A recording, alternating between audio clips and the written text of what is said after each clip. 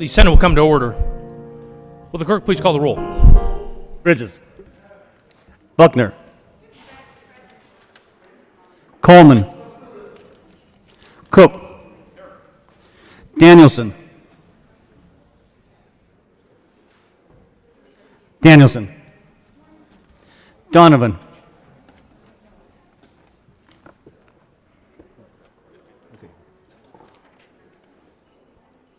Donovan.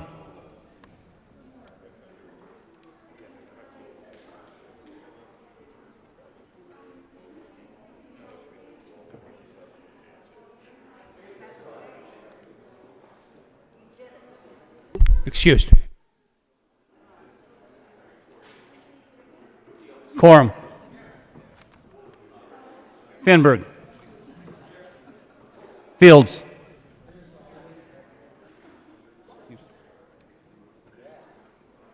Excused. Gardner. Janal. Gonzalez. Hanson. Heisey. Holbert. Hawkes Lewis. Good morning. Kirkmeyer. Colker. Lee. Liston. Lundin. Moreno. Pedersen. Priola. Rankin. Rodriguez. Scott. Simpson. Smallwood.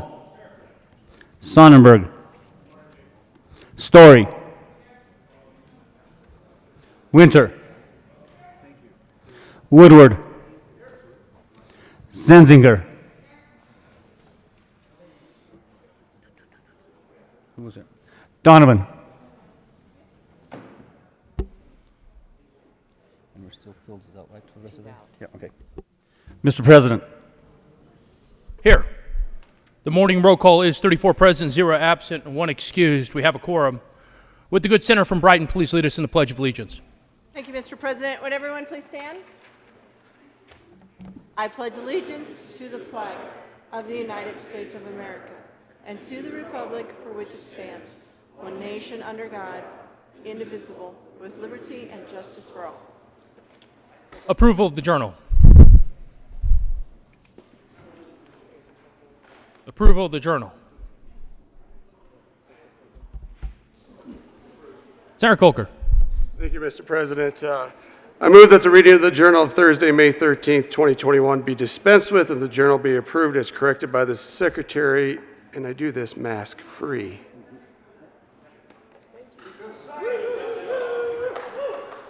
You have heard the motion. All those in favor say aye. All those opposed no. The ayes have it. The motion is adopted. Senate Services.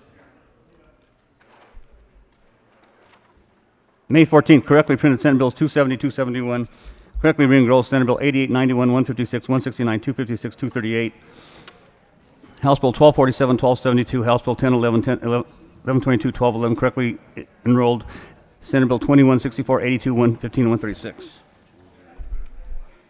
Committee reports. May 13th, Committee on Agricultural and Natural Resources. After consideration on the merits, the committee recommends the following: House Bill 1181 be amended as follows. So amended, be referred to Committee on Appropriations with favorable recommendation. May 13th, Committee on Agricultural and Natural Resources. After consideration on the merits, the committee recommends the following: Senate Bill 234 be amended as follows. So amended, be referred to Committee on Appropriations with favorable recommendation. May 13th, Committee on Agricultural and Natural Resources. After consideration on the merits, the committee recommends the following: House Bill 1242 be amended as follows, and as so amended, be referred to the Committee of Appropriations with favorable recommendation. May 13th, Committee on Agricultural and Natural Resources. After consideration on the merits, the committee recommends the following: Senate Bill 235 be amended as follows, and as so amended, be referred to the Committee on Appropriations with favorable recommendation.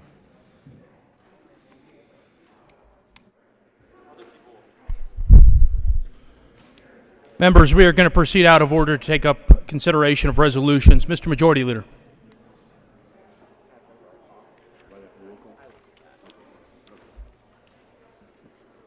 Thank you, Mr. President. I move that the Senate proceed out of order to take up consideration of resolutions at this time. The motion is to proceed out of order to take up consideration of resolutions. All those in favor say aye. All those opposed, no. The ayes having the motion is adopted. The Senate will proceed out of order.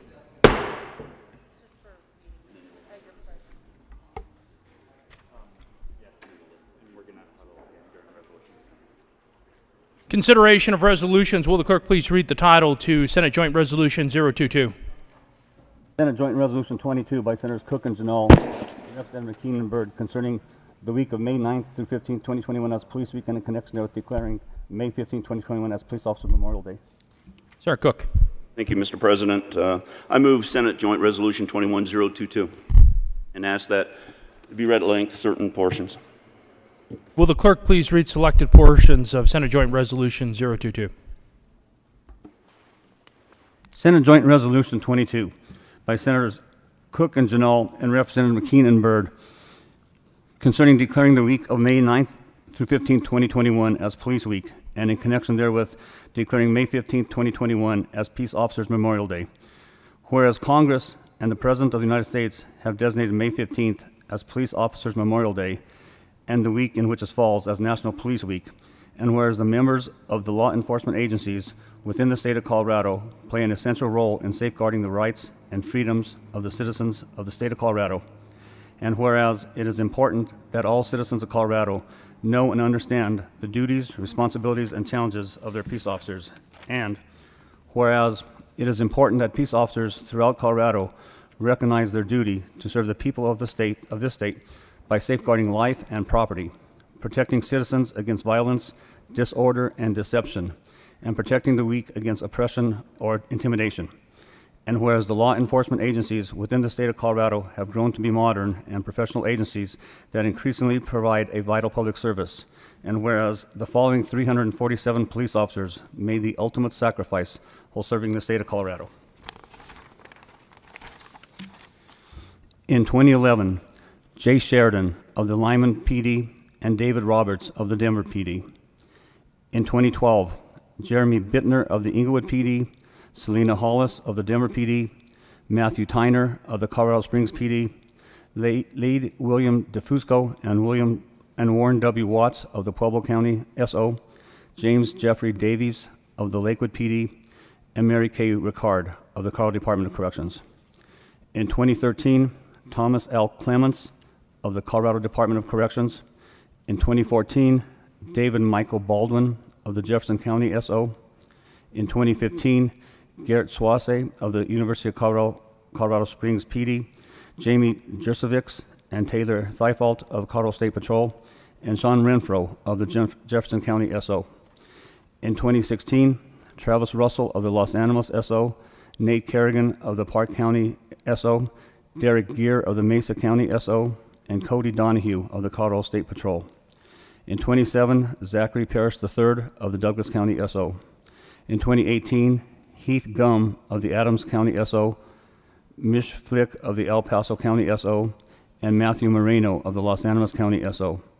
In 2019, William Moden of the Colorado State Patrol, Daniel H. Groves of the Colorado State Patrol, and Joshua Eli Voth of the Colorado Department of Corrections. In 2020, Jeff Hopkins of the El Paso County SO, Brendan Unit of the Larimer County Department of Natural Resources, and Kurt Holland of the Commerce City PD.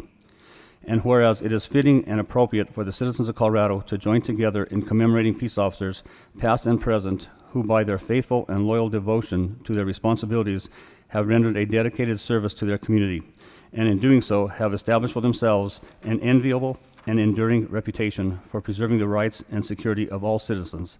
Now, therefore, be it resolved by the Senate of the 73rd General Assembly of the State of Colorado, the House of Representatives concurring herein, 1, that we, the members of the General Assembly, hereby proclaim the week commencing May 9th, 2021 as Police Week in Colorado, in recognition of peace officers' efforts in safeguarding the citizens of Colorado, and call upon all citizens of the state and upon all patriotic, civil, and educational organizations to observe Police Week. And 2, that we hereby proclaim the day of May 15, 2021 as Peace Officers Memorial Day in recognition of those officers who through their courageous deeds have made the supreme sacrifice, or who have been disabled in the line of duty, and call upon the citizens of Colorado to recognize and participate in the observation of this worthy occasion. Senator Janal. Thank you, Mr. President. It's an honor to present a Senate Joint Resolution 022 with the good senator from Weld County, the Police Officers Memorial Day and Police Week. It's a day to remember and to honor those police officers of Colorado who have given their lives in service for this community.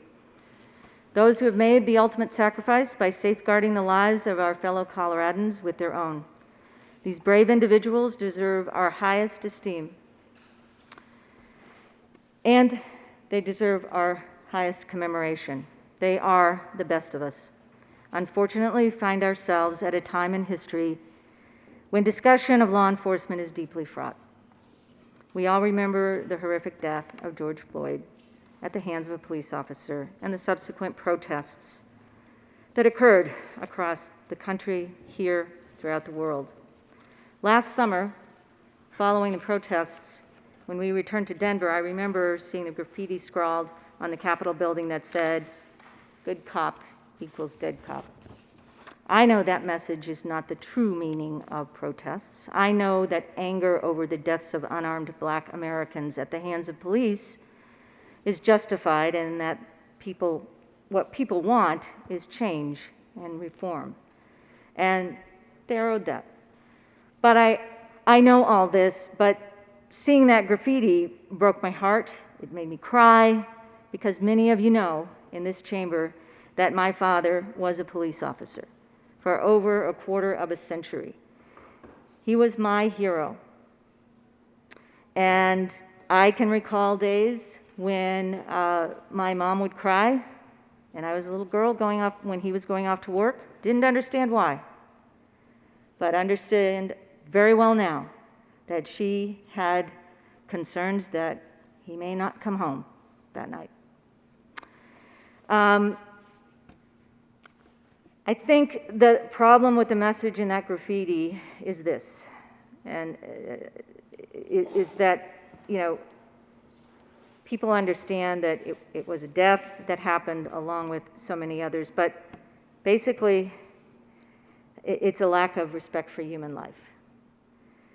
Human life is precious. It's a gift that we are given and can be taken away, and it cannot be replaced.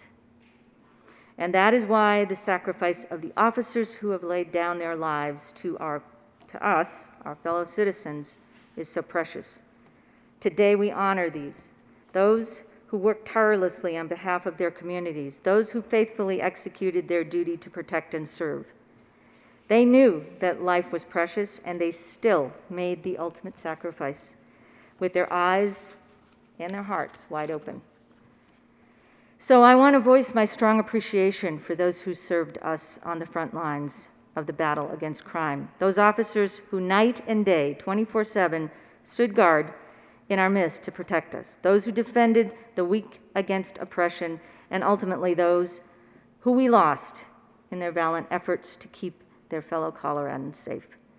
Thank you for your dedication, your sacrifice, and your strength. You are deeply missed, and you will never be forgotten. Senator Cook. Thank you, Mr. President. I too would like to thank the good senator from Larimer County and appreciate her being on this resolution with me. I know she has a deep love for law enforcement because of her father, and so thank you. Colleagues, we're here today to honor 3 peace officers who died in the line of duty last year. Deputy Sheriff Jeffrey Hopkins, El Paso County Sheriff's Office, end of watch, April 1st, 2020. Ranger Brendan Unit, Larimer County Department of Natural Resources, end of watch, August 20th, 2020. Detective Kurt Holland, Commerce City Police Department, end of watch, October 16th, 2020. These 3 men tragically, but yet unselfishly, gave their lives for others and for the communities. I know some of you might be asking, well, what about Officer Eric Talley from Boulder PD? He will be recognized next year in the resolution, but please Keep him, his family, his friends in your thoughts and prayers today and tomorrow when we actually recognize Police Memorial Day.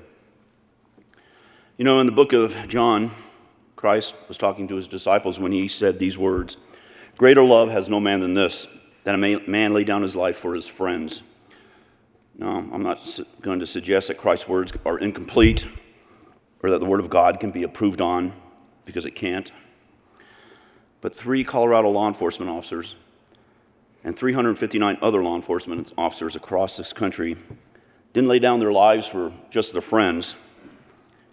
They laid down their lives for complete strangers and their communities. How greater of a love is that they would lay down their lives for complete strangers? It takes a special person to put their own life on the line for others.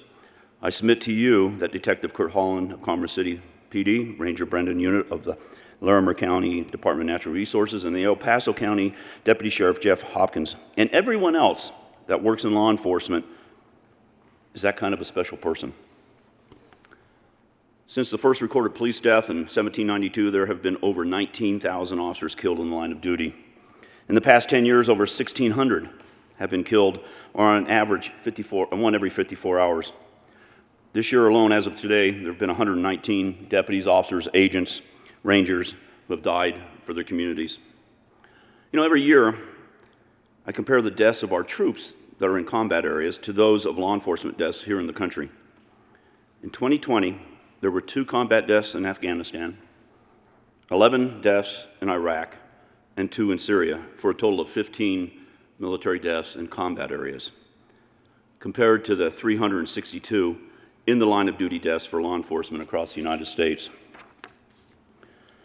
You know, law enforcement officers see death on a regular basis. They come to accept death, given the fact that it becomes routine in the profession, whether it's due to criminal activity, suicide, accidental death, natural disasters, or natural causes. They learn to deal with it and then get on with their lives. They have an uncanny ability to shelve those emotions away, put it behind them, and try to forget the horror that they've seen. But I pray that this is never the case with our fallen heroes. We must never forget them. That's why this resolution and the memorials throughout the state and this country is so important, so that we all will never forget. Just after my deputy, Sam Brownlee, was murdered in 2010, I was sent a little magnet from a family survivor of a fallen officer in Washington, and all it said is, "Heroes live forever." They will live forever in our hearts and in our minds and in our souls, as long as we remember their sacrifice and honor how they lived. If we do that as legislators and for the state, then our heroes will will live forever. The heroes such as Deputy Sheriff Jeffrey Hopkins, Ranger Brendan Unit, and Detective Kurt Holland. You know, anyone can hold the realm when the sea is calm. A police officer's job is to maintain peace and only has a split second to decipher between chaos and order. The dread felt when an officer is killed in the line of duty reverberates across the entire state. We all feel it when one of our men and women in blue go down, especially now in an increasingly disordered world. I implore all of you to remember these are human beings behind the badge, ready and willing to lay down their lives for you, for me, their communities, without a second thought. Thank you, Mr. President. Further discussion. Senator Gardner. Oh.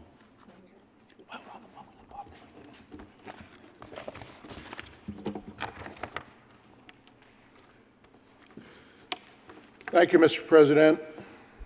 It is my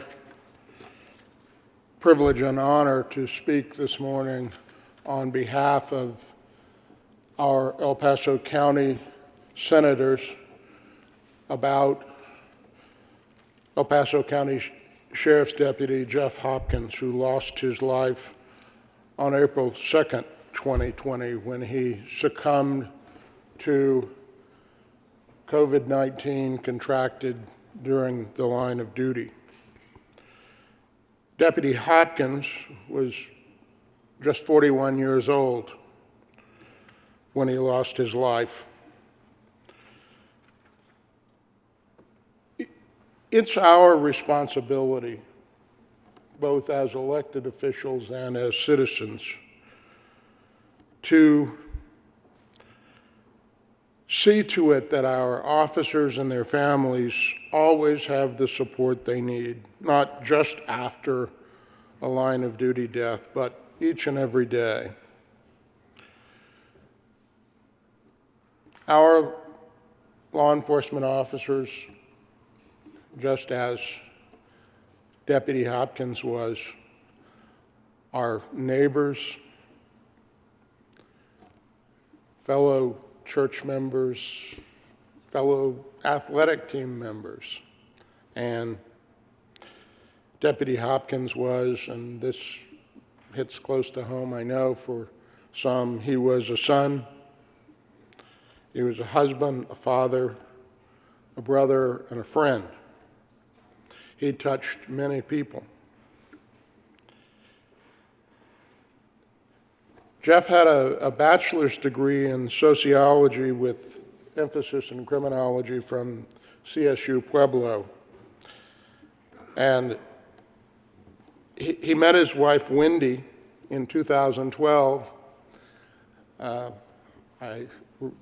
When I learned this, I thought a man of the 21st century because they met on Match.com. He, as the story goes and was related to me by Sheriff Elder, Jeff winked at Wendy. She was online at the time and winked back and then worried that maybe she winked too quickly. And they had a laugh about it on their first date. Jeff had a passion for exploring. He and Wendy traveled to Africa, Germany, Spain, and the Magic Kingdom as well, where he proposed to Wendy and a whole crowd of people during the fireworks. They were married in 2017, and their daughter, Madison, was born just weeks before his death. The sacrifices are real. And we owe this family our support and all of our officers. Jeff was not a new sheriff's deputy. He had served for 19 years in the El Paso County Criminal Justice Center, in security, court and transport, intake and release. And his colleagues, his fellow officers said he loved his job, he excelled in every position he had, he was a part of everything. At Deputy Hopkins Memorial, Sheriff Elder noted that every man and woman who dons a badge understands the risk. They understand the dangers, the struggles, the strains, and they embrace the sacrifices that they and their families must endure for all of us. That's why they're special. That's why they are so courageous. That's why they are willing to run to the danger rather than away.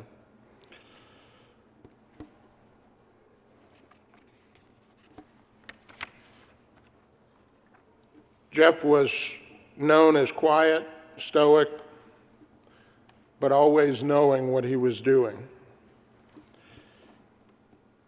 His fellow deputies, those who served with him, said that he was always willing to help. He hosted great get-togethers.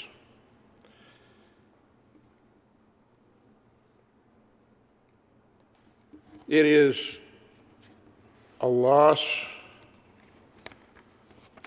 of someone who was known as always friendly, helpful, and someone who is sorely missed by the El Paso County Sheriff's Office and our community. Members, this resolution that we do annually is and only should be only a symbol of what is greater respect and support, both for those that give their lives and those who put on their badge every day, the men and women who go and risk their lives whether it be by violence, by vehicle accident, by contracting a deadly disease, as they come in contact with the citizens. Each and every risk is a special risk, and a risk that you and I are not required to undertake every day. Deputy Jeff Hopkins undertook that and gave his life, leaving behind his wife and a baby.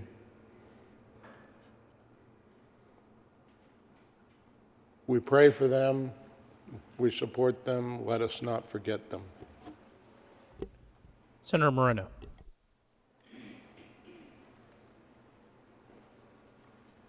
Thank you, Mr. President.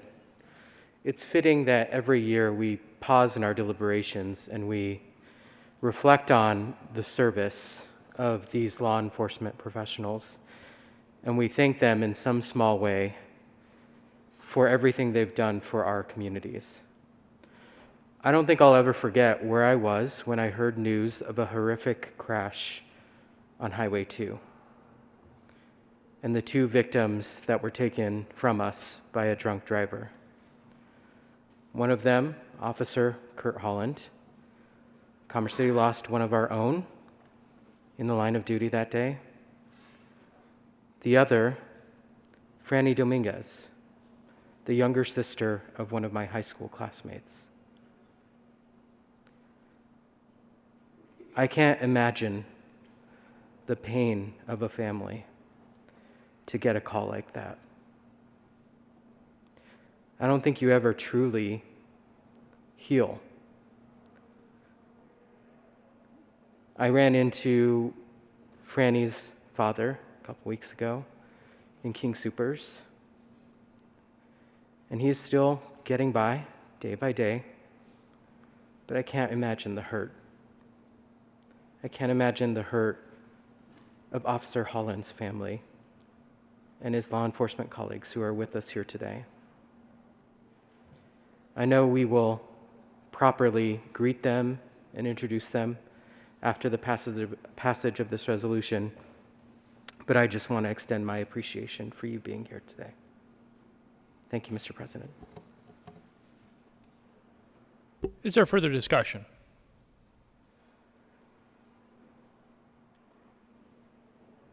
Senator Priol. Thank you, Mr. President. And I too would like to stand and honor those who have served us in law enforcement, and specifically Officer Holland, which the good senator from Commerce City mentioned. My wife and I pass by a little memorial along Highway 2 twice every morning on the way to our workouts. Curtis Michael Holland was born in Sparta, Illinois, on August 13th, 1983.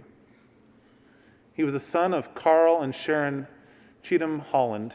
He attended school in the Sparta Public School District, where he participated in band, jazz band, math team, baseball, and golf. After high school, Kurt attended Southern Illinois University in Carbondale. While at SIU, Kurt participated in the ROTC and played the trumpet in both the pep and marching bands. Kurt graduated in 2005 with a Bachelor's of Science in Administration of Justice with a minor in Spanish. After graduation, Kurt moved to Colorado Springs, where he took a position at Best Buy. While there, Kurt met his future wife, Amanda Richardson. Kurt and Amanda lived in Colorado Springs for a few years, then moved to Denver so that Amanda could pursue her bachelor's degree in nursing. They were married in July of 2014, just prior to Kurt entering the academy for the Denver Sheriff's Department, where he worked as a corrections officer. On June 27, 2016, he was hired by the Commerce City Police Department. The day after his graduation from CCPD Academy, December 10th, 2016, his daughter Nora June was born. On February 10th, 2020, their son Bennett Lee came into their lives. While at the Commerce City PD, Kurt served in numerous capacities. Patrol officer, field training officer, range officer, hostage negotiator, traffic accident investigator, traffic enforcement officer, and at the time of his death, as a detective in the investigative unit. Kurt is survived by his wife Amanda, daughter Nora June, and son Bennett Lee. Also surviving are his parents, Carl and Sharon Holland. Kurt was a lifelong member of the First United Methodist Church of Spartan, Illinois.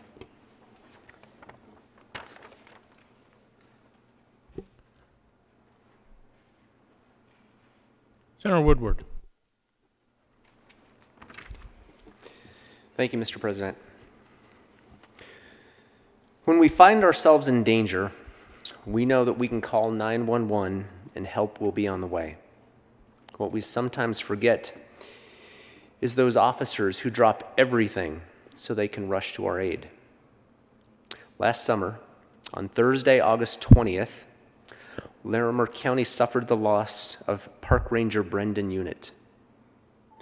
Ranger Unit had been on foot patrol at the campgrounds on the west shore of Horsetooth Reservoir when a strong wind event occurred. He was dispatched to assist a distressed boater. But when he got to his own boat, he discovered that it had blown off the shoreline. He knew that the other boat was in danger, and every second counted. So he jumped in the water to retrieve his own boat. It is believed that he removed his flotation device in his efforts to swim to that boat. But he was overcome by a 35-mile-an-hour wind-powered waves that drug him off the shore. He was a U.S. Marine Corps veteran who represented the unwavering service of peace officers everywhere, willing to put his own life at risk in order to help others.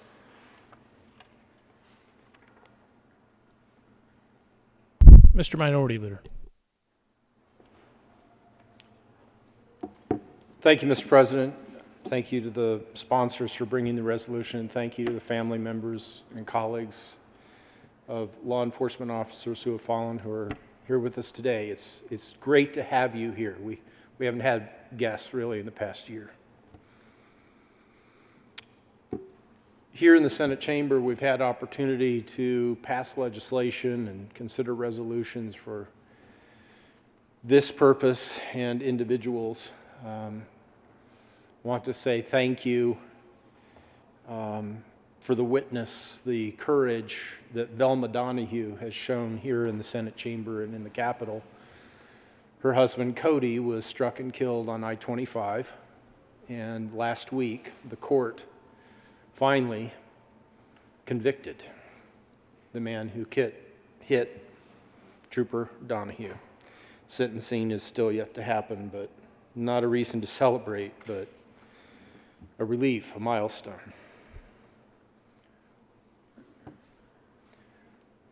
Velma and Aaron, we're always sorry for your loss, but thank you for being an example in your courageous advocacy. I want to tell you about fathers and sons, and especially newer members here in the chamber. I want to encourage you to not let these resolutions go by casually. You never know what might happen. You never know who might be here in the chamber. I've shared before that when I graduated from Inglewood High School in 1979, I was leaving the 9th school I had attended from K through 12. My family moved a lot. I was always the new kid. In 1977, my parents separated. My mom moved my sister and I and herself to Denver. I was the new kid again. I was outside one day after we moved into the little duplex that we were in Inglewood, and I heard this voice say, "Hi, how you doing? My name's Jim." And I turned around to see a guy about my age, who was about his height, a good senator from Weld County. Red hair. His name was Jim. Jim Weir. Jim and I were on the swim team at Inglewood together, my junior year, second semester my junior year, and then my senior year in high school. But he was the first young man, kid, classmate to introduce himself and make me feel at home in my new home of Inglewood. And he took time to say hello, make a friend. Now I'd like to take you to February 17th, 2012. A CBS 4 report, "Fatherless by Chance, Cop by Choice. Newest Fort Collins cop follows father's legacy." With smiles and tears and an overwhelming sense of pride, 24-year-old Dustin Weir recently became a full-fledged Fort Collins police officer. He says his father, Jim Weir, would have been proud. Jim was a rookie Denver police officer gunned down in the line of duty when Dustin was just 6 weeks old. Dustin says, "There were times I tried to talk myself out of it for whatever reason, but I always believed that law enforcement was what I wanted to do." His father had been with the Denver Police Department for just 4.5 months when a domestic violence suspect shot and killed Officer Weir on June 3rd, 1987. As he responded to a call. The suspect, Charles Tarr, then killed himself. Weir left behind a young wife and an infant son who is now a grown man following in his father's footsteps. Dustin says, "I know he's watching over me, and I try to make him proud every step of the process." I shared that story either in 2015 or 2016 here in the Senate chamber. That was before COVID, and the chamber was filled with family members and law enforcement officers. And then I stepped right over there in the aisle, and this very tall young man in a police uniform came over and introduced himself. Dustin Weir. Shame on me for not knowing Dustin before that moment. I knew Jim had a son. I remember him being at the funeral.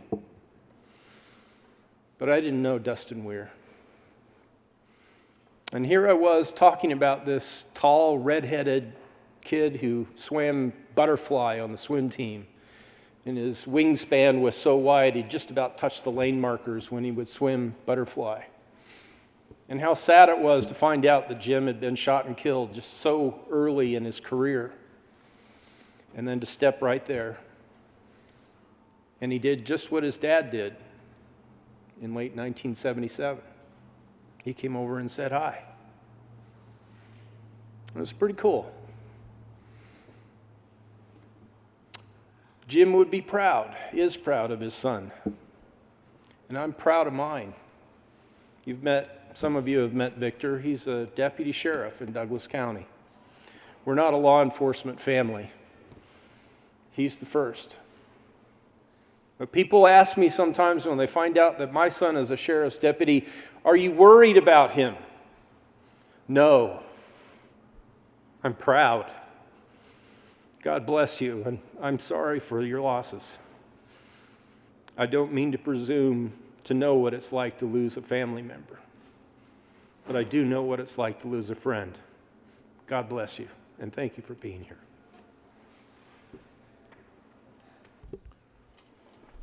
Senator Janelle. Thank you, Mr. President. And I just want to speak a little bit about Ranger Brendan Patrick Unit. 27 years old, died while in service as a park ranger at Horsetooth Reservoir, August 20th, 2020.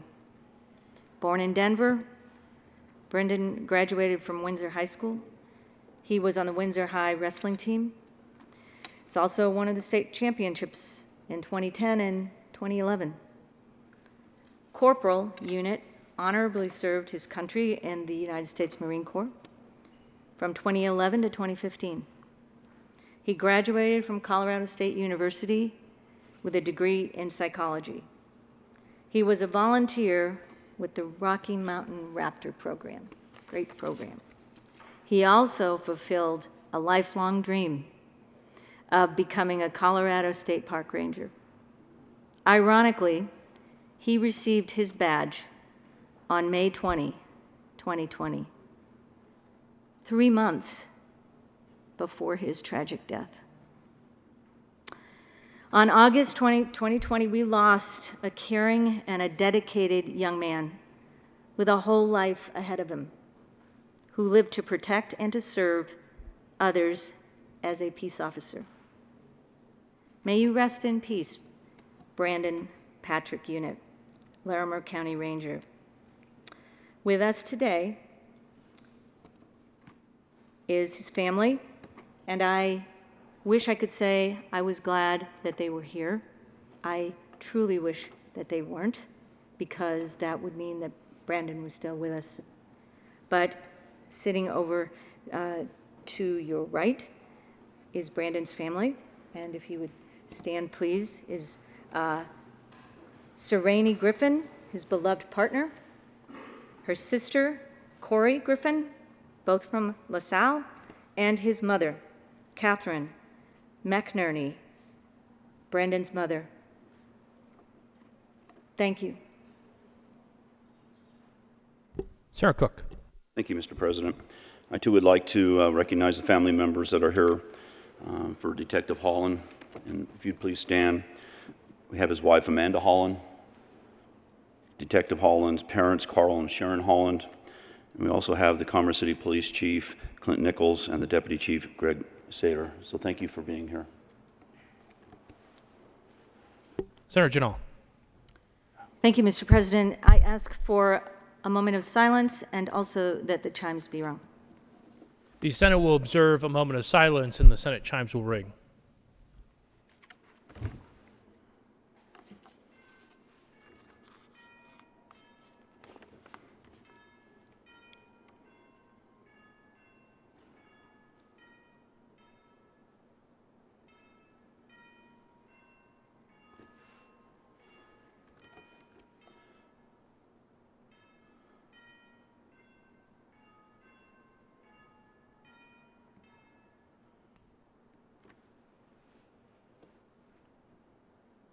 Senator Cook. Thank you, Mr. President. And one last thing. We had flags flown over the Capitol today in honor of Police Week and to present to the families the Colorado flag as a small thank you for your sacrifices. It's the least, and I mean the least we can do. And I just pray there's anything more we can do as a body in this chamber, please don't hesitate to ask us. But I'd like to present them with the flag when we're done here, Mr. President. Having no further discussion, the motion before the body. Senator Cook. As for a roll call vote, Mr. President. Having no further discussion before the body, the motion is the passage of Senate Joint Resolution 022. A roll call vote has been requested. Will the clerk please poll the members? Bridges. Bridges, aye. Buckner. Buckner, aye. Coleman. Coleman, aye. Cook. Cook, aye. Coram. Coram, aye. Danielson. Danielson, aye. Donovan. Donovan, aye. Fenberg. Fields excused. Gardner. Gardner, aye. Janal. Janal, aye. Gonzalez. Gonzalez, aye. Hanson. Hanson, aye. Heisey. Heisey, aye. Holbert. Holbert, aye. Hawkes Lewis. Aye. Hawkes Lewis, aye. Kirkmeyer. Kirkmeyer, aye. Colker. Colker, aye. Lee. Lee, aye. Liston. Liston, aye. Lundin. Lundin, aye. Moreno. Moreno, aye. Pedersen. Pedersen, aye. Priola. Priola, aye. Rankin. Rankin, aye. Rodriguez. Rodriguez, aye. Scott. Aye. Scott, aye. Simpson. Simpson, aye. Smallwood. Smallwood, aye. Sonnenberg. Sonnenberg, aye. Story. Story, aye. Winter. Winter, aye. Woodward. Woodward, aye. Zenzinger. Zenzinger, aye. Mr. President. Aye. President, aye. With 34 ayes, 0 no, 0 absent, and 1 excuse, Senate Joint Resolution 022 is passed. Co-sponsors, Senator Cook. Thank you, Mr. President. I request that the current roll call be added as co-sponsors. Seeing no objection, the current roll call will be added as co-sponsors on Senate Joint Resolution 022. The Senate will stand in a brief recess.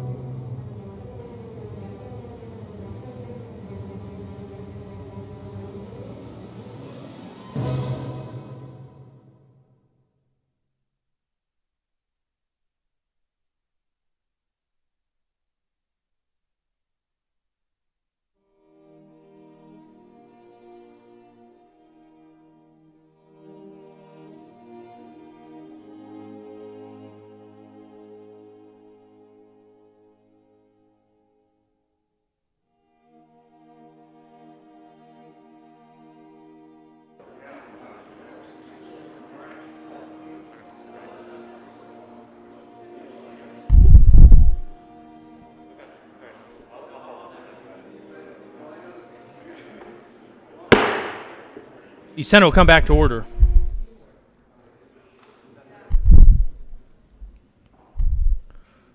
Will the clerk please read the title to Senate Joint Resolution 023?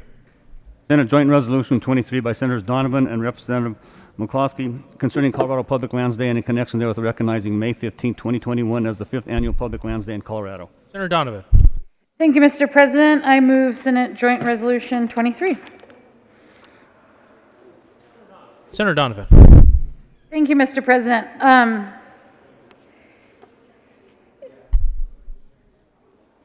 Colleagues, it has been a somber moment and a time for us to, I think, the resolution previous to this morning is always actually one of those timely moments in this chamber. And it does always seem to come at a point in the session where I feel like my heart rate never quite slows down, that you are rushing to do one thing or return a phone call, or we find ourselves on Friday and you still haven't done your work of Monday. And it does seem to always be a reminder of things that we can cherish and things that perhaps should rise to the importance in our lives beyond the latest frustrating fiscal note or the latest news of an amendment that you never heard of, or the latest news that your bill may have to change in order to get it across the finish line. I hope that perhaps this Public Lands Day resolution can fall in that same frame of thinking about the things that are larger than our number of emails in our inbox or subscribers to our newsletter or the latest comment we read in our tweet thread. Tomorrow is the 5th Public Lands Day in Colorado. We were the first state to do a state Public Lands Day, and many states across our great nation have followed our lead to put a day on the calendar to remind us to reflect about things that we probably value, but don't always pause to think about why we value them in the speed and anxiousness of life. This past year has been a year, right? And during this very traumatic and hard time for people in different ways, but we all did have, I think, a traumatic year. The trauma might have been because you lost someone very dear to you. The trauma may have been the helplessness many of us felt in trying to respond to the needs of our community. The trauma may have been the stress of trying to navigate an unknown time when you were asked to be a leader, but it's been a tough year nonetheless for us in this chamber and for all of the people that we represent. But very early on, we saw people dealing with these times by going out onto our public lands. The parking lots at our state parks or at our trailheads, or even I remember seeing Cheeseman Park just filled to the brim in the earliest weeks of the pandemic as people sought solace and some sort of recharge by getting into our great outdoors. If I reflect back, my earliest introduction to the concept of citizen involvement in government was learning from my grandfather, who I often talk about up here, and him teaching me about the Wilderness Act and being a citizen activist. He was career Army, and after he retired, he came back to Colorado, partially because of his experience in the 10th Mountain Division, and a love that he quickly developed by training in the mountains around Camp Hale and Leadville.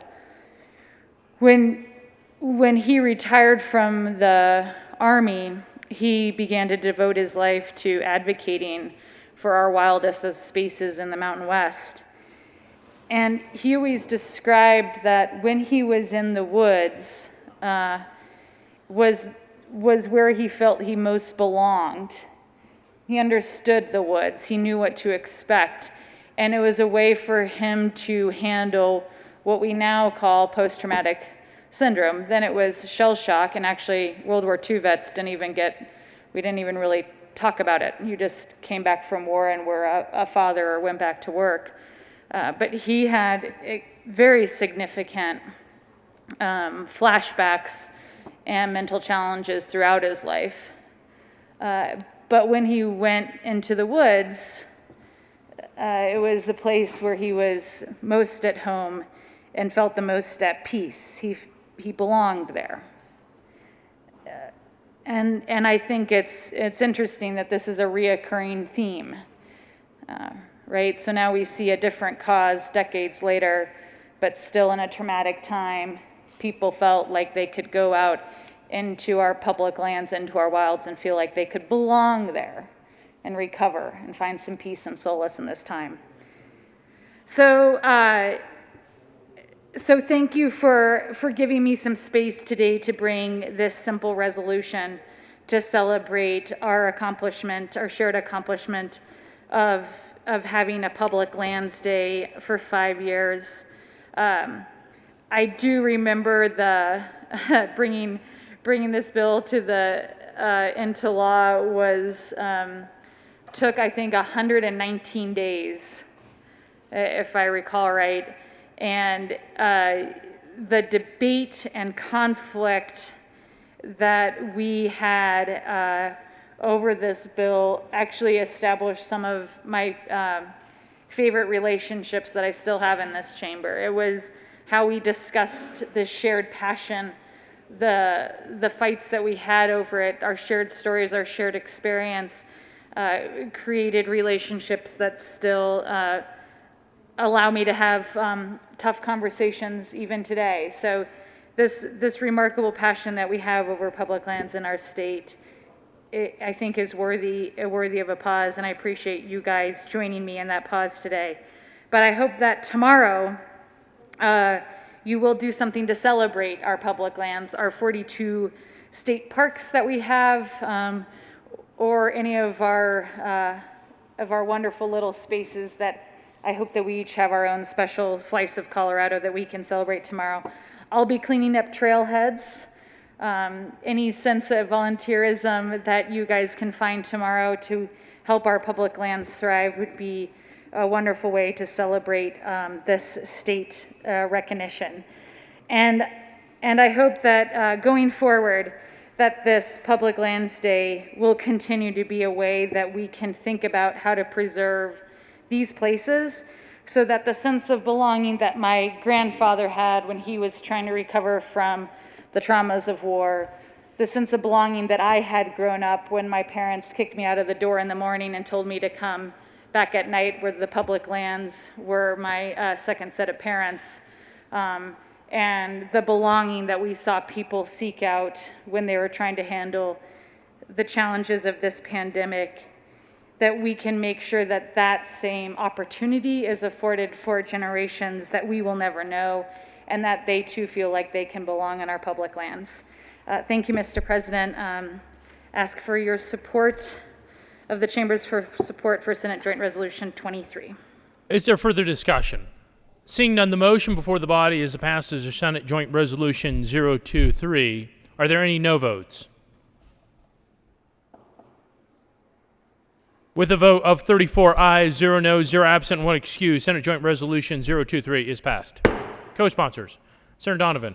Mr. President, without objection, I would ask that the current roll call be added as co-sponsors. Seeing no objection, the current roll call will be added as co-sponsors on Senate Joint Resolution 023.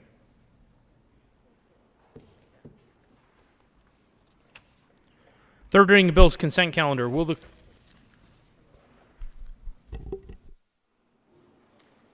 Message from the House. May 14th, Mr. President, the House has passed on third reading and transmits revised statutes House Bills 1255, 1005, 1251, amended as printed in House Journal, May 13th.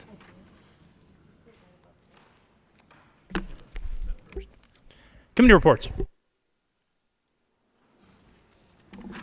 May 14th, Committee on Appropriations. After consideration of the merits, the committee recommends the following House Bill 1006 be referred to committee whole favorable recommendation. May 14th, Committee on Appropriations. After consideration of the merits, the committee recommends the following House Bill 1010 be referred to committee whole favorable recommendation.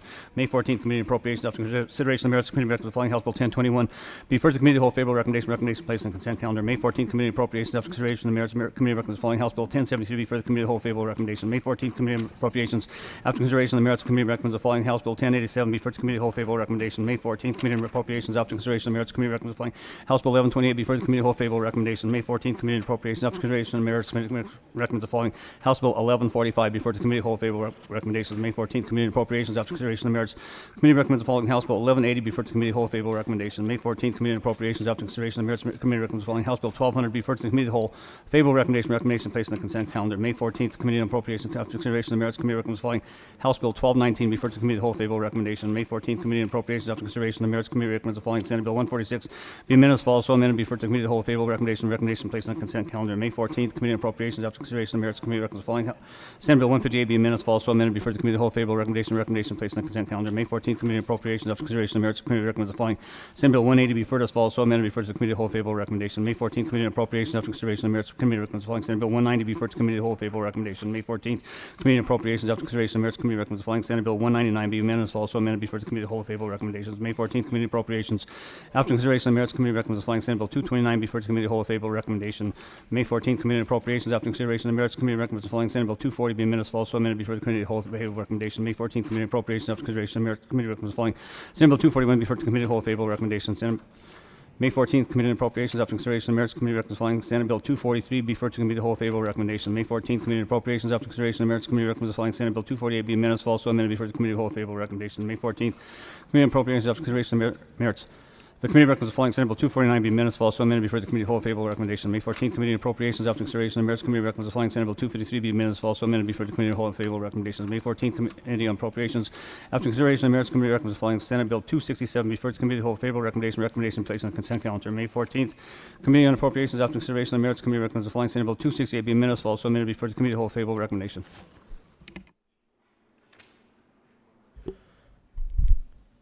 Third reading of bills consent calendar. Will the clerk please read the two bills listed on the consent calendar? House Bill 1247 by Representative Jackson McKean and Senators Danielson concerning allowing the Department of Public Health and Environment to award a percentage of the total value of an annual contract to a grantee of a grant program of the department upon execution and renewal of the annual contract. House Bill 1272 by Representatives Cutter and Bradfield and Senators Danielson concerning enhancing supports for the Office of the Child Protection Ombudsman in its role concerning child protections. Mr. Majority Leader. Thank you, Mr. President. I move for the passage of all the bills on the Danielson calendar, also known as the third reading of bills consent calendar, which includes House Bill 1247 and House Bill 1272. Is there any discussion on any of the bills on the third reading of bills consent calendar? Seeing none, are there any no votes on any of the bills listed? Senator Sonnenberg. Thank you, Mr. President. I ask to be recorded as a no on House.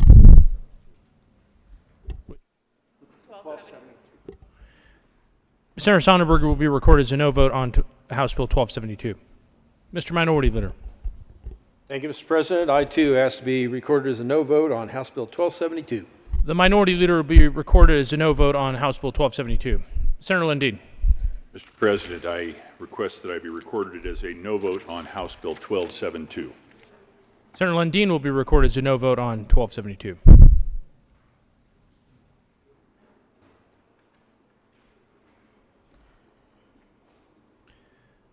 With 34 ayes, 0 noes, 0 absent, and 1 excuse, House Bill 1247 is passed. Co-sponsors, Senators Moreno,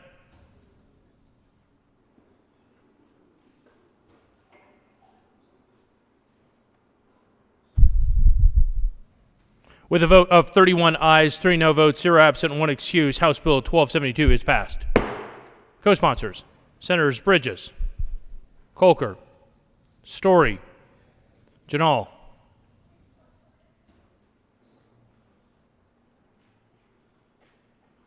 Pedersen. Please add the President.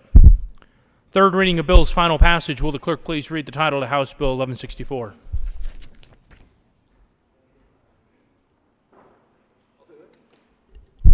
House Bill 1164 by Representative Escar and Garnett and Senators Zenzinger and Fenberg concerning reductions to the property tax credits applied to school districts' total programming mill levies for purposes of funding the Public School Finance Act of 1994. Senator Bridges. Thank you, Mr. President. I move that we lay over House Bill 1164 until Monday.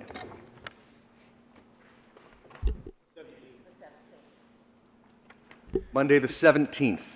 The motion before the body is to lay over House Bill 1164 until 5/17/21 and retain its place on the calendar. All those in favor say aye. Aye. All those opposed, no. The ayes have it, and House Bill 1164 will lay over until the 17th.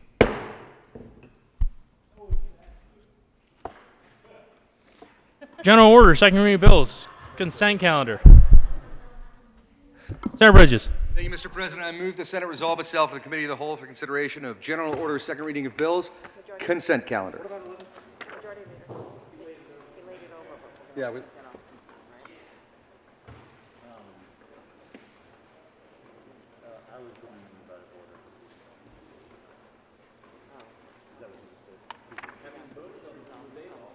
I'll withdraw. Can you withdraw? Yeah. Senator Bridges. Thank you, Mr. President. You know, the consent calendar is a toughie today. I'm just going to withdraw that motion, and we're going to do something else first. That motion is withdrawn. Senator, Mr. Majority Leader. Thank you, Mr. President. Let the professionals do this. To the good senator from Arapahoe County. Senator Bridges. Thank you, Mr. President. If the professionals were in the room, I would certainly leave it to them. Mr. Majority Leader. I think a sine die motion might be in order, but Mr. President, I move that we proceed out of order to take up general order, second reading of bills. You have heard the motion. All those in favor say aye. All those opposed, no. The ayes have it, and the Senate will proceed out of order to take up general order, second reading of bills. Senator Bridges. Thank you, Mr. President. I move the Senate resolve itself the Committee of the Whole for the consideration of General Order's second reading of bills. You have heard the motion. All those in favor say aye. All Aye. those opposed, no. The ayes have it, and the motion is adopted. The Senate will proceed out of order for consideration of general order, second reading of bills, and Senator Bridges will take the chair.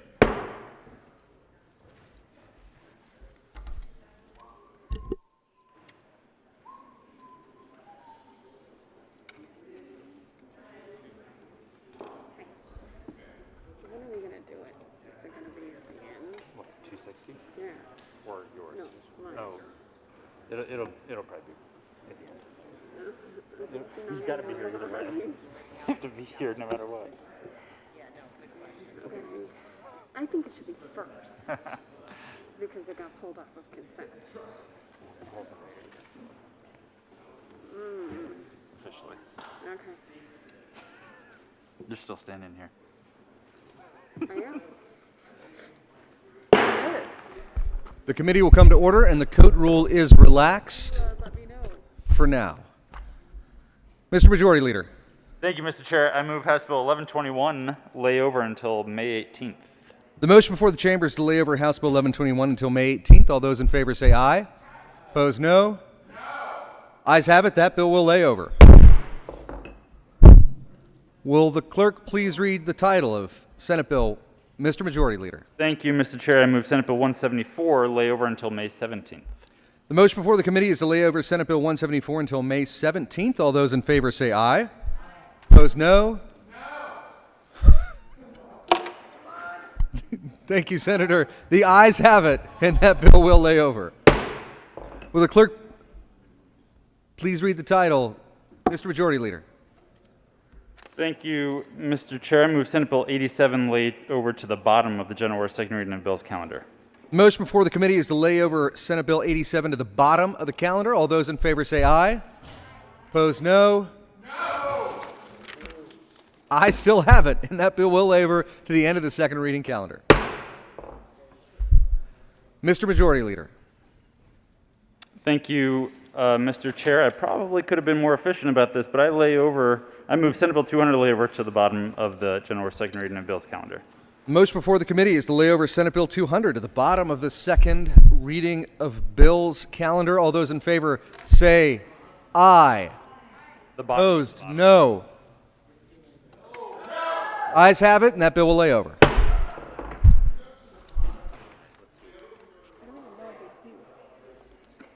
That's it. That 200 is now at the bottom of the calendar, the very bottom. Mr. Majority Leader. Thank you, Mr. Chair. I request a senatorial 5. Granted.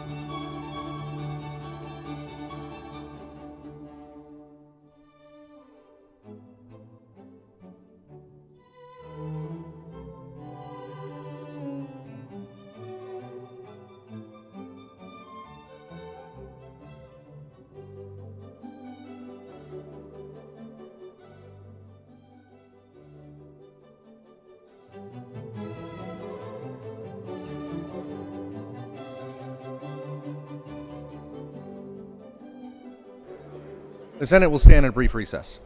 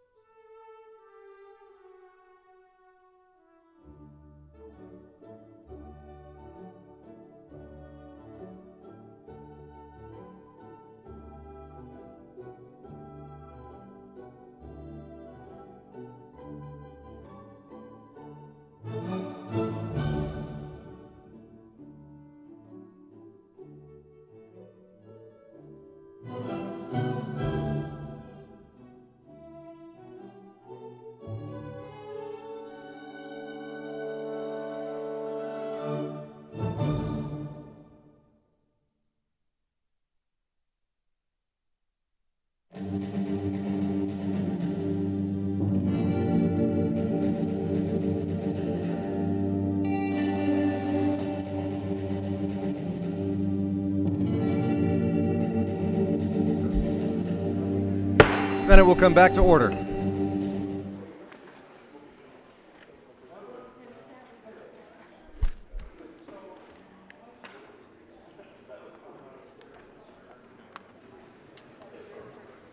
Will the clerk please read the title to Senate Bill 260?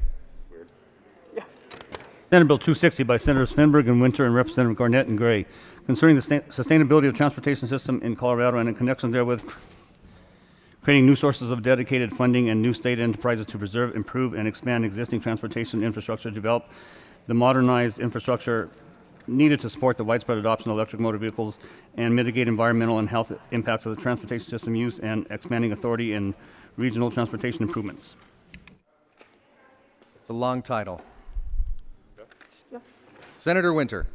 Thank you, Mr. Chair. I am excited to move Senate Bill 260. Would you like to move the committee reports as well? Yes, and I move the committee reports from appropriation and committee report from finance. To the Finance Committee report. Senator, seeing no further discussion, the question before us is the adoption of the Finance Committee report. All those in favor say aye. Aye. Opposed, no. Ayes have it. Finance Committee report is adopted. To the Appropriations Committee report. Is there any further discussion? Seeing none, the question before us is the adoption of the Appropriations Committee report. All those in favor say aye. Aye. Opposed? Ayes have it. That report is adopted. Seeing no further, just kidding.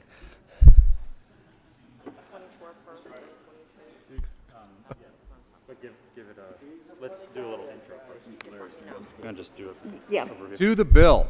Senator Winter. Thank you, Mr. Chair. 260 has been years in the making, if not decades. Colorado has not updated our transportation infrastructure of how we fund transportation significantly since 1991, the last time we increased our gas tax. We are 10th lowest in the entire country for our gas tax right now. And at the same time, the purchasing power of our gas tax has significantly gone down for many good reasons.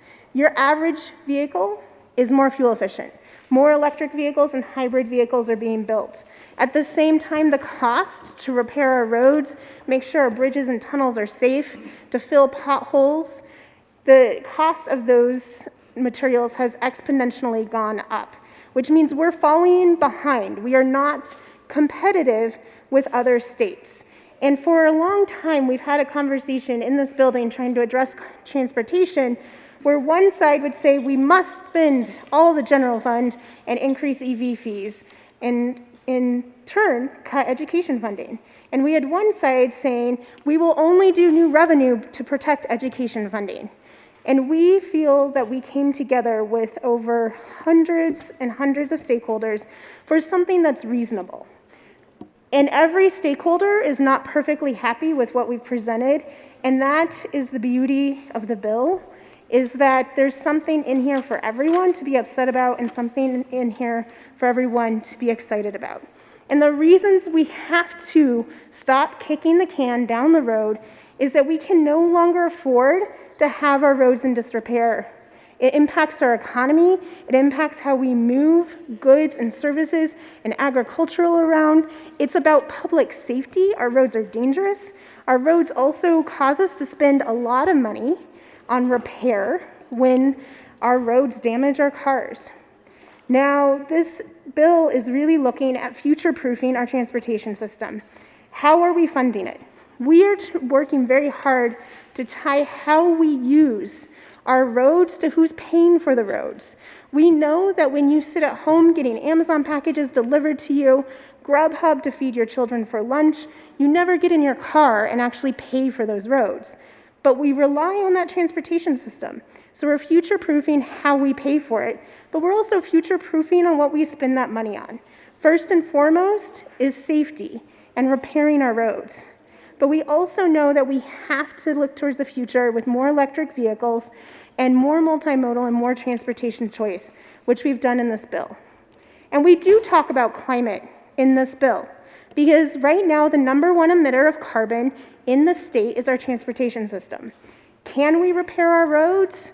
Can we relieve congestion? Can we increase multimodal and do electrification and address our climate? Yeah, we can, because we're going to work hard and figure this out. Senator Fenberg. Thank you, Mr. Chair. This, as my colleague from Adams County said, this is a bill that has been a long time coming. It's been years in the making. The good senator from Adams County has been working on this for far longer than I have. But over the last year, in the conversations that we have had together with other legislators, with different organizations all over our state, I've come to realize that transportation is such a fundamental part of our state's economy. It is how we bring goods to market. It is how we take our kids to daycare. It is everything for all of us, whether we realize it or not, whether our job is obviously reliant on it, or if it's a little more nuanced, how transportation impacts our livelihoods.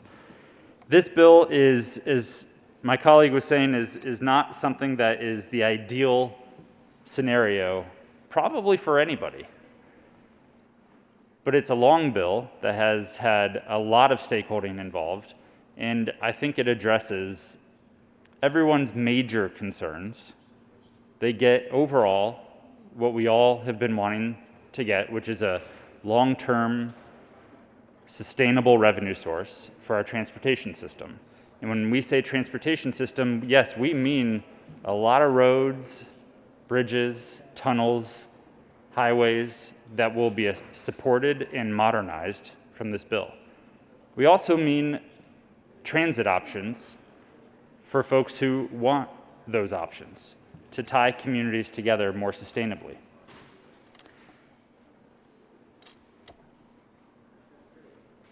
It also means, as my colleague was saying, that we address something that we have long ignored, frankly, when it comes to transportation, and is that we know that there is an air quality problem in our state. We know that what we do in terms of burning fossil fuels does contribute to our climate crisis. This is not a climate bill. This is a transportation bill. But you can't ignore the fact that transportation and climate is interconnected. And so this bill does represent a little bit of a paradigm shift in that we are requiring that we take into account the climate and the community impact of large transportation projects, as well as thinking about how transportation will look in the next decade and past that. And that's why there is a meaningful investment in the electrification of our transportation system. This is not going to force anybody to buy an electric car. This is not going to force anyone to utilize electric vehicle infrastructure. This is just simply going to allow our economy to keep up with where the market is going and make sure that Colorado is not left behind.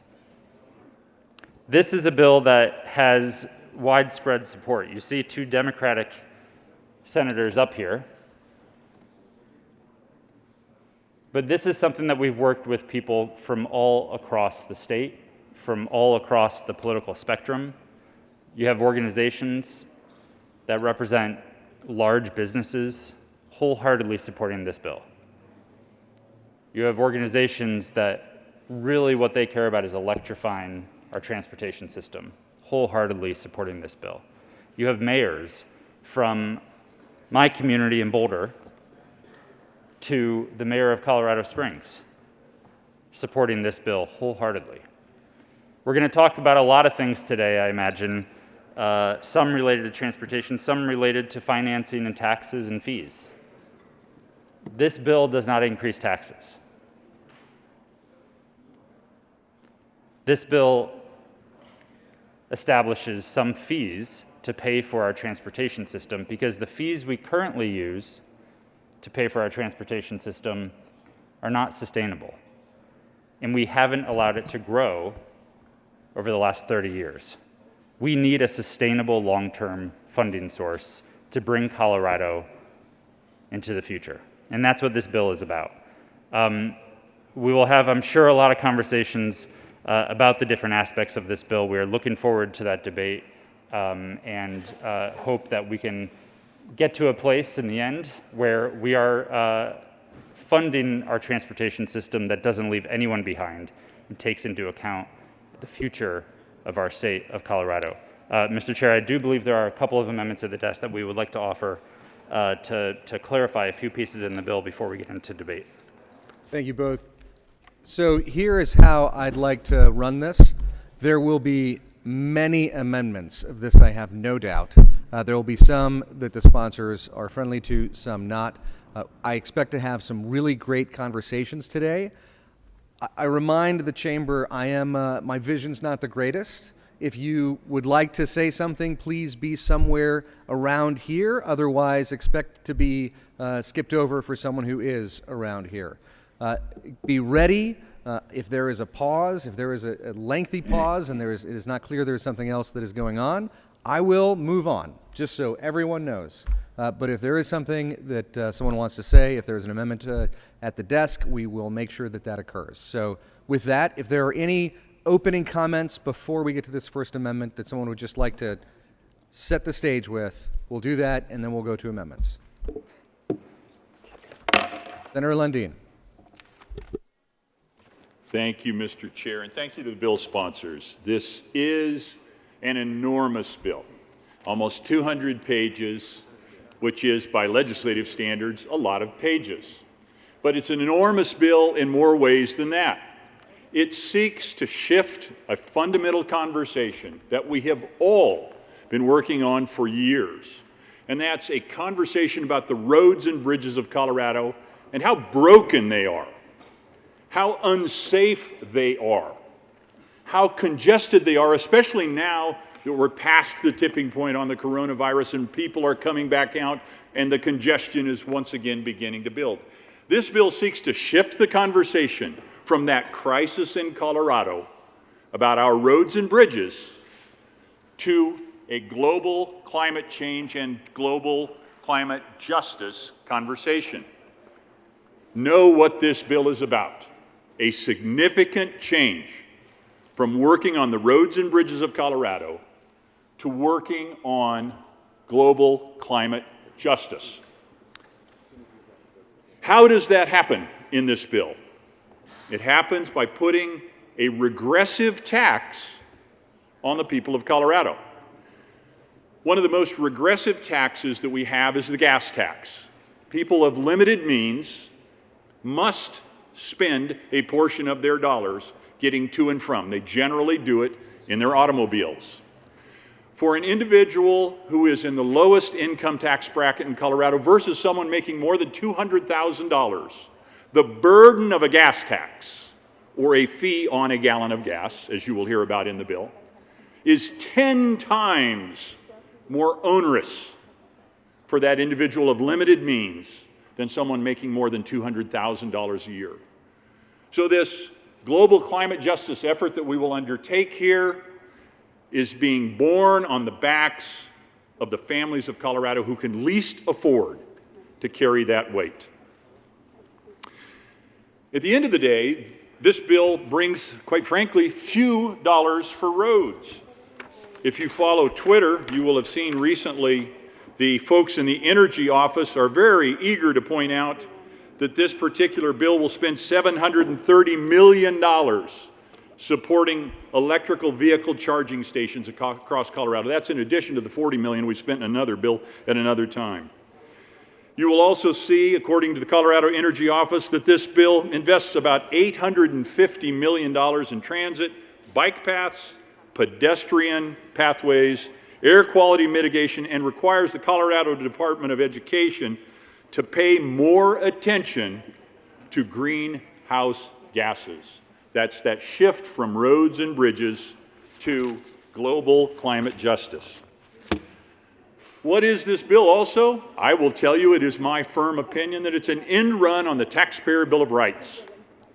And that additional footnote that the taxpayers just last year or just last election put on the Taxpayer Bill of Rights, Referendum 117, that says, politicians, if you are going to create an enterprise, which we all know as voters is actually an expansion of government, if you're going to create one of those enterprises to expand government and it's going to take in more than $100 million over 5 years, you must come to us, the voters, and get approval for that.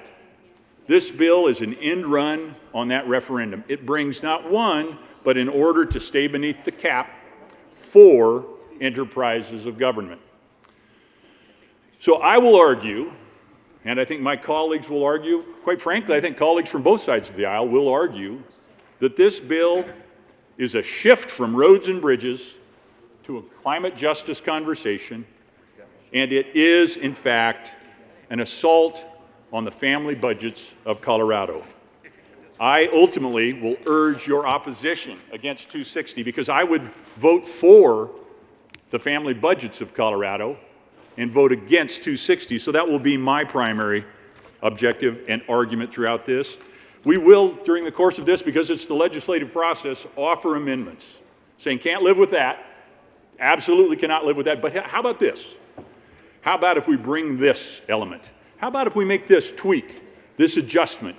How about if we come from this mistaken idea back toward the center? How about if we get closer to putting money into the roads and bridges of Colorado?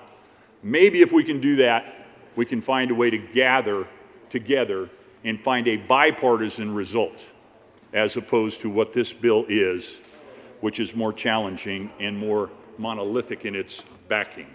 Mr. Chair, I appreciate the opportunity to frame up the conversation. It will be a big conversation. I think that's beneficial for all of us in the chamber and, quite frankly, beneficial to the people of Colorado who are paying attention, who want to know, are you going to fix our roads and bridges, Or are you going to chase a chimera? Is there a shiny object out there that you're going to chase? Are you going to do the work that we sent you there to Denver to do? So I appreciate the opportunity. Thank you, Mr. Chair. Thank you, Senator. And before we move on to any more framing comments, there are two quick technical amendments that the sponsors have that I just want to get out of the way. So we'll do those first, and then we'll go back to opening framing comments. Mr. Majority Leader, there is an amendment at the desk. Will the clerk please read L024? Amendment Majority L024 Leader. to Senate Bill 260. Thank you, Mr. Chair. I move L024. To the amendment. Thank you, Mr. Chair. This is a cleanup amendment. It does a handful of things. Number one, it strikes the words physical address and substitutes for location. This is because some people get deliveries to a location that is not a physical address. It could be a box or something like that. This is purely a technical cleanup. It was requested from the delivery companies.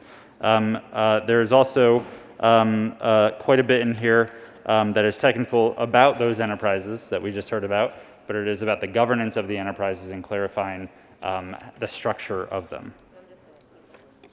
Seeing no further discussion, the question before us is the adoption of L024. All those in favor say aye. Opposed, no. Ayes have it. That amendment is adopted. There's an amendment at the desk. Will the clerk please read L023? Amendment L023 to Senate Bill 260. Mr. Majority Leader. Oh. Senator Winter. Thank you, Mr. Chair. I move L023. To the amendment? This is also a cleanup amendment on some definitions. So in here you see the definition of the Revitalizing Main Street program. So as we talk about that program today, everyone can see what it is very clearly. There is also a cleanup amendment around RTA language that it can't conflict with RTD. And then there's a clarification around the multimodal options fund that it was always intended 85% for local multimodal, 15% for state, and we're just writing that out and clarifying that. Is there any further discussion of L023? Seeing none, the question before us is the adoption of L023. All those in favor say aye. Aye. Opposed, no. Ayes have it. That amendment is adopted. Back to the framing. Senator Rankin. Thank you, Mr. Chair. Before we really get into the debate of the specifics and the merits and the amendment of the bill, I wanted to introduce a topic that is new and has really just come about in the last few days, but I believe should have major impact on this bill, if not the structure of the bill, perhaps the timing. Unfortunately, because this relates to the interaction of the American Rescue Plan, federal dollars, $4 billion. We're scurrying to determine how to spend that money, but it relates directly to this bill. And so I wanted to just take a few minutes to try and explain how that works and how this might be impacted. So bear with me, if you will. So this act, one part of it, there are 4 different spending segments, and one part of it allows the state to withdraw from the federal government reimbursement for revenue lost as a result of COVID. Now, how do you get to that? You take the last full year, for us was 18-19, and you then inflate that or increase it each year by our average increase rate, or 4.1%. So just imagine, here's 18-19, and here's a gradual increase year to year that says what revenue we would have received. So we've got this number now, would have received, and then for 4 years, we look at how much we actually received, how much revenue actually came in the door. The difference between those two is the calculation of lost revenue. So lost revenue is what we can then go and claim as part of the $3.9 billion. I don't know how much that is. Our staff is scurrying right now to calculate it, and we should have the answer fairly shortly. Now, what's interesting about that is that it does interact with with new bills and new spending and new fees, either increase or decrease in revenue over those years. And it's based on total revenue. So we've got the total revenue we should have received minus what we actually collected. The interesting thing is, what is total revenue? We usually think of the general fund as income taxes and sales taxes, and we call that the general fund, and that's what we have flexibility for.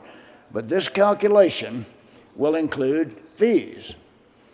So we actually will look at things like tuition, hospital provider fee, all of those things count. So now we've got a calculation of what those are, or would have been, minus what we actually receive. So let's say we pass 260. We will be collecting additional fees. First year, there's a decrease because of the change in registration, but then, you know, the next 2 years, 113 million and 200 million. So that money will be recorded as actually collected revenue, meaning that we will decrease the claim to the federal government by exactly that amount of money. That's kind of interesting, because now we're going to go charge the people of Colorado additional fees and taxes, and that will cause us to decrease the claim to the federal government. Does that make sense? Would we rather not tax the people of Colorado and recover that same amount of money from the federal government and then invest that money in transportation, perhaps exactly where it would have previously gone? That's the option, I think. Now, the problem is that this is so new that it was not incorporated in the thinking of the bill. It certainly wasn't considered in the Appropriations Committee, where we would have perhaps changed it. Needs to be considered now. We need to think about whether or not we need to take our time to let our staff give us the actual numbers so that we can take it into account, perhaps change the timing on the start of the bill so that it doesn't negatively affect that draw from the federal government. So those are sort of the options. It's actually a simple decision once we actually have the calculation, which you don't have yet. So we're really talking about the years that end calendar year 20, 21, 22, and 23.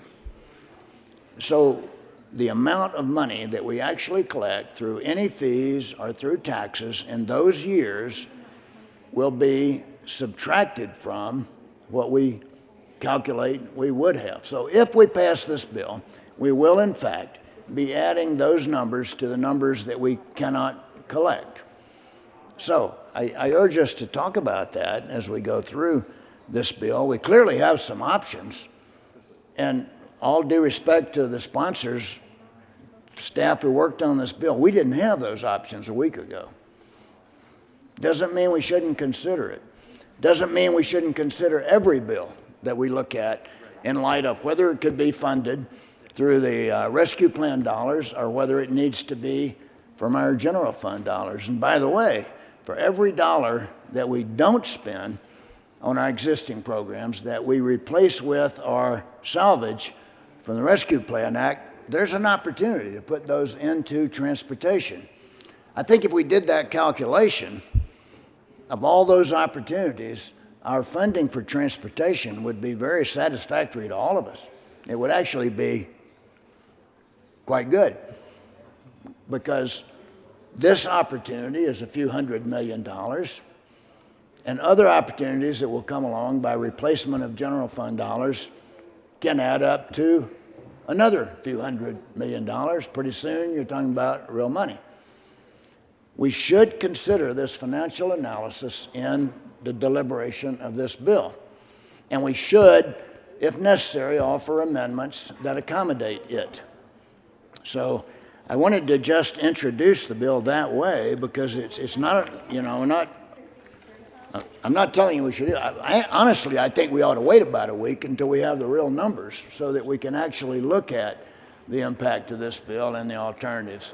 Since we can't do that, we have to make some assumptions and move along. But please take in mind, we have a clear decision here, and at least in my mind. I don't know the numbers, but I think we have a clear decision. Do we draw down federal dollars, use those dollars for transportation, or do we tax the people of Colorado to gain new revenue for transportation? Senator Priola.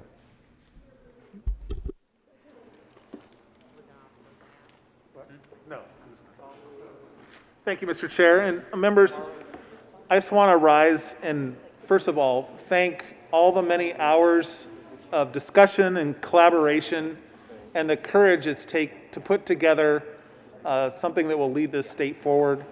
I have heard from many of my constituents for prior years. I even mentioned in our Republican retreat 4 years ago when I was, well, 4.5 years ago when I was first elected to the Senate, that transportation was one of the main issues in my district. Change has happened to the transportation system, the technology, and change will continue to happen. I support Senate Bill 260 because it follows Tabor. It follows Tabor in many ways, not just through the enterprises, which were a part of Tabor, which was one of my early votes when I was first registered to vote, not through the nexus with fees, which is part of Tabor, but also the single subject rule. And like in some of this debate, and there will be a healthy debate, and there will be changes. The Japanese have a philosophy in architecture and aesthetics. It's called wabi-sabi. And that philosophy says, nothing is perfect and nothing is finished. And I believe with this bill and with future debates in transportation, that holds true. I'd also like to touch on electrification, which is a big part of this bill. I have experienced it in a positive way more than most Coloradans, I'm sure. And I'm here to say that it's not something to be afraid of. It is new technology and it will get better and more ubiquitous. But I'm here to tell you that in my opinion, it's superior to the legacy technology that our parents and grandparents used. With that, I look forward to a healthy debate. Senator Scott. Thank you, Mr. Chair. I appreciate the remoteness that I have to testify from today. Members, this will be a very interesting debate today. We heard this bill in finance, which I would have preferred to see it in the transportation committee, but that's the way she rolls when you're in the minority party. You do what you're told you have to do.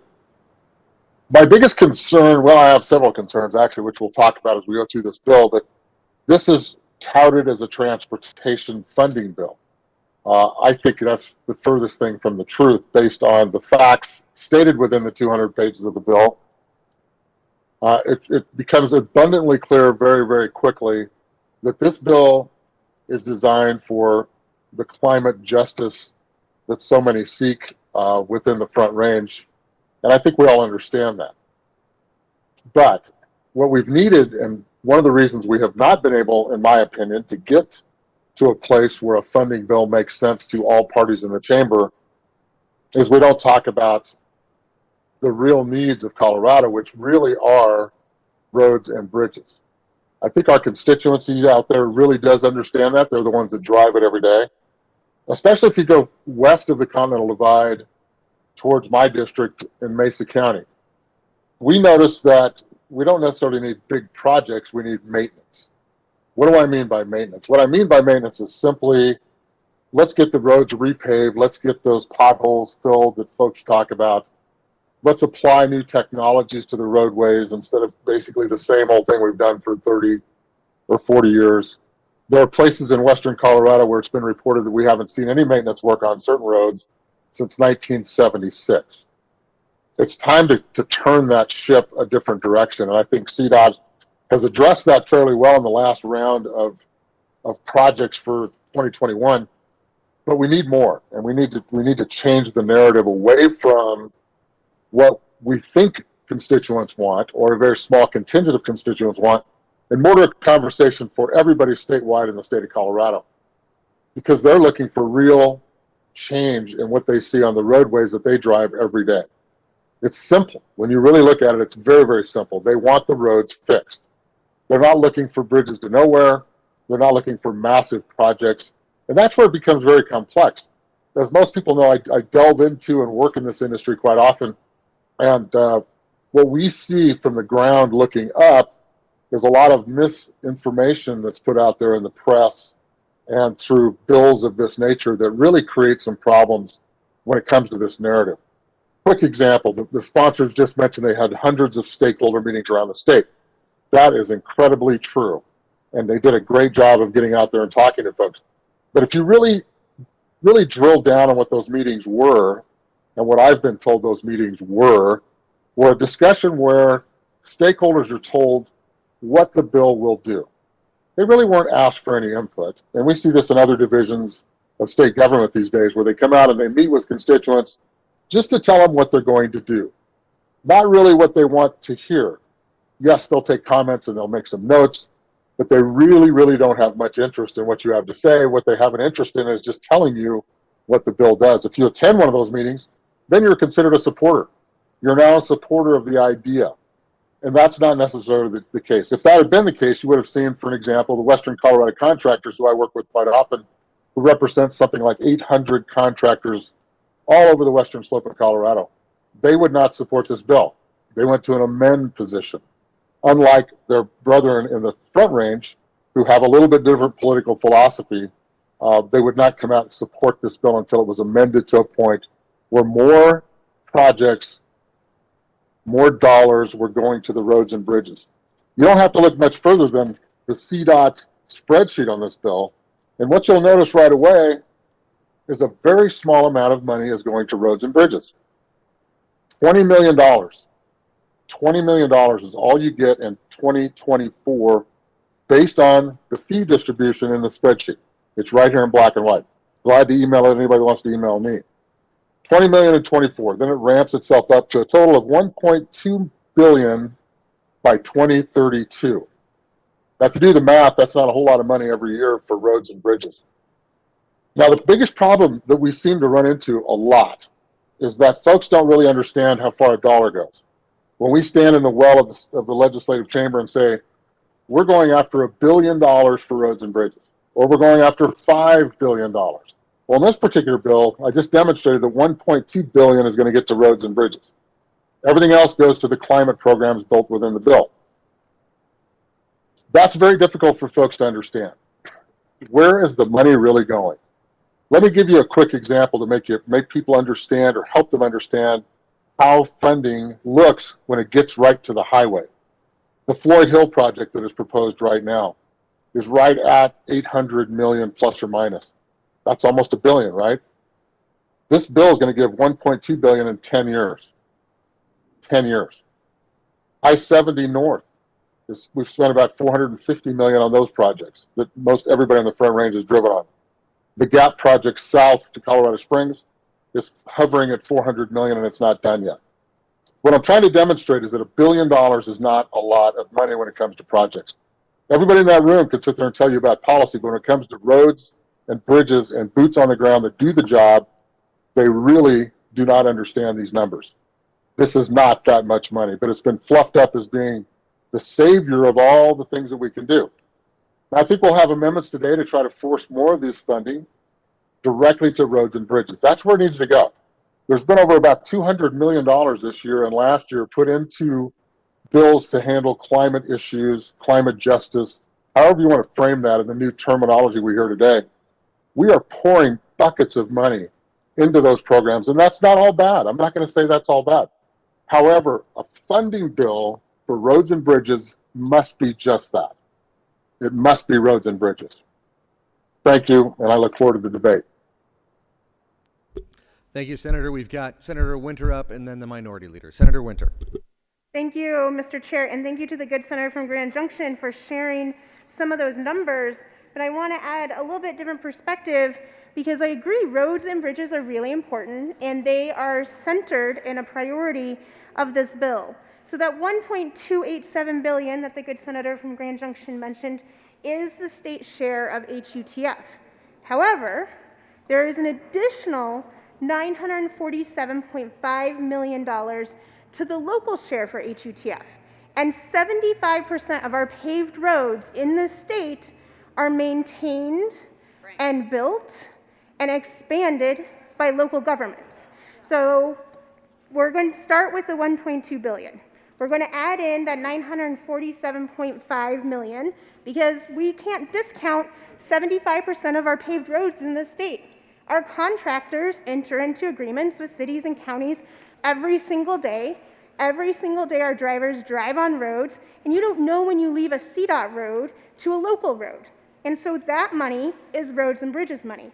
Okay, so then we can add in some more money because we have $522.8 million going to our bridge and tunnel enterprise. It was our bridge enterprise. We've done some good work improving our bridges. We have a lot of unsafe tunnels, and so that's another $522.8 million going to roads, bridges, and I think tunnels count. Tunnels are not part of this climate program. So now we're at $3.385 billion just to roads and bridges. No allocation to anything else. That's a significant investment. That's a bigger investment than I've ever seen down here. $3.385 billion. So is it the 1.2, but there's other things in here. That's a significant investment. When you're doing $3.385 billion, that doesn't seem like this just all of the money is going towards climate justice. And then I want to talk about multimodal. Because folks will say that multimodal is just about climate justice. It's not. Colorado has more rural public transit than any other state in the country. When we went on a Transportation Legislative Review Committee tour, we met people all over the state that rely on multimodal to go from where they work to where they can afford to live. Seniors get to doctors. And multimodal is not just buses and trains, and often requires construction. Also in the last decade, we've generally included multimodal in our transportation funding. So to say that this is only climate justice money is just not true. When you add up how much we're spending on state roads, local roads, bridge, tunnel repair, and you can completely write out all the multimodal, I don't think we should. And then finally we have the Revitalizing Main Streets projects, which are also oftentimes construction on roads when state highways are the main road through towns. And so no, this is not just a climate justice, environmental justice bill. $3.38 billion is a lot of money for roads and bridges and tunnels. Thank you for clarifying that tunnels are not part of the climate plan.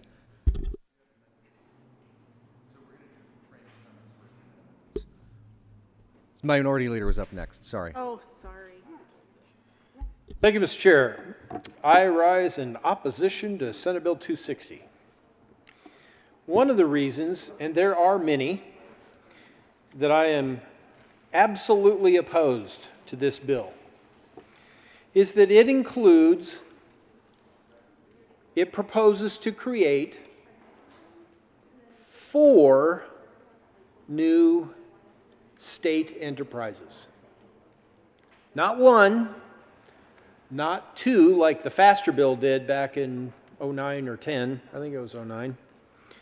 Not 3, but 4 new state-owned and operated businesses. And what happens when the legislature creates an enterprise? The legislature cedes its authority over the functions of that enterprise. The voters of Colorado voted last year, I believe that was Prop 117, to limit this body, the Colorado General Assembly, to limit our authority to create new enterprises. If I understand 117 correctly, that would be specifically that we, the General Assembly, cannot create a new enterprise that would control, manage over $100 million over a 5-year period. I believe that's the threshold. And this bill creates 4 new enterprises. So will the people of Colorado, in 117, I believe, if an enterprise is projected to be over that threshold, then the ultimate decision as to whether the new enterprise would be created is left up to the people. We're not the bosses. We, the legislature, individual legislators, are elected by the people. Those are the people who live and vote here in Colorado, the state we represent. We represent them, and in our state constitution it makes clear ultimately they are the boss. And they told us through a vote of those people last year that in order to create a new enterprise that's over that threshold, we would have to get their permission through another vote.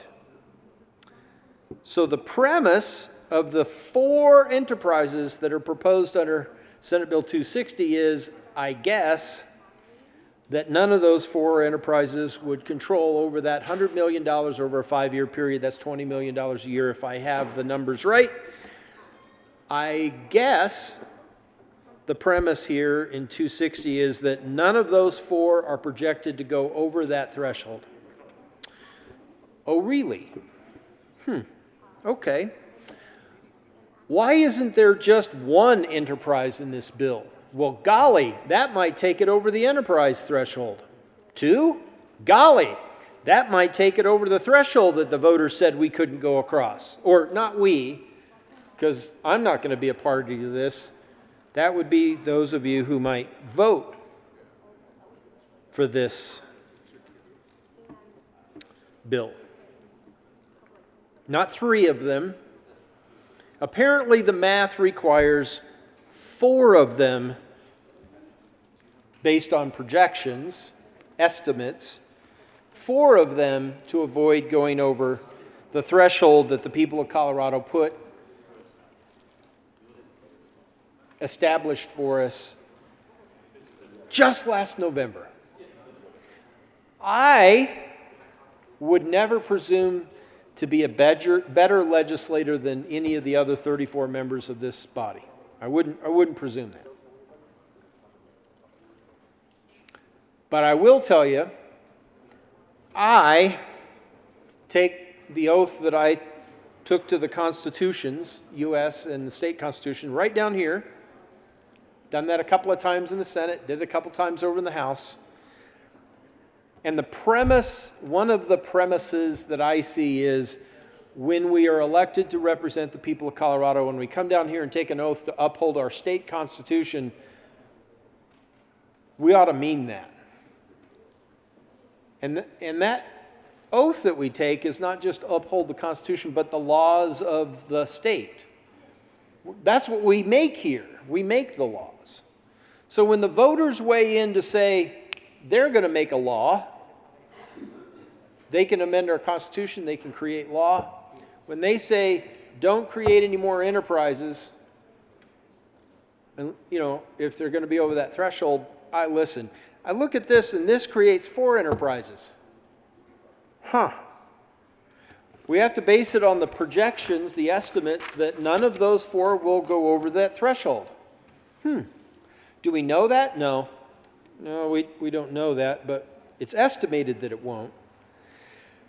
So, to explain further what an enterprise is and the aggravation that it has caused for people who I represent, let's go back to the FASTER bill in 2009.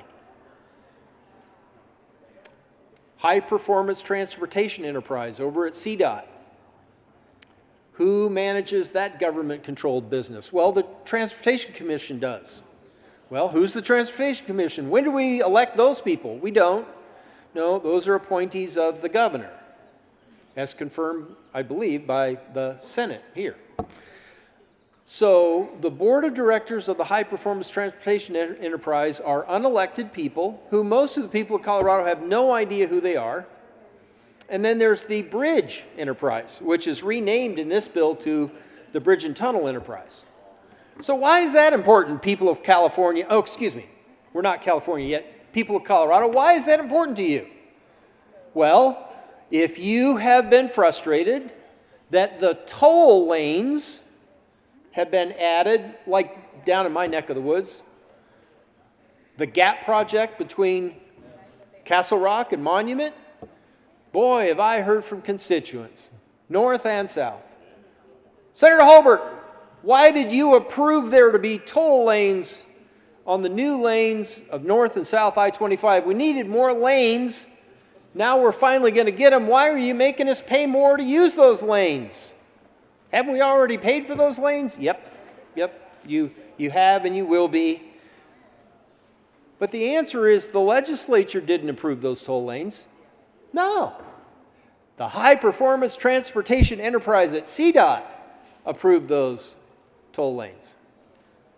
And again, who are they? Well, the board, according to statute, are members of the Transportation Commission. We don't elect those people. The governor appoints them. So who put those toll lanes on I-25 and other places? Not us. Does that mean it's not our fault? No, it's the fault of the General Assembly before any of, maybe the senator from Sterling was there and maybe the senator from El Paso. A few members were in the House back then, but I'm sure they voted no. I wasn't here when the FASTER bill was created, but my goodness have I heard over the years that I have been here, this is my 11th session, my goodness have I heard from constituents who weren't happy with the decisions made by unelected people. And who do they want to hold accountable? Their elected representative and senator. And here we go, we're doing it again. So, community access enterprise. Anybody not want access to communities? Gosh, hard to be against that one, right? Community access enterprise. This enterprise is created within the Colorado Energy Office. Because you know the Colorado Energy Office, they build roads and bridges, right? Not a one. Nope. Within the Colorado Energy Office to support widespread adoption of electric vehicles and electric alternatives to motor vehicles. Right there, I have no personal interest in that. Now, down in Douglas County, I've mentioned before, we have one of the highest per capita incomes in the nation. Things are good in Douglas County. Do you know where the Tesla dealership is? It's at Park Meadow Mall. You want to come down and see some Teslas, come down to Lone Tree in my district. Hang out at the Starbucks on Yosemite. And my goodness, Teslas for days. And I don't have anything against Tesla. I don't have anything against people who want to own one. I've said before, I'll be the very last human being to have an electric vehicle and I will have a gun held to my head. I don't ever want one of those. My goodness. But if you do, that's fine with me. But we're going to have a new government-owned business to help promote electric vehicles. Oh, okay. For those of you who think this is about roads and bridges, does having that new office help build a road or bridge? No. It'll be there to develop the development of vehicle charging infrastructure. That's not roads and bridges, that's charging stations for electric vehicles. As well as financial incentives, financial incentives for electric vehicle purchases. Like we don't already have that, people of Colorado. You're already giving up to $5,000, $5,000 per vehicle to buy electric vehicles. But we're going to have a new community access enterprise. That's a government-owned business that's not accountable to us. Wow! That's going to get your money to promote financial incentives for people to buy electric vehicles, as if those don't already exist. Wow. Huh. Electric alternatives to motor vehicles and use of public transit. So this office will promote use of public transit. And that reminded me, the good senator, the chair of Senate Transportation now once told us, we need to get drivers off the road and into public transportation. There it is. Getting more people on trains and buses isn't just good for the riders, but it's also good for those still driving their cars. Well, that'll be me. You know, sometimes I like to take light rail. Gosh, I can't wait to go back to an Avs game and see what is now Ball Arena filled with people. But out from Douglas County, riding the light rail in to see a hockey game or some other event, that's a good decision for me if I might want to have an adult beverage during the game or something. That's responsible. But that's about the only time I use public transit. No offense to anybody who relies on it, but we're going to have an office paid for with your dollars out of this bill to promote use of public transit, to get more people off the road and on the trains and buses, as the good senator indicated in her tweet. I think that was back in 2018. Yep. Well, that won't be me. Nope. I'll be in my car, and it won't be an electric. And if we go down the road as far as California and someday you can't buy gas or diesel powered vehicles in this state, well, I guess I probably won't be here then. But that's just one. Clean Fleet Enterprise. Oh, who wants dirty fleets? No, nobody? Okay, so we're going to have a new government-owned business. This enterprise is created within the Colorado Department of Public Health and Environment, CDPHE. You know how many roads and bridges they build, right? Oh, none. Zero. None. So, the Clean Fleet Enterprise to incentivize, give money to something, and support the use of, well, here it is again, electric motor vehicles and other technologies in private and government vehicle fleets by providing financial assistance for electric motor vehicles to fleet operators. You know, have you seen the TV commercial? Amazon is talking about how they're investing in electric vehicles. Good for Amazon. You know, if that's good for Amazon, making a private sector, but that's not what we're talking about here. We're talking about using your dollars, people of Colorado, to create a new government-owned business that won't be accountable to your legislature, that will spend your money to promote those conversions. Senator Holbert, sorry to interrupt you, but the sergeants would like for the jacket rule to be relaxed for them as well. So in the interest of comfort, the jacket rule is relaxed also for the sergeants. Senator Holbert, please continue. Thank you, Mr. Chair. I want the sergeants to be comfortable because I'm not done. I had a feeling. Get comfortable. So, encouraging fleets to convert over to electrics, that's what the Clean Fleet Enterprise will be focused on, and providing or supporting related services, whatever that is. We'll have a new, people of Colorado, you will have a new government-owned business that's not accountable to your elected representatives and senators, that will be accountable to a board of directors at that enterprise, that will get to spend your money providing or supporting related services, whatever that means, through the Colorado Department of Public Health and Environment. That's again, not about roads and bridges. The bill allows the enterprise, this one, to impose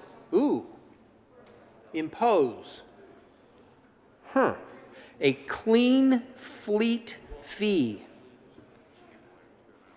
Really? I thought the legislature created fees. Well, they are. The people who are supporting this bill would give authorization to an unelected body to create that fee. Oh. On retail deliveries and rides provided by TNCs. Anybody out there like Uber or Lyft? Anybody out there like the idea of paying an additional fee that's decided on by people who aren't elected to represent you? If you support this bill, that's what you're for, to fund its operations. It may also issue grants, loans, and rebates to incentivize and support the adoption of electric motor vehicles and motor vehicle fleets, as if they need our help. Huh. Well, maybe they do. I've heard the new car dealers say that they've got electric vehicles that they can't sell. So I'm trying to remember from like high school and college, that economic stuff. There's that supply and demand. It seems like maybe demand supply exceeds demand right now. But forget that. Don't pay attention to the facts. We're going to have a new taxpayer-funded or fee-payer-funded government-owned enterprise. It's going to spend your dollars to promote the sale, the adoption, the use of electric motor vehicles and motor vehicle fleets. Is that about roads and bridges? No. All right, third enterprise, clean transit enterprise. Who wants dirty transit? Not a lot of takers there. So clean transit enterprise. Everybody's for that, right? No. The enterprise is created within the Colorado Department of Transportation. Now we're getting to CDOT, the government entity at the state level that actually builds roads and bridges. Now we're getting somewhere to support public transit electrification planning efforts. Well, wait a minute. For those in the Metro Denver area, don't we already have a district that is in charge of public transit? Oh, yes, we do. It's called RTD, the Regional Transportation District. And that's not part of the state government. That's its own governmental jurisdiction. But CDOT now is going to have within its walls a third enterprise. They already have the bridge enterprise, soon to be called, if this bill passes, the bridge and tunnel enterprise. And we have the high performance transportation enterprise. That's the one that puts the toll lanes on your highways without any vote of your elected representatives or senators.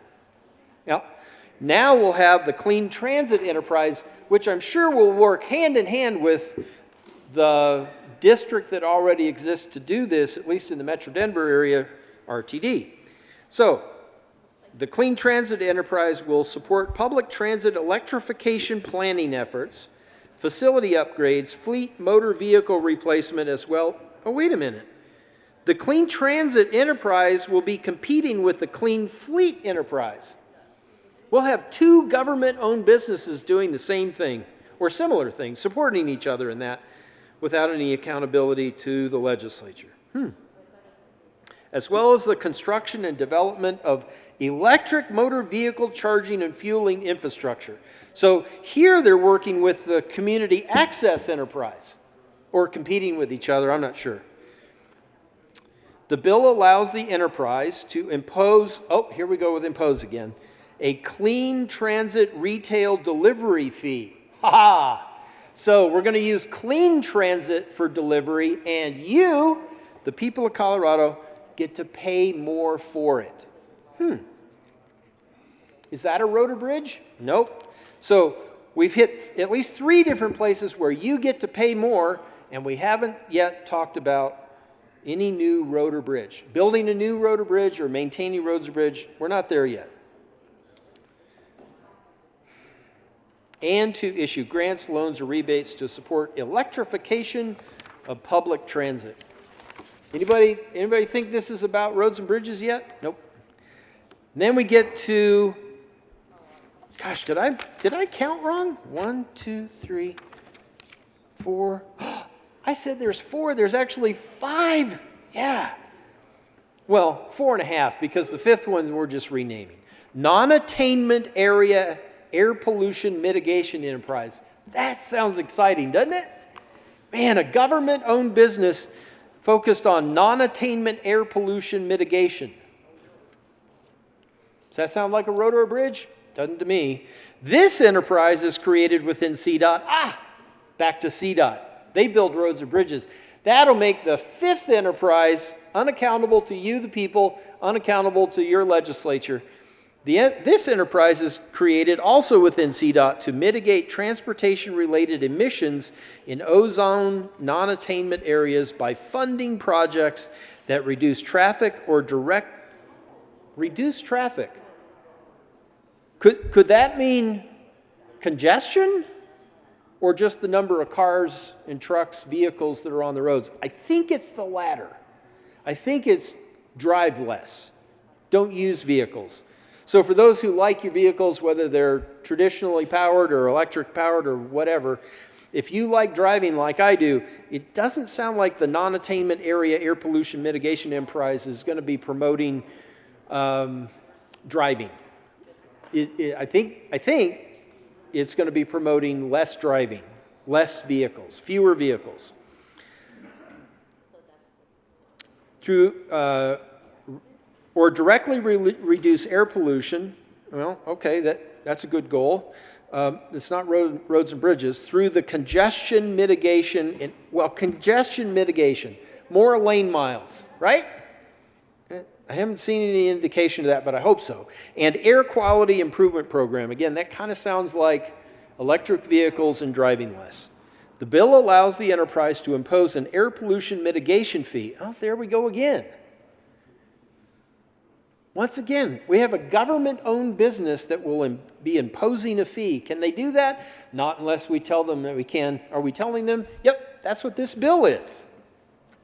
That's what this bill is. This isn't about building roads or bridges or maintaining them.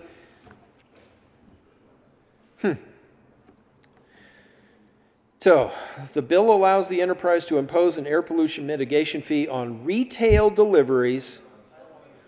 Oh. Shop at Amazon, you'll be paying more. I suppose if you order groceries, maybe you'll pay more. I'm not sure. Be interested to find that out. But retail deliveries and rides provided by TNCs to fund its operations. So if you're out there and you've decided to not have a motor vehicle, I understand there's developers who are building multifamily housing, and one of the selling features is there's no parking spaces, or very few of them, because there are people who decide not to have their own personal vehicle. Gosh, that sounds great. Do you rely on like Uber and Lyft to get around? Well, you get to pay more. Do you have things delivered to your house so that you don't have to travel around and do your shopping? You get to pay more. That's what this bill is. And then the statewide bridge enterprise. This is where we're renaming. This is the fifth one in the bill, but we're renaming.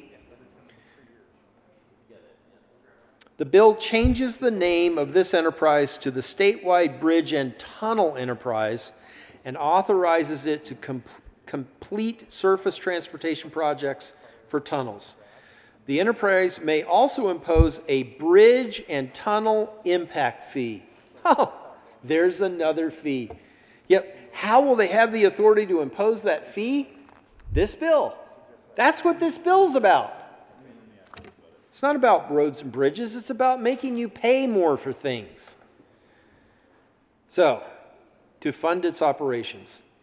That's a review of the 5 enterprises that are discussed. And people of Colorado, if you want to read that, you go to the General Assembly website, you click on the link that says bills, you search SB 21-260. And then on that bill page, you'll find a menu, and one of the options there will say fiscal, like fiscal note. And if you read the revised fiscal note from May 11, 2021, you can turn over to page 3, creation and modification of state enterprises, and you can read for yourself what I just read to you. This isn't opinion. I'm not up here offering some political partisan debate. I'm reading to you what our nonpartisan staff has created, drafted for us, so that every member of this body will understand what we're actually voting on. So when we talk about roads and bridges, I am happy to have worked with the majority leader. Just a couple of years ago, we added, together, we voted on it, but we added $300 million to an annual budget together in a bipartisan way. And people out there in the lobby and people out in the press and people out in Colorado said, that will never happen. They might get an amendment on, but it won't stick in the bill. And it did. And then it went over to the House. And boy, the bet takers, you know, the odds makers, they were, the House will strip it out. And they didn't. It stayed in. Our caucus, majority and minority, has said we should use at least $400 million of your taxpayer dollars. Remember, we have to pass a budget every year. It has to be balanced. So we have to use the finite number of dollars we have. But a minimum, in addition to all the state and federal gas tax that you're paying, a minimum of $400 million of those state tax dollars should be used to improve our roads and bridges or build new. And together, I want to say thank you to the good senator from Jefferson County for her leadership on Senate Bill 1 a few years ago. This is about getting rid of Senate Bill 1, which is a bill that had unanimous support out of this chamber at the end, and in large part due to her great work. But our caucus has said at least $400 million a year, and we've said that when we were in the majority and the minority. We've worked hard to try to meet that objective. A few years ago, as I mentioned, the majority leader and I managed to get $300 million of that. Thank you to the Joint Budget Committee that year for finding creative ways to use existing dollars to fund that, that lady right over there. I can't say her name because that's against the rules, but the former member of the Joint Budget Committee, the current chair of Senate Education, she's sitting right over there. She knows how to get it done, and she led the effort that took a bill that had zero support from the minority to unanimous support of all 35 senators that year. And this bill is about wiping that out. So what does this bill do? Is it a different way to fund roads and bridges? I'm sorry, people of Colorado, but it isn't. It's mostly about making you pay more for alternative modes of transportation. Electric vehicles, public transit. That's really the focus of this bill. And it puts an embarrassingly small amount of money into maintaining asphalt and concrete or building new roads and bridges. So I said at the very beginning, I'm opposed. I'm a no vote on Senate Bill 260. I thank the member of our caucus, the good senator from Carbondale, who sits on the Joint Budget Committee. Thank you, sir, for your expertise on how dollars are fungible, the dollars that we have in the state coffers and the federal dollars that are coming to Colorado. We have ways, given about a week, we will have ways to spend more dollars fixing the roads and bridges we have now, or building new roads and bridges. We could spend more dollars than are proposed for roads and bridges in this bill. We could do that without any new fees, any new taxes. We could do that. And I hope that we have the opportunity to have that discussion. No new news, nothing new here. I'm opposed to Senate Bill 260. Because this isn't the solution. I mean, this is a solution to some other challenge. I don't think it's a problem, but this isn't about more roads and bridges or better quality roads and bridges. This is about a lot of other things, but it's not about that. And if we want more roads and bridges, if we want better roads and bridges in Colorado, people of Colorado, speak up. Go read the fiscal note. See what this bill is really about. Ask for a no vote. Thank you, Mr. Chair. Got a quick response from Senator Fenberg and then Senator Kirkmeyer, and then Senator Zenzinger.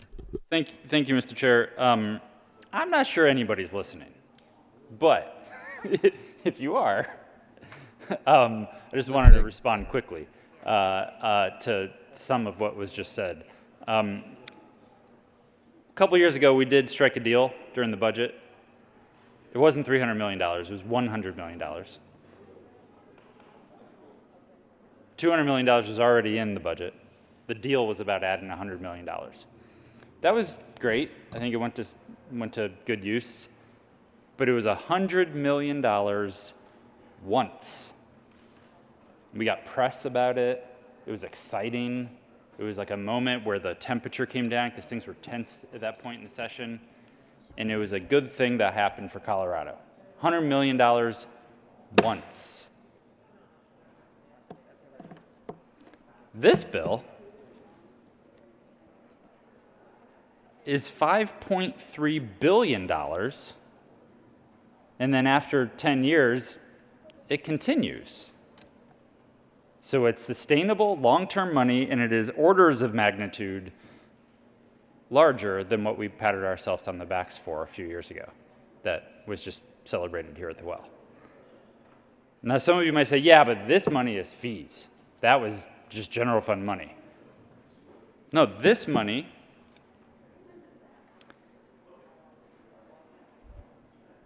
is $1.5 billion in general fund money. Okay, so $1.5 billion general fund money in this bill, that's not good enough. But 3 years ago, we gave you $100 million once. That's like a bridge, maybe 2 bridges. That's to celebrate. What we are doing here is big. What we are doing here is funding roads. What we are doing here is orders of magnitude bigger than things we celebrated doing just a few years ago.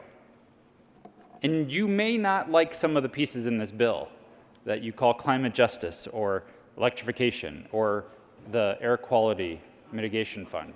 That's fine. But let's not pretend like this doesn't also have the things that we all collectively have said we need to fund, and we have done it together. And not only does it do it, it does it multiple times over, forever, into the future. So we can criticize the bill, we can discuss it, we can say there are things you don't like about it, that's fine, but let's be honest with ourselves that this also does do all of the other things that those of you that will likely vote no on the bill want to happen. You may say, well, no, if you just look closer, it's all about electric vehicles and liberal Boulder stuff. More than $3 billion of the 5.3 goes to roads, not roads built out of tofu. They're not organic roads. They're roads. They're normal asphalt, regular concrete roads, bridges, and tunnels. I expected more laughs, but realized there's nobody in the chamber. So granted, there is stuff in here that some folks don't like. There's some stuff in here that folks on the other side of the debate don't like also. That's what this bill is about. It's about a compromise. It is about coming together and figuring out what can we do together that, yes, does increase electrification. It does do something meaningful for our air quality. It does increase transit. It does make sure that we take into account underrepresented communities that have been left behind for too long when it comes to transportation planning. It also builds $3 billion worth of roads, tunnels, and bridges in the next few years. That's something to celebrate. To Bubblegum Roads, Senator Kirkmeyer. Thank you, Mr. Chair, and good to know that we aren't building roads out of tofu. I don't know what the durability of those would be. Good to know. Expense would be high. Real quick, speaking of tofu. It's only the firm tofu. The silky tofu. Look, Senator Fenberg does what he will. I do my best up here. He's fined $0. I would just venture a guess there probably are some folks who live in rural Colorado or even along the I-25 corridor that probably thought that they were built out of tofu. Order. Anyways. Senator Kirkmeyer, real quick before you begin, and speaking of tofu, food is here. I don't believe we have tofu today, but there is some meat and some baba ganoush, so enjoy. Senator Kirkmeyer, please proceed. Thank you, Mr. Chair. We heard $1.5 billion of general fund monies in this bill. Great. We already had a bunch of that, and we did celebrate it. And we don't need this bill to put $1.5 billion of general fund into roads and bridges. But great, thank you very much.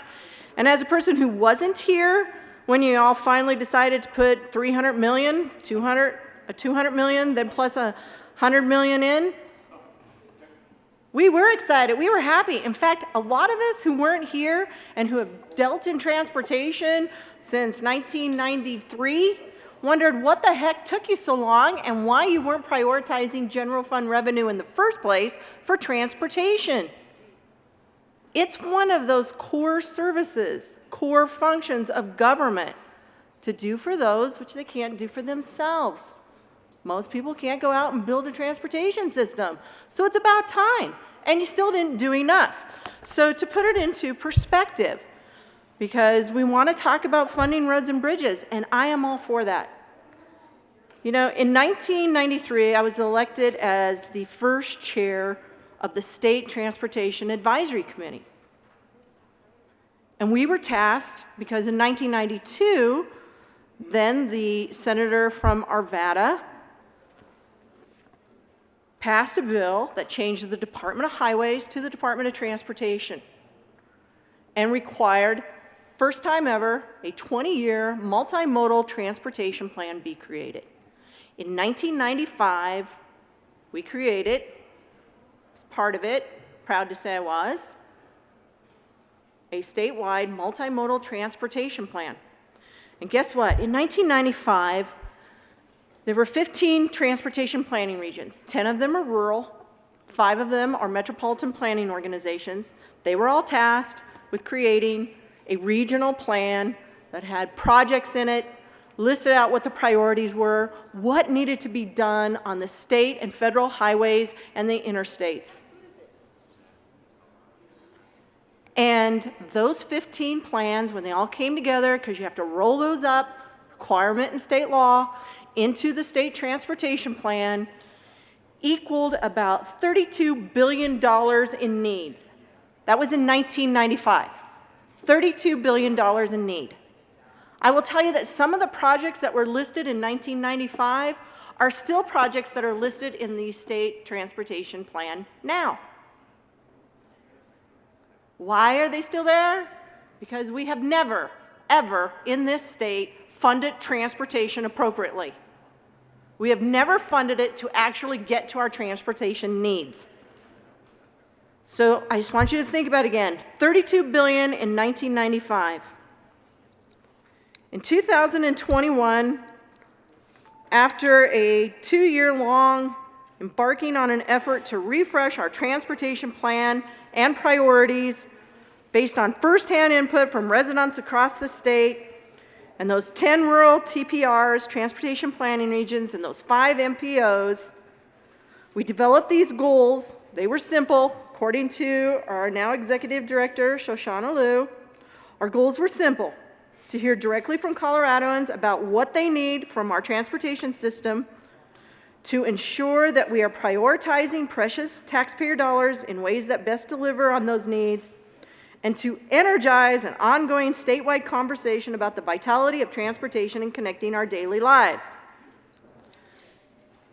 So you heard the good senator from Douglas County and the good senator from Grand Junction talk about how there's a lot in this bill that we're making you pay for things that aren't necessarily related to roads and bridges. And we heard from the good senator from Westminster, $3.5 billion is going to roads and transportation, going to roads and bridges, tunnels. Of that 3.5, 900 million is going to cities and counties. Just to remind you all, we have 64 counties in this state, 269 municipalities, because I counted Denver and Broomfield as counties.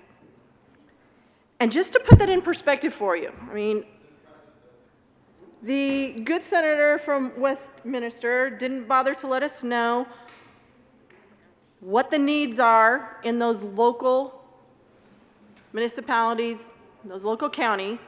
I don't know what they are. She didn't let us know what the needs are, but I just want to put it in perspective to you what 900 million means.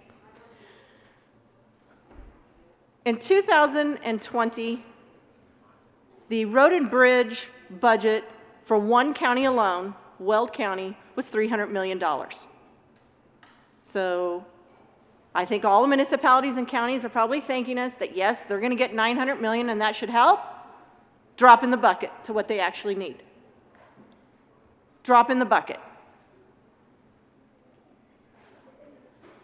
With regard to the now 2.4 billion approximately that can be used on state and federal highways, federal interstates, maintenance, safety projects, bridges, tunnels, and multimodal projects. Let me just put in perspective for you what that's going to cover. The I-25 North project needs $1.8 billion in 2021 funds to complete. That's all the segments, $1.8 billion. So this bill is really about making you pay for more things than roads and bridges. It's putting some money towards roads and bridges, but not even getting close. Again, in 2021, those 10 rural transportation planning regions, the 5 MPOs came together, updated their transportation plans, and guess what? The transportation needs in this state, as it comes from that grassroots, bottom-up approach, out talking to everybody for 2 years, still about $35 billion in need. $35 billion in need. And let me just read for you some of the key points out of Colorado's transportation system, a vision for Colorado's transportation system. The reason we do transportation planning is to identify future needs for our transportation system. It's to establish transportation goals for the state, the types of projects and investments that will help achieve these goals. It connects current and future funding realities to deliver an effective and efficient transportation system that will work for Colorado today and in the future. I just want to remind you, $35 billion in needs. The fee doesn't start for a couple years. So those are $35 billion in needs that are guesstimated in 2021 numbers and dollar amounts. Fee doesn't start for a couple of years yet. Over the course of 10 years, because I believe it's in the first year, the fee drives like $20 million. That won't pay for an interchange on an interstate. Those are typically around 40, 45 million. They're probably up to 60 million by now, but somewhere in there. Won't pay for that. Over the course of 10 years, so by 2034, we will have had $2.4 billion to put towards a plan that in today's dollars is $35 billion. We'll be lucky if we ever see Floyd Hill completed. We'll be lucky to see if we ever see I-25 North completed. The gap, maybe it just won't be as big a gap. But just to put it in reality for you, what this bill doesn't do. I mean, we want to talk about funding roads and bridges. Let's talk about funding roads and bridges. This bill's not getting us there. It's a start. At some point, the legislative body needs to start talking about how do we prioritize general fund dollars for transportation, get real about it, and start figuring out how we fund our transportation system in this state. The reason I say that is, a lot of the projects that are in the 10-year pipeline of projects, strategic projects, are important for safety reasons. Because we know 1 in every 33 Colorado drivers will be in a crash this year. 1 in every 33. So when the CDOT region engineer for Region 4 tells us that I-25 is crumbling and only has a 10-year life, and that was in 2012, some of us are wondering, where is the heck the money to fix that roadway? It's a safety issue.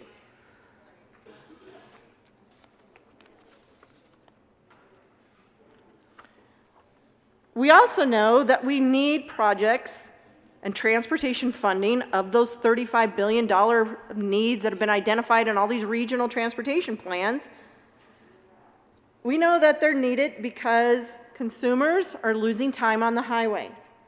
In fact, according to CDOT, 188 million hours of lost time for commuters and travelers and delivery delays.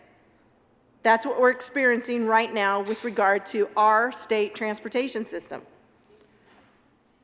38 million gallons of fuel is wasted. That represents direct costs to travelers and the environment.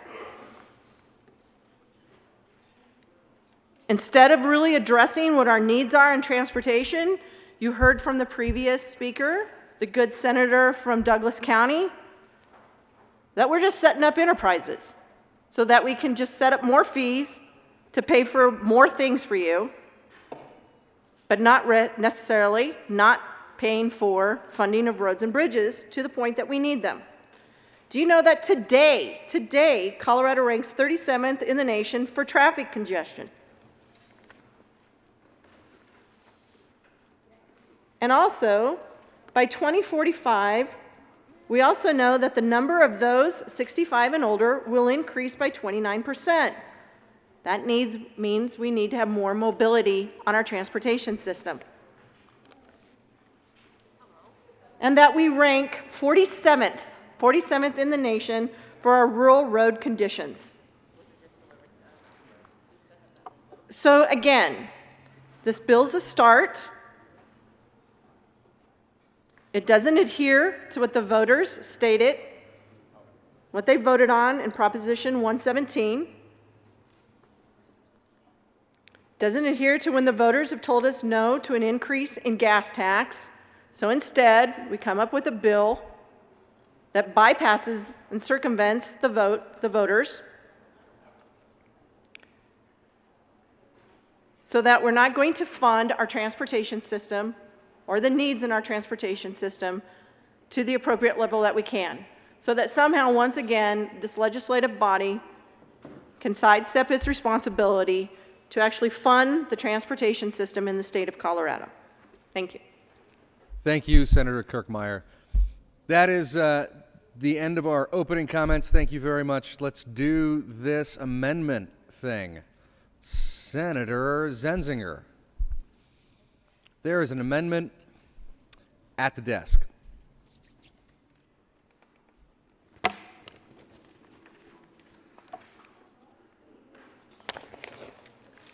Will the clerk please read L072? 072 to Senate Bill 260. Senator Zenzinger. Thank you, Mr. Chair. Members, as you all know, I am very involved in transportation conversations and discussions. We heard a little bit about some of my prior involvement. One of the things that has been a common thread for me in particular, and what was essentially ratified by my community, is how I, as a legislator, try to find balance. I think that I'm going to offer today a couple of amendments, and so just to kind of frame those conversations, I wanted to start off by moving Amendment L0172. So moved. To the amendment. So these amendments, particularly this first one, 072, is an effort to continue to try and find that balance between the environmental interests that we see highlighted in this bill with our business interests. So in moving this important transportation bill forward, I feel as if I was elected to try and help find that balance. And this amendment, although not perfect, is worthy of this body's support. In particular, the general purpose of this amendment is to provide some additional clarity on Section 28. Section 28 has been avidly discussed both inside and outside of this building because it's new. It's a different way of how we are thinking about transportation and transportation planning. And as such, I think that we need to kind of pick it apart a little bit. We've got to really dig down and figure out what is Section 28 doing. So for example, what my amendment does is it says, hey, as we are implementing these new environmental requirements on transportation capacity projects, here are some things that we might want to provide some clarity on. So many of the projects that are already subject to similar and significant environmental analysis and mitigation at the federal level, because virtually all transportation capacity projects use federal funds. So therefore, the changes that are in my amendment will provide a more predictable and understandable framework for implementing these regulations at the state level without supplanting, without duplicating, or without conflicting with federal requirements. This amendment in particular also helps recognize that capacity projects are an important part of a balanced approach to building and sustaining an effective transportation system. To be clear, my amendment does a couple of other things. In addition, it also includes that the Environmental Protection Agency modeling is used. And that's really important. There's lots of different types of modeling, but this particular modeling with the EPA is what is used at the federal level. So why would we not want to use it here in Colorado as well? I am trying to avoid duplication. Secondly, in my amendment, you will find that public input is offered and involved continuously before and during the project. Not just after the fact, not just before they get ready to start something, but continuously. Number 3, I think it's really important that we provide real-time, continuous particulate monitoring before and during construction. This is really important for the people who live near these projects and the potential environmental impacts to their communities. Number 4, I think it's really important that we actually publicly notice what those pollution levels are. What's the point of capturing them? What's the point of monitoring them if nobody knows what they are? And then lastly, number 5, I feel that it's really important that we have a particulate matter implementation and mitigation plan. So if you're going to do a bunch of work, if you want to make sure that you are taking care of the environment and the people that are going to be impacted by these projects, then it's really important that you actually have a particulate matter implementation and mitigation plan. So those aspects of Section 28, I feel, are important. I think they are real, but I think they need to be blended with the considerations that my amendment offers that will provide a more predictable and understandable framework for implementing these regulations at the state level. Again, without supplanting, without duplicating, or without conflicting with federal requirements. Because if we supplant, or if we duplicate, or if we conflict, what does that mean? That means things will take longer and they will be more expensive. And already, you know, this transportation plan only gets us to about $5.5 billion over 11 years, right? We have a $9 billion transportation need. So we need to make sure that the money that this transportation plan is generating does it in such a way that it is not being duplicated, that it's not being wasted, that it's not being supplanted. We want to make sure that it is smart. So members, I would ask for an aye vote on Amendment L72. Senator Briola. Thank you, Mr. Chair. To the good senator from North Jeffco, I do appreciate this amendment. I've read through both sides of it and understand and agree with most of it. I do have a question, though. I'm not familiar with the reasoning for lines 15 through 20 on page 2. Could you speak to that as relates to 270?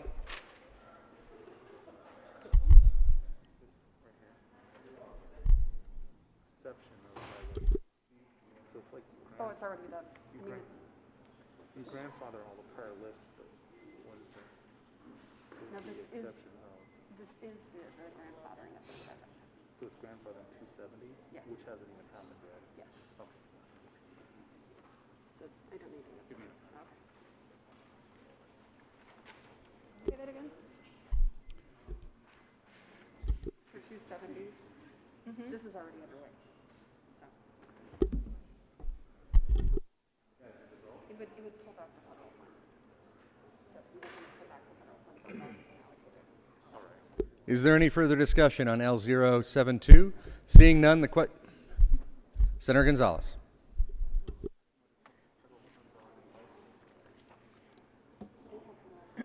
Thank you, Mr. Chair.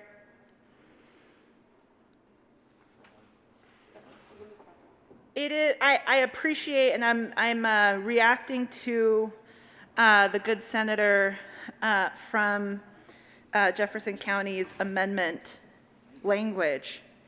And I do want to speak to why this section of the policy is so critically important to my community.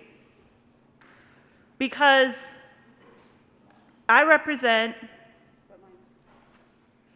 Globeville, Elyria, and Swansea neighborhoods of Northwest Denver. Now, folks will often say, well, gosh, why did the community put up such a fight around the Central 70 project? It's because the folks in my community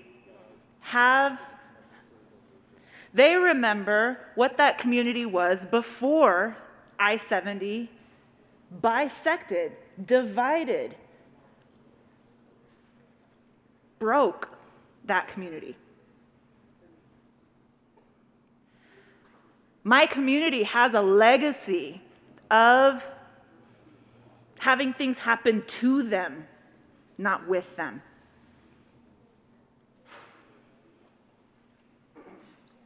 So I've been, with all due respect to the sponsors, the engagement that they have, the engagement work that they have done,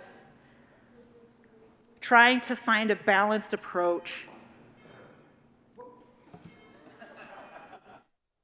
Yo, let's ring the chimes for the pain that my community has suffered. That's right, Senator. Please continue. Moment of silence for GES, yo.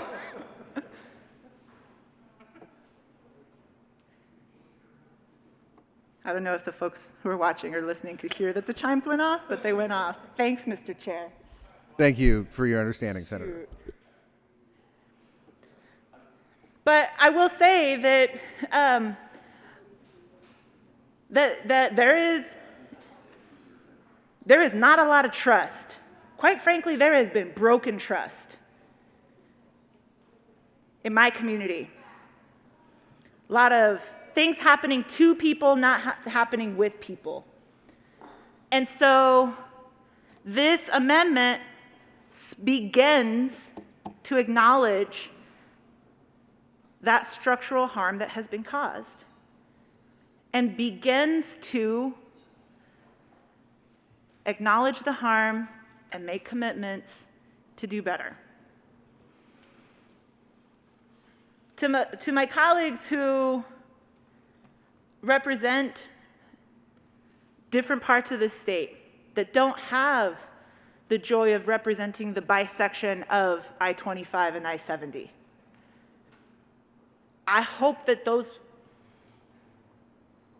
projects that just happen to community and happen instead of happening with community, I hope that that does not happen to your districts. But let the experiences of the constituents that I am honored and privileged to represent stand as a reminder of why these policies matter. I rise in support of this amendment because I think it begins to address the deep concerns, the deep harm that has been caused, to find a pathway forward. Do I think that it's enough? No, and you'll see some other amendments coming forward that continue to look for justice, given the experience of the constituents on both sides of Central 70. But colleagues, I asked for an aye vote on Amendment 72, and I thank the sponsor from Jefferson County for bringing it forward. Let past harm be a way that we can find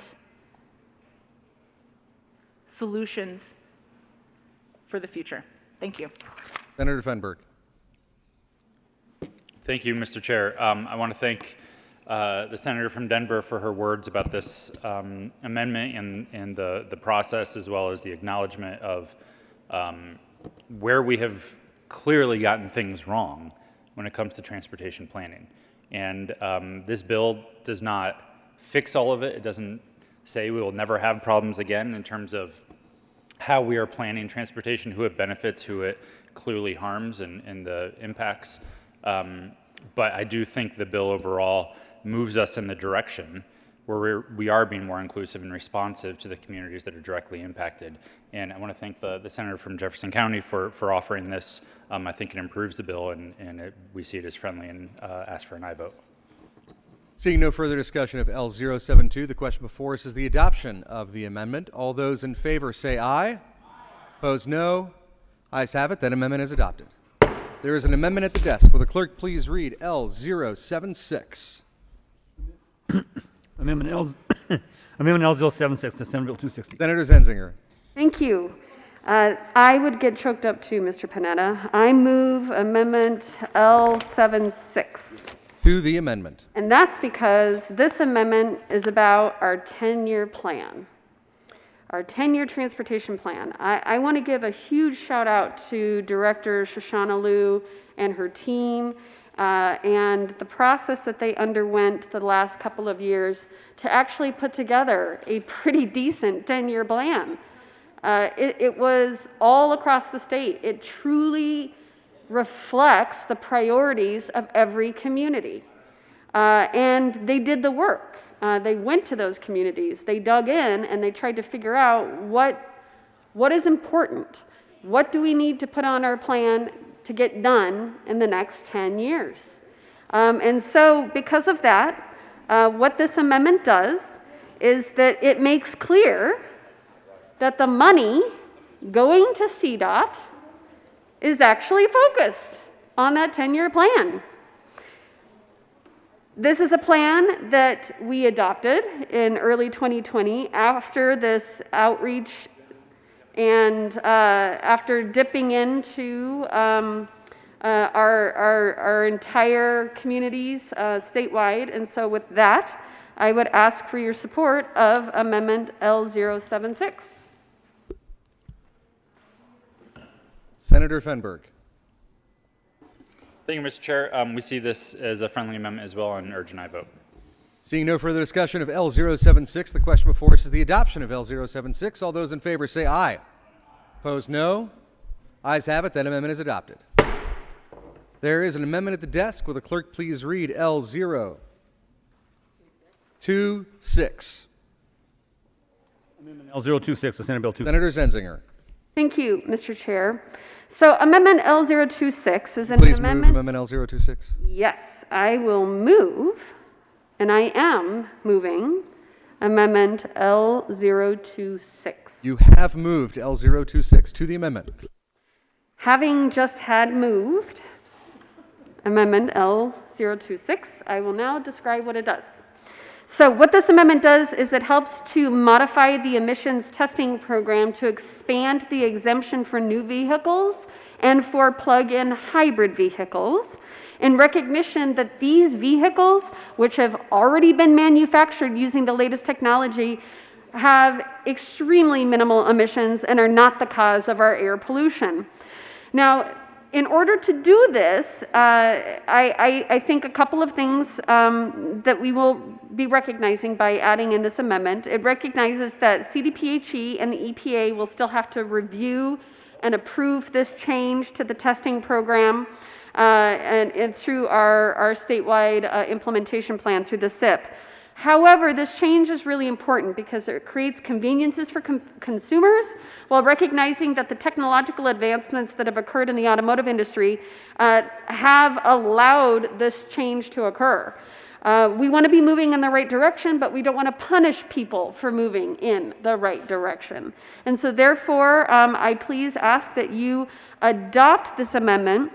Again, it recognizes that CDPHE and the EPA will have to review and approve this change to the testing program, and through that process, agencies will confirm that it does not impact our state's conformance with the Clean Air Act, but it will create convenience for consumers in an honest way that recognizes that there's really no need for these brand new vehicles and hybrid plug-ins to have to go through this process.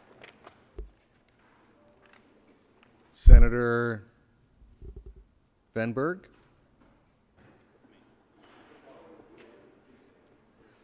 Thank you, Mr. Chair. See this as friendly and urge an aye vote. Thank you. Seeing no further discussion of L026, the question before us is the adoption of L026. All those in favor say aye. Aye. Opposed, no. Ayes have it. That amendment is adopted. There is an amendment at the desk. Or there's an amendment coming to the desk. I have a feeling. I see like 12. Yeah, I know. All right, seeing no further discussion of the bill. Oh, just kidding. I think we're done here, Paul. Senator Scott. Thank you, Mr. Chair. Appreciate it. Now that we finally moved the conversation to the actual bill and what it does, I move L049. Excellent. We'll track that down on our end since you're on the TV.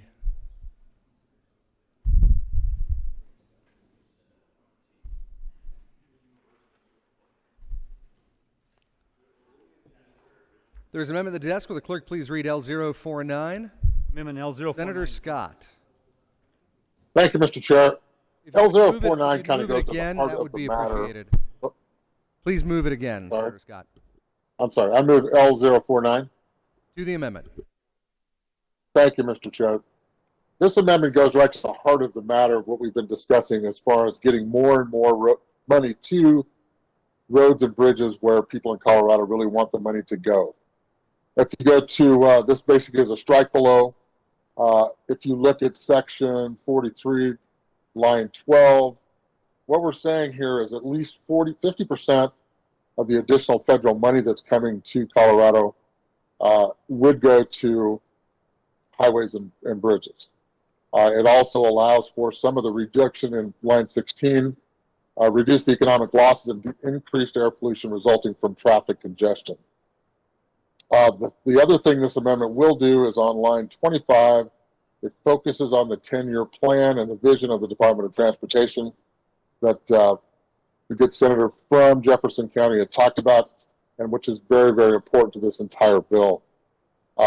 This would focus that money, since we really are having difficulty deciding how many dollars are coming, but it would force the use of that money for roads and bridges.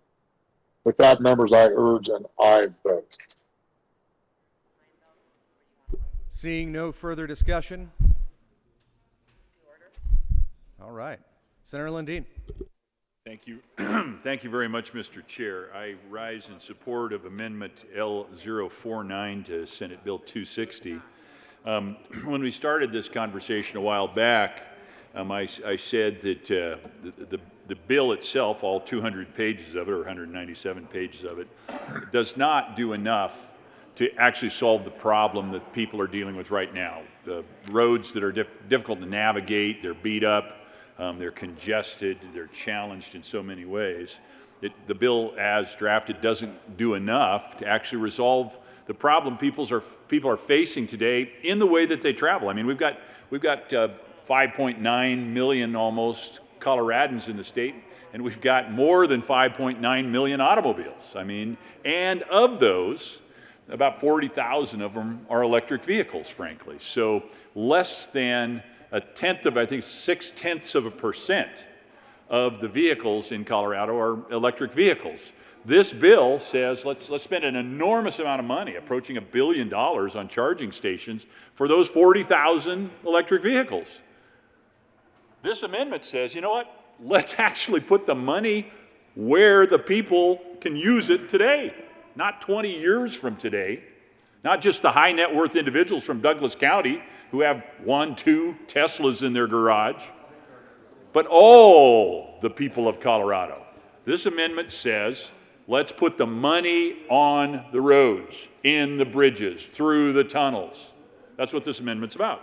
Furthermore, you heard a very, I think, as clear as you can get at this point in the conversation, explanation of how the $3.8 billion coming from the federal government can be accessed.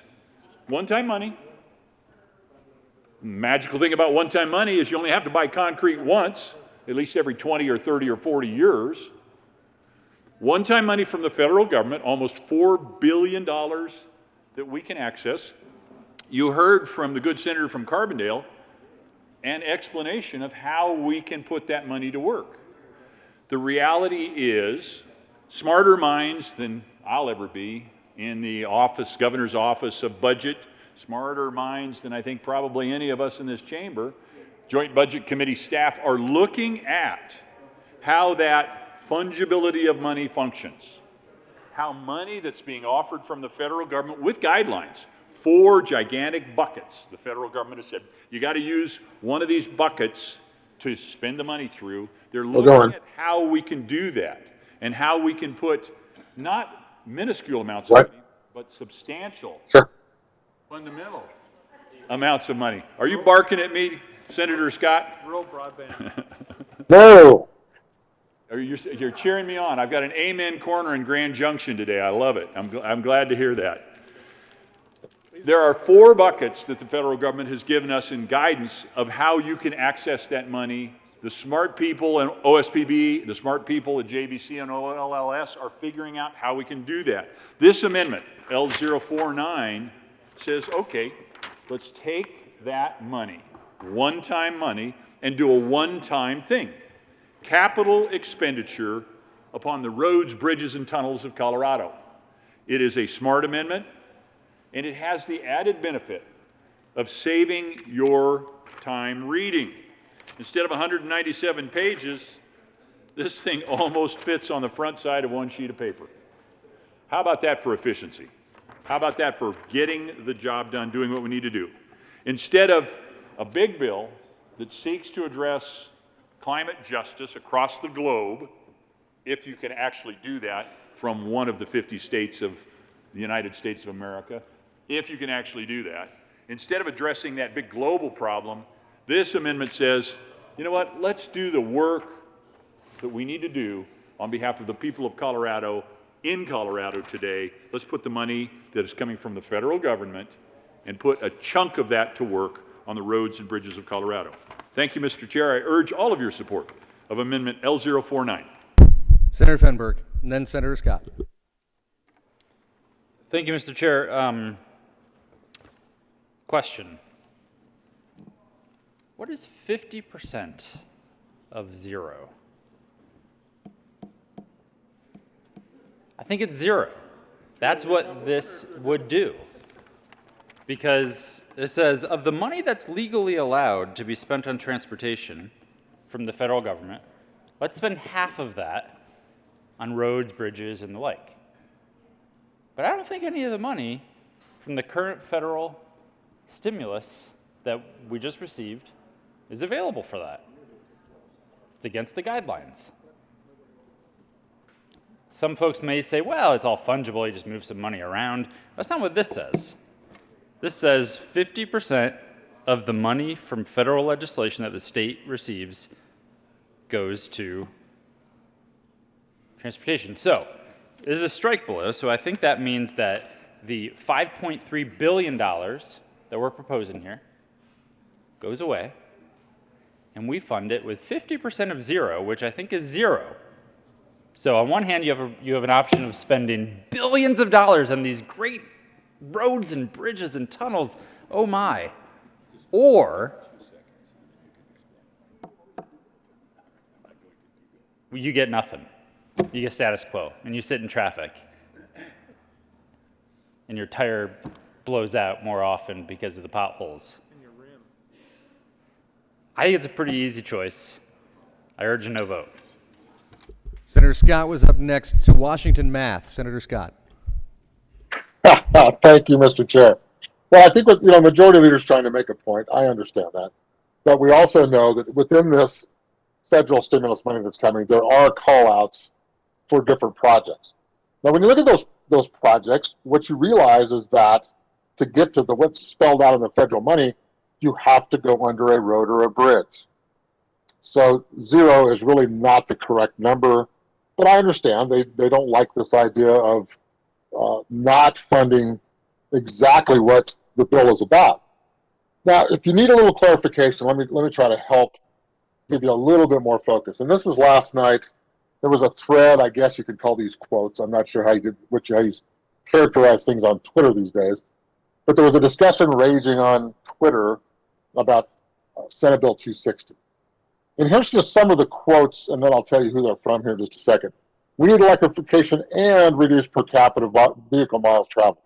That's why the administration is supporting the funding for safer main streets, multimodal funds, new requirements on achieving mission goals, etc. This is where we focus more on the mix of regulation, that's great, plus market transformation. That's a scary word, transformation. Big action, Senate Bill 260. Transpo funding will invest $730 million with an M in supporting EV charging infrastructure, EV buses, school buses, etc. This bill will be the largest EV investment outside of the state of California, our favorite state, by the way. A historic investment, switching us away from gas and diesel. Well, if you do that, then you don't need roads and bridges now, do you? And critical to making progress of the state's goal of 1 million EVs by 2030. Just to be clear, there's only 36,000, I believe, on the road today. Senator Scott, could you... So I think what we ought to do is take the 850 million plus the 730 million, divide that by the average cost of an EV, and just give everybody an EV. It'd be much easier than putting in a bill and charging other people to do it. If that's what we want to do, let's just give them the money and let's go on. Because really the focus of this bill is not roads and bridges. I can continue to try to demonstrate that for you if you'd like, or we can move on to additional amendments, but it's up to you, Mr. Chair. Senator Scott, no need to speak to the bill since we're speaking just to the amendment right now. So thank you very much. I hope we never have tweets read to us again in the Senate, but perhaps we will. Senator Rankin, you're up next. Thank you, Mr. Chairman, and to the amendment and to the majority leader's comments about it being 50% of 0. Let me just talk about specifically how this can work. First of all, the word roads appears directly and precisely as a spending opportunity in that area of the rescue plan that relates to lost revenue, recovered revenue. So I'll come back to that in a minute. That I just added it up. It's $346 million if you maximize that recovery. And I'll come back to that in a minute. Second mechanism is that many areas in the rescue plan overlap our general fund spending. And we will be inventing a mechanism, I'm sure, to replace that spending with rescue plan spending. That general fund money then falls down to a cash fund available to spend as we wish. We can take a percentage of that money. I don't know what it is. We need to work on this over the next few months, but it is big. It is big. You start with the 346 specifically authorized in this against this, just against this part. So in that recovered revenue would have minus actual revenue, you first of all have a difference of 346 million by moving this bill forward 2 years. I'll be proposing an amendment in a few minutes about that. Secondly, any other money that's recovered revenue can be spent on roads and capital. It says that. Now, apologize to everyone who, I know you haven't had a chance to dig through this 194-page document, but that's what it says. It says roads and capital can be spent on that revenue that you would have gotten minus what you actually get. And remember, I'm going to tell you that when you increase fees, you will be increasing the revenue that we actually get and decreasing the amount of money that you draw down from the federal government. So that's one mechanism. The other mechanism is replacement of other general fund money from the other three spending categories. It is entirely possible, in my ballpark estimate, to generate $1 billion, $2 billion of money for transportation. We should start there. If we can't achieve it, maybe we'll back off, but it is possible. So this amendment is not as aspirational as it sounds. There are real mechanisms to do exactly that. Senator Gardner. Thank you, Mr. Chair. This amendment, L049, is,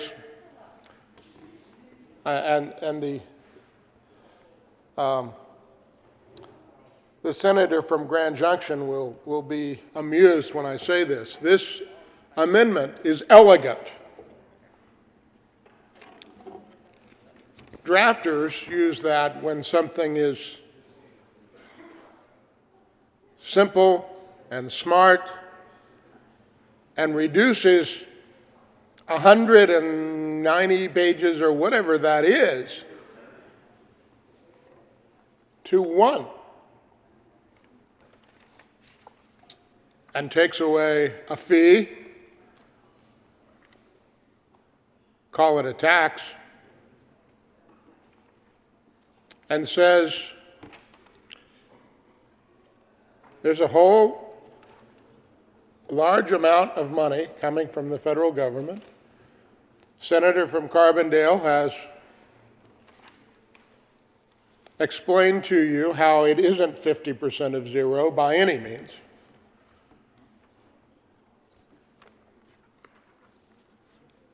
And it makes it possible. Now, before I read this to you, it's not 191 pages. We might read that at length today. But we're going to read this, and we may not read every word. Let me tell you something I heard, and this is to the amendment, Mr. Chair, because the amendment's a strike below, and it strikes everything below the enacting clause. So the bill and the merits of the bill versus this amendment are what's here. Let me tell you something I heard on the TV the other morning. Gasoline prices are the highest they have been in 8 years, maybe longer.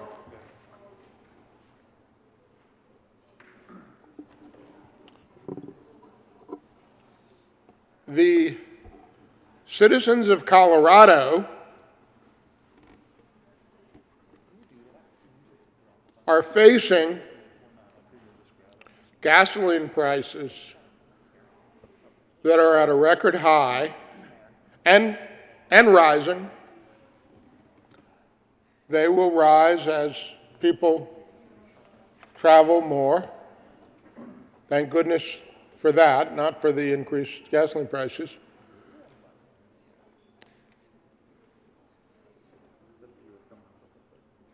So, what's our solution to the rising gasoline prices for the economically challenged people of my district? And you say, oh no, you represent the Broadmoor. Colleagues, I represent not only some of the wealthiest, but also a good part of some of the most economically challenged portions of El Paso County and our state. And I spend a whole lot more time thinking about them and the challenges that they face than I do those who can buy a Tesla and have or two and stand at a cocktail party and talk to me about whether it's a good thing or whether they can find a place to plug in and how they got a huge tax credit. It costs them practically nothing.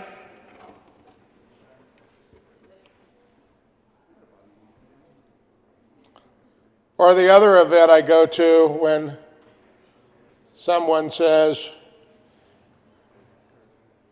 I'm glad I bought my used car clunker early during the pandemic because the cost of used cars has gone out of sight.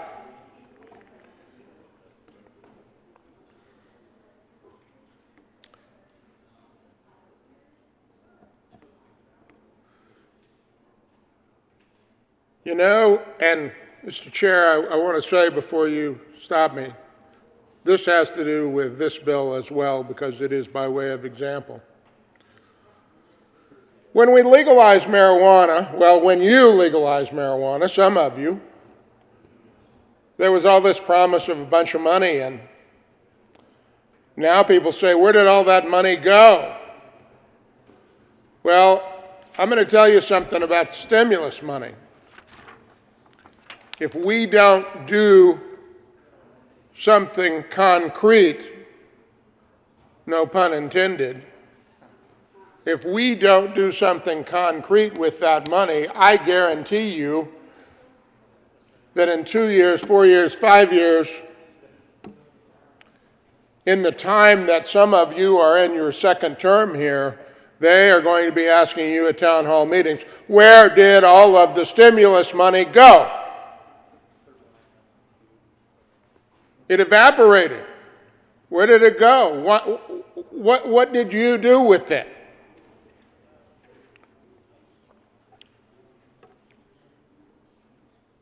I'll be sitting in my law office, I hope, and they'll call me and they'll say, what did they do with it? You were there? Well, I'd like to say that we passed L049 and you're driving on it. Because that's what this bill or this amendment gives you the choice. It's one page, and it's 12:44 on May the 14th, 2021. And some of you are not hanging on my every word. It's hard for me to believe, but some of you aren't even in the chamber, and we're going to take a vote, and this vote, this is a huge decision right here. Now, you may have already made up your mind, but don't think that when the chair says all in favor, all opposed, that it's just one more. This amendment goes to the core.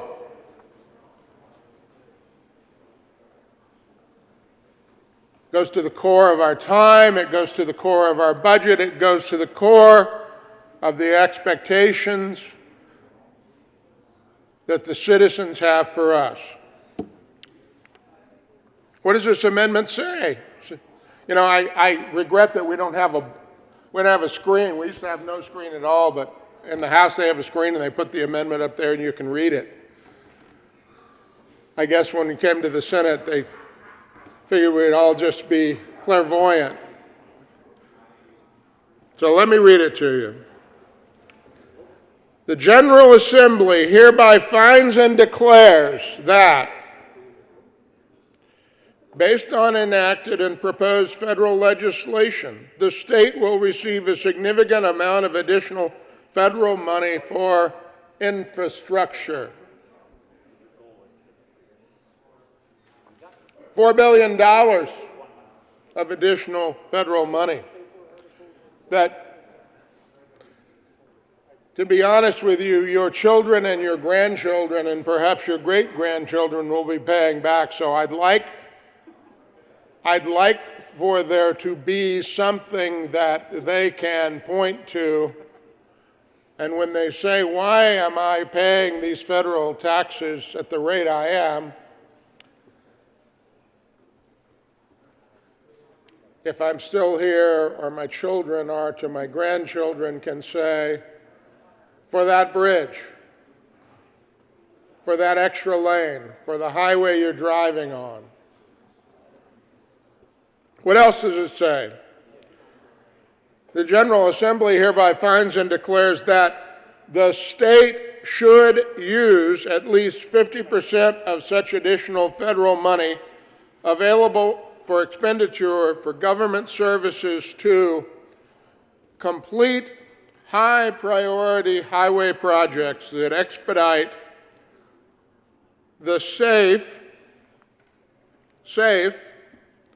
and efficient movement of people and goods throughout the state and reduce the economic losses and increased air pollution resulting from traffic congestion. I like the way this is drafted. I like the way that the senator from Grand Junction had it drafted to talk about safe and efficient movement of people and goods. You know, one of the things I noticed over the past several months is the infamous gap between here and Colorado Springs is not so bad. Still a little like an arcade game when you go through there. You know, when you were a kid, you had the thing, you have to change lanes and so forth, but very many fewer accidents. Why? Because the traffic decreased. I said to somebody when they said, what's the governor doing about highways in Colorado? I said, well, he solved the traffic congestion problem in the Gap. He shut down the economy. But it's coming back, and I noticed the other day, starting to back up. For the first time, I experienced a backup there. We are going to need this money now for safe and efficient movement and people and goods throughout the state, to reduce economic losses.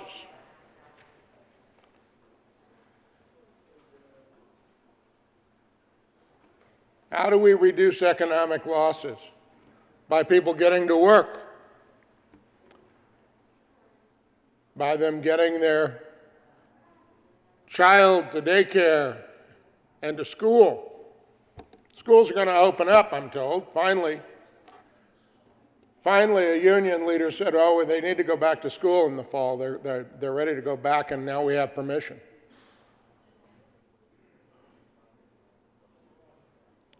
We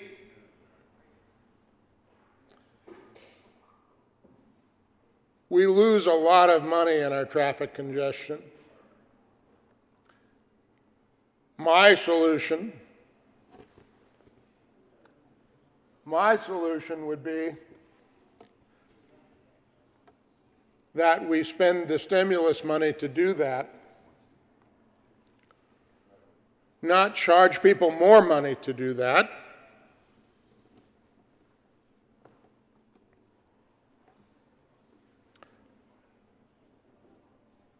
I won't read the rest of this at length. I will just suggest that on third reading, you could have 191 pages read at length, or you could have 1 page read at length. We give.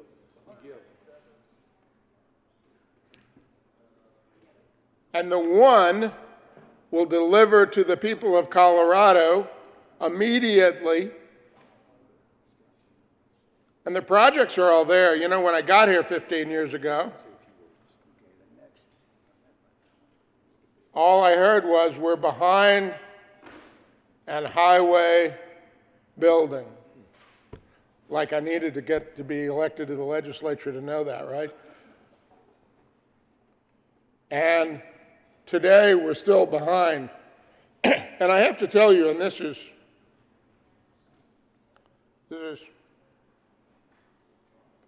honest when I say this to you.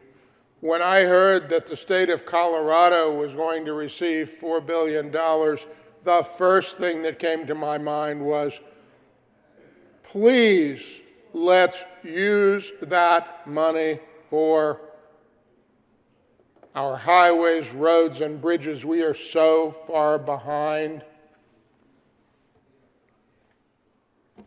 And you say, but we need to help the economy. Well, you know what? You put that kind of money out there on infrastructure, and it will create great, high-paying jobs for everyone from architect engineers to landscaping people, all of the workers, the people who provide signs, the people who provide all sorts of services. You say, well, it only helps them.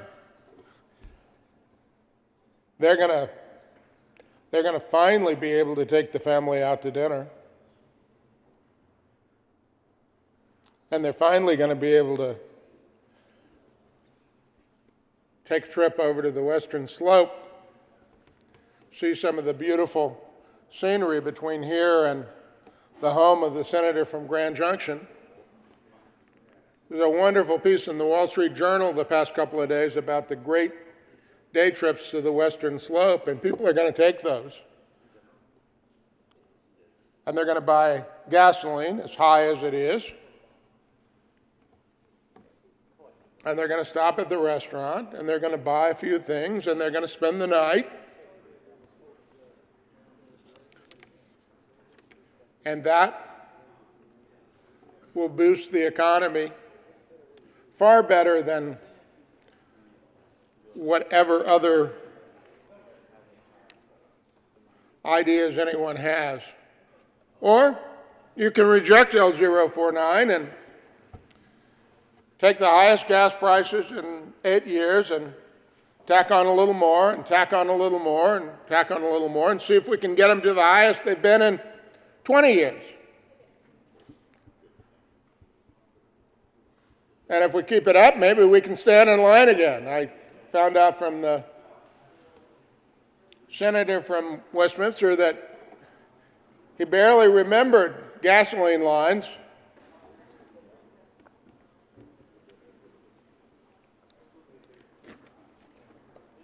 Members, at 12:55 p.m. on May the 14th, 2021, you have a momentous decision.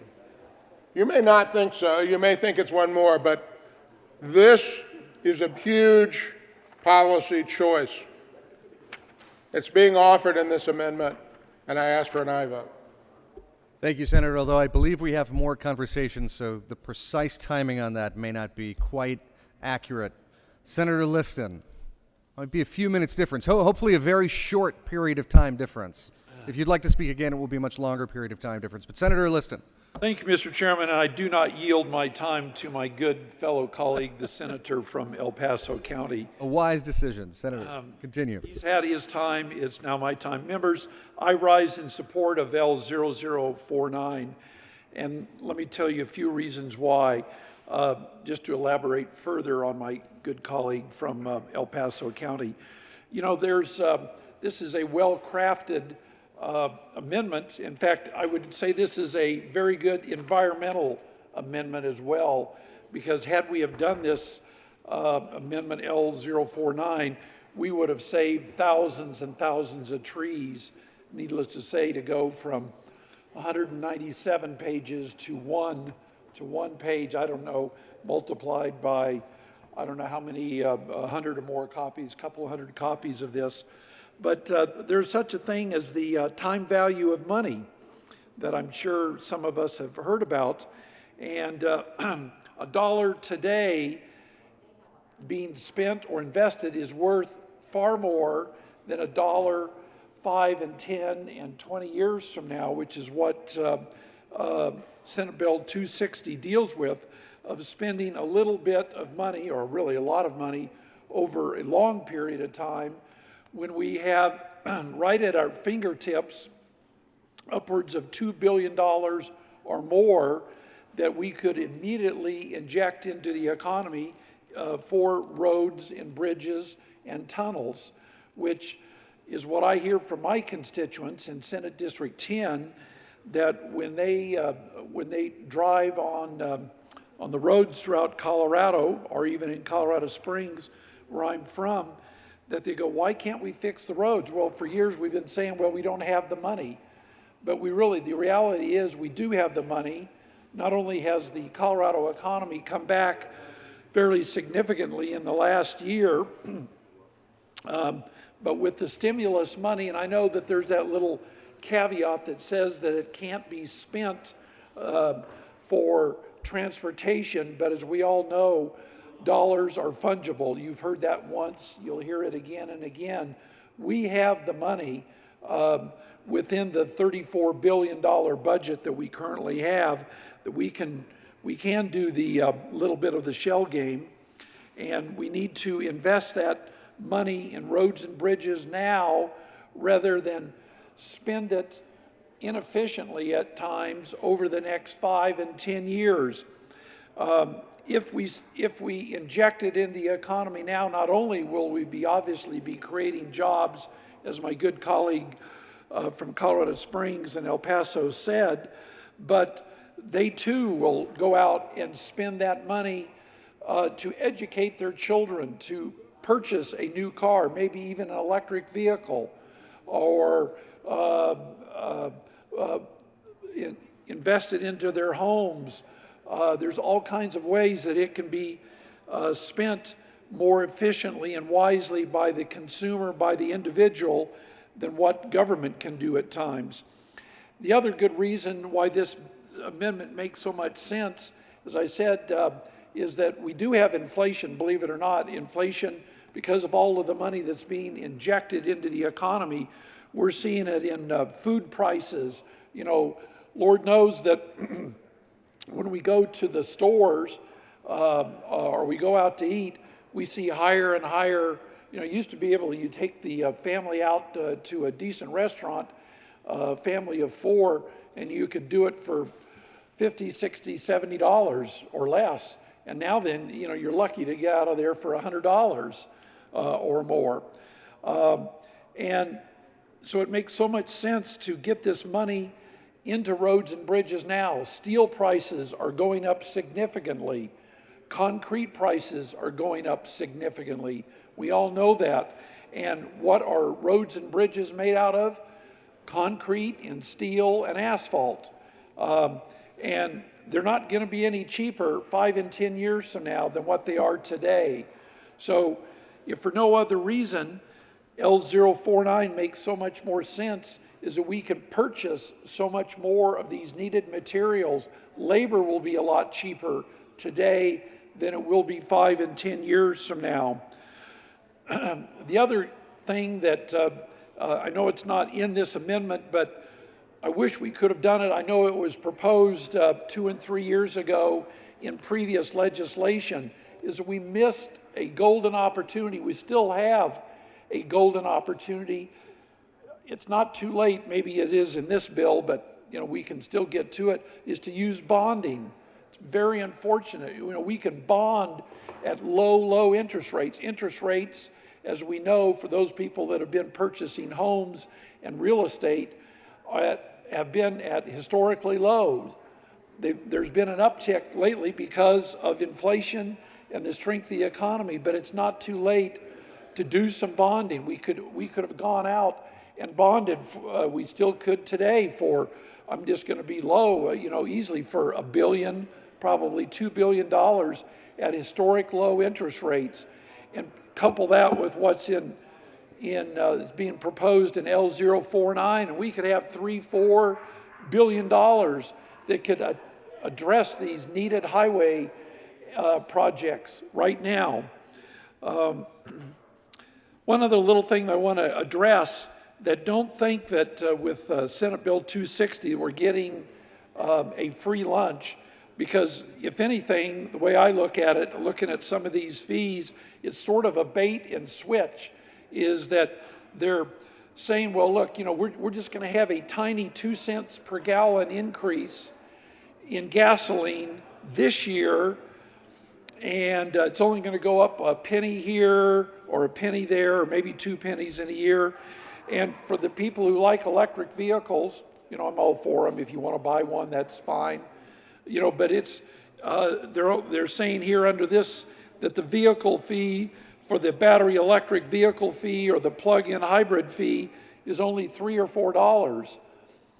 What they're not disclosing to the good people of Colorado, that over the next 10 years, these fees are going to quadruple on the gas tax fee, and for the plug-in hybrid vehicle fees and the battery electric vehicle fees, they're going to, I don't know what the word is for going up 15-fold, 10 or 15-fold, but for the people that are buying the electric vehicles, don't think that your electric vehicle fee is going to be $3 or $4 or $5 when it supposedly peaks out in about 8 or 9 years. It's going to be $96 on one fee and another $27 on the other fee.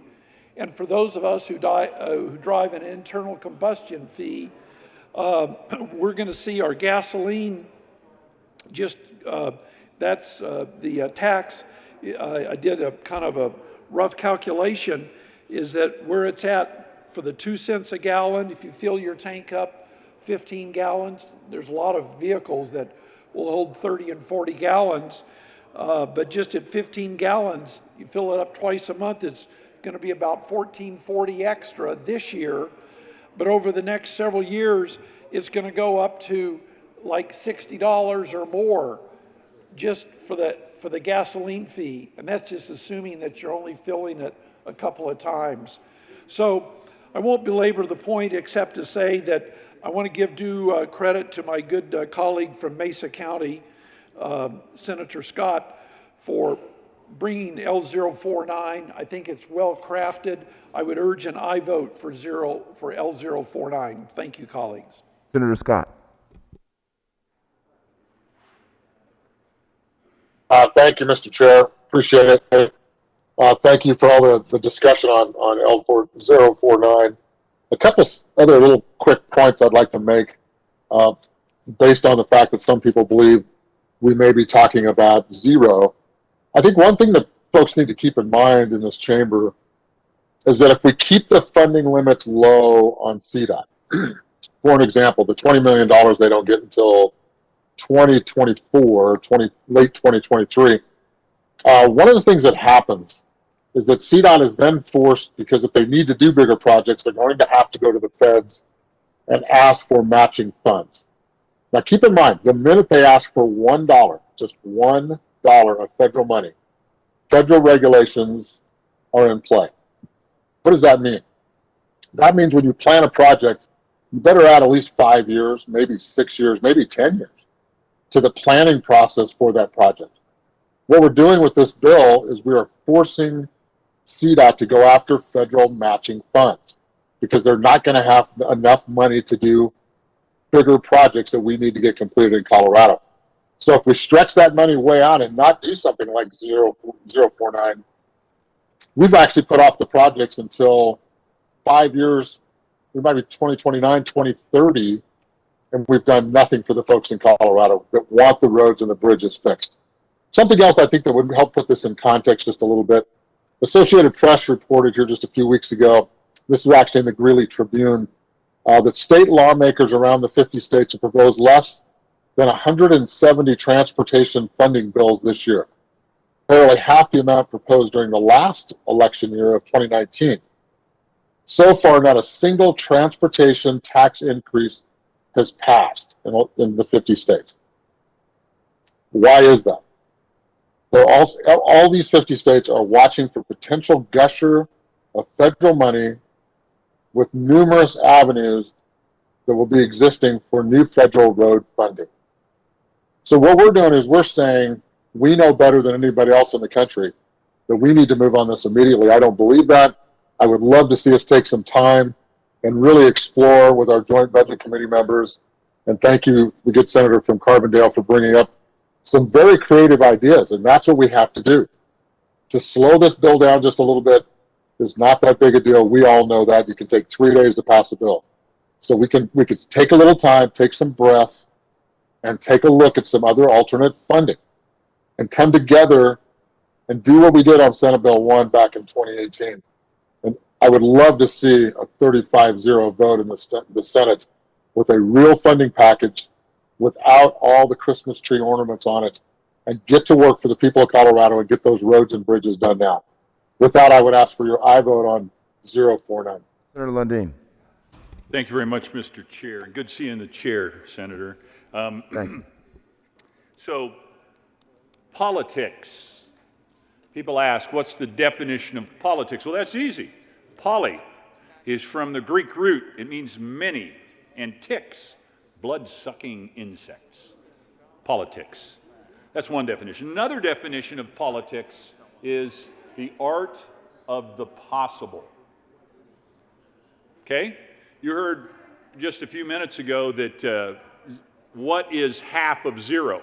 Well, sure, you can look at it that way if you want to, but not if you're developing the art of the possible. Quite frankly, I would argue that Senate Bill 260 is a perfect example of the art of the possible. We have a crisis. We need roads, we need bridges, we need concrete, we need asphalt, we need safety, we need economic support, we need to be able to move from place to place in a predictable way in Colorado. That's the need. The art of the possible says, hey, there is a global climate inequity problem at large across the globe today. And we can run a bill in the state of Colorado to fix it. That is the definition of the art of the possible. The reality is this amendment is a whole lot easier to understand, comprehend, and actually apply than will be this entire behemoth of a bill, 197 pages, seeking to absolutely change the conversation from the need for roads and bridges to something to spend billions of dollars supporting the today 40,000 electric vehicles that are at large in the state. The amendment, to repeat, says there are ways, based on the root reality, the fungibility of money. You can always move money from one place to another. You can't spend the money on this. Okay, we're spending money on that. We'll stop spending money on that, and we'll spend the money you're giving us on that, and we'll move the money we were going to spend on that over to roads and bridges. Magic. It happens all the time because dollars are fungible. This amendment says federal government has the ability to print money out of thin air. State of Colorado can't do that. Hard-earned dollars are paid in taxes by the citizens of Colorado, and we can spend that money within a balanced budget. Federal government plays an entirely different game. They say, you know what? We want a couple billion here, a couple trillion there. They talk with the T word there, or the T word, trillion, in D.C. all the time now. They're going to print up a few $1 trillion, and we get $4 billion of it. Let's put that money, that quite frankly, tragically, in my opinion, puts my grandchildren on the hook to pay back someday. But it's coming to us now. We're going to spend it one way or the other. Let's put it on the roads and bridges of Colorado. That's what this amendment would do. I urge you to seriously consider this. Let's not be blood-sucking insects. Let's look into the art of the possible. Find it in this amendment. Vote for this amendment. Let's be elegant. Let's do something about the roads and bridges of Colorado. Thank you, Mr. Chairman. Mr. Minority Leader. Thank you, Mr. Chair. Rise in support of L049. There was much to do, much attention paid when the press conference happened to roll out Senate Bill 260. And I was disappointed to see that some Republican mayors joined in the rollout and the support of it. I think for those Republican mayors who support Senate Bill 260, or maybe thought they did, L049 would be something that you'd really want to support. This is accountability, this is transparency, but the bill itself, 197 pages of just about everything but roads and bridges. And as I spoke earlier, the new enterprises, that's going to lead to more frustration among constituents. As I said earlier, there's been a lot of frustration in my time in the legislature, people frustrated about, like, toll lanes. Why did you guys fill in the blank? And the answer is we didn't. So now we'll have 4 new enterprises out there making decisions that I assure you, your constituents at some point are going to get frustrated with. They're going to come ask you, why did you do that? And maybe they won't just come ask their state senators or their state representatives. Maybe they'll come ask their mayors or other Republican elected officials. And if we have L049, we won't have those enterprises. We, the legislature, elected by the people, we will make decisions that we can be accountable for. L049 would avoid creating those 4 new government-owned businesses, that's what an enterprise is, and ceding our authority as the legislature over such operations. Now, a lot of people assume that I can tell executive branch agencies what they can do. I can't. That's the separation of powers. But we really can't tell an enterprise what to do because we've created this independent business owned by government and said, somebody else be the board of that. Somebody else make those decisions. So again, when those enterprises, if 260 passes without this amendment, when those enterprises are created, get ready. Maybe not you, but whoever fills the seat after you. Just like me here, I wasn't here when Faster was created, the Faster disaster. But boy, have I heard from constituents who are upset about the decisions made by those unaccountable boards of those enterprises. So I won't try to repeat all the eloquent words that have been offered already on L049, but I did want to come back up and revisit that enterprise discussion because that was the focus of my prior comments. L049, you get rid of all 4 of those. The enterprise is going to take your dollars, your fee dollars, people of Colorado, to promote the purchase of electric vehicles. That wouldn't be here. Wouldn't exist. The enterprise that will exist to encourage you to get out of your cars and on public transit. Adults in Colorado, don't you have the ability to make that decision for yourself now without government getting paid, government paying itself to have people tell you to do that?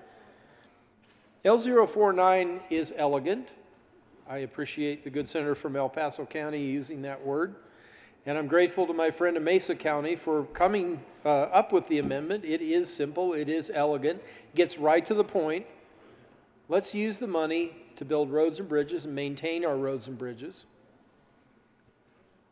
Let's use money that we already have or will have. Last year, we cut $3.5 billion out of what we thought the projected tax revenues would be, and it turns out we were about $3 billion off, and we've restored about $3 billion. We should have cut about $500 million. Now we've got $3.9 billion more coming from the federal government.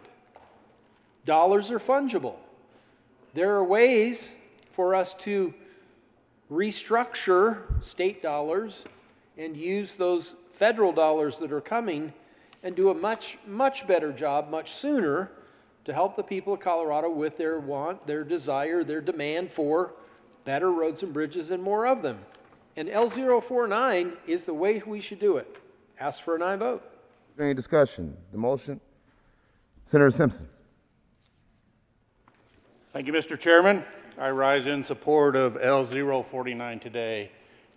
Likewise, I appreciate some of the references to the elegance of the amendment, the simplicity of the amendment, and the potential to reduce the conversation or eliminate the conversation about enterprise status.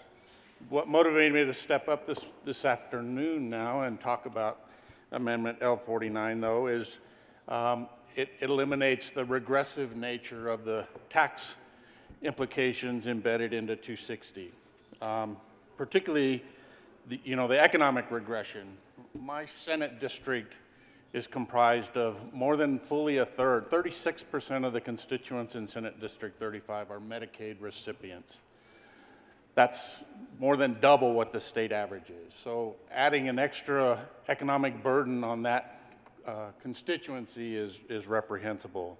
If you take a quick look today at the average price of gas across the United States, Colorado is the 14th most expensive place to purchase gas. 2 cents more added onto it, as the bill indicates, would really only move us to about the 12th most expensive place to purchase gas. But all things being held equal, if the price increases by 8 cents a gallon, today that would put us second most expensive place to purchase gas, only behind California.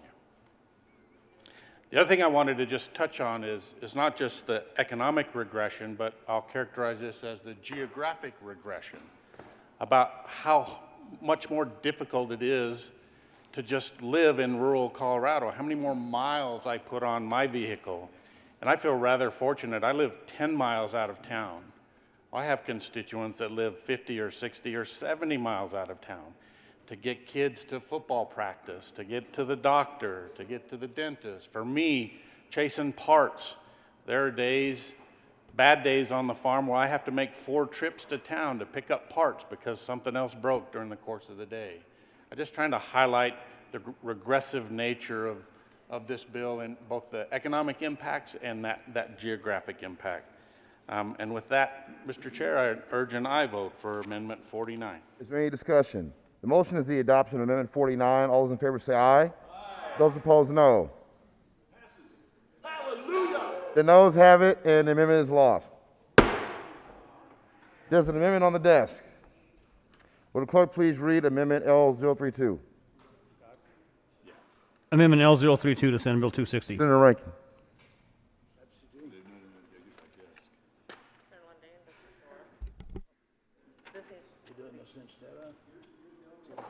Can you withdraw this one for now? You heard it? Yeah, I'll withdraw 32. Yeah, you have to say it in the Okay. mic. Miss.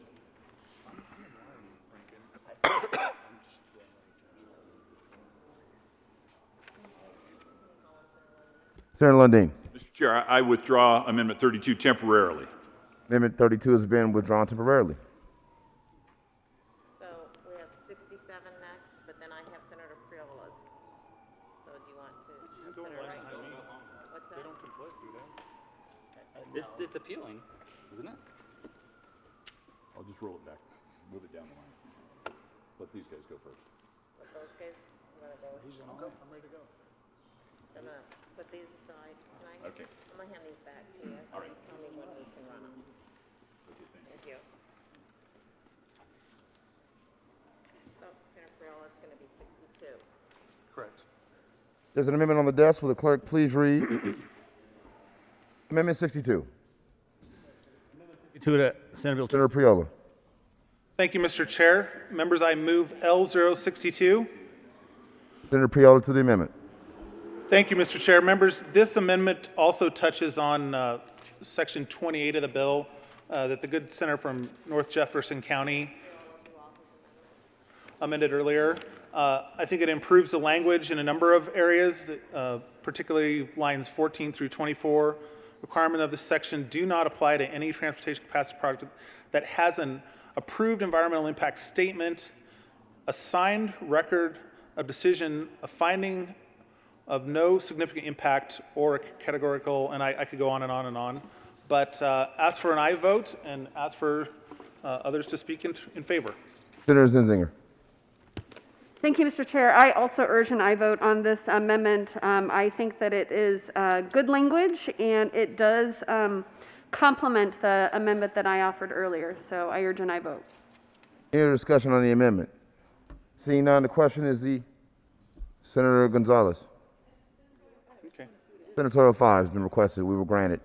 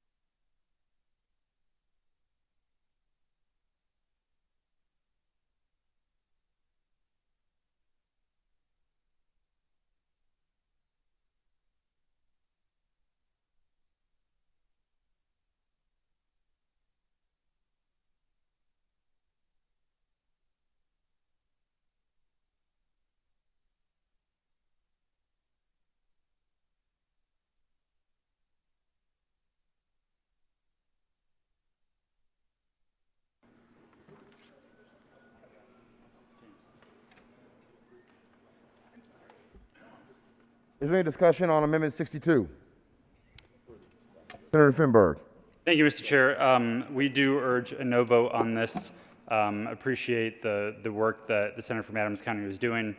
We're just reviewing it and feel like it actually is counterproductive to what that section of the bill is attempting to do. So at this time, although I think more conversations will happen, at this time we're asking for a no vote. Any discussion?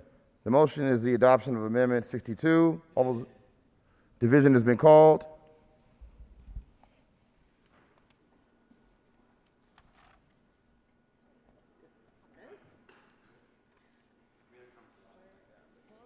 I didn't know they were going to call division.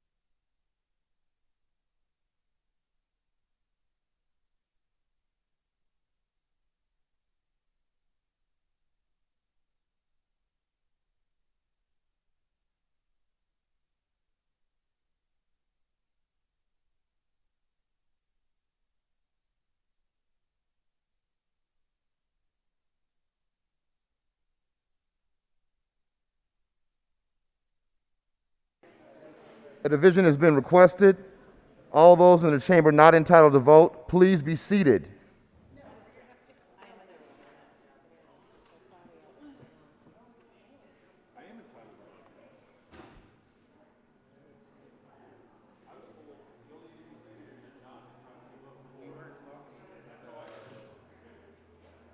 The motion is for the adoption of Amendment 62 to Senate Bill 260.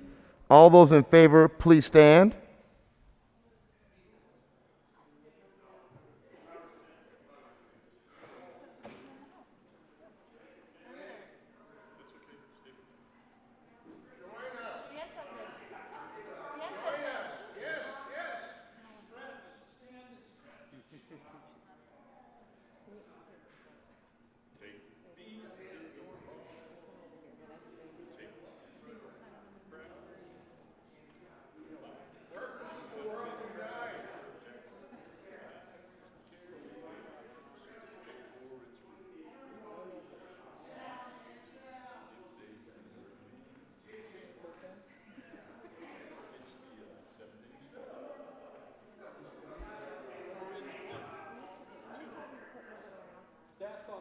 I've been told to tell y'all to quit moving around, just like that.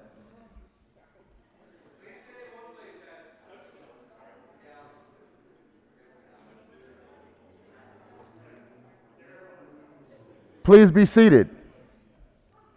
All those opposed, please stand.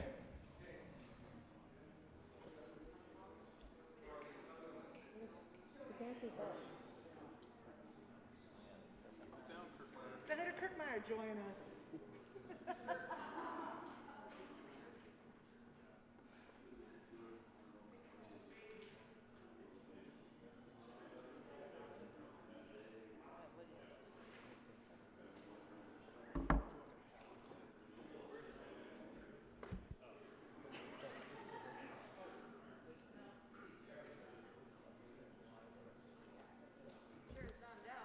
The motion for the adoption of L062 to Senate Bill 260 is lost.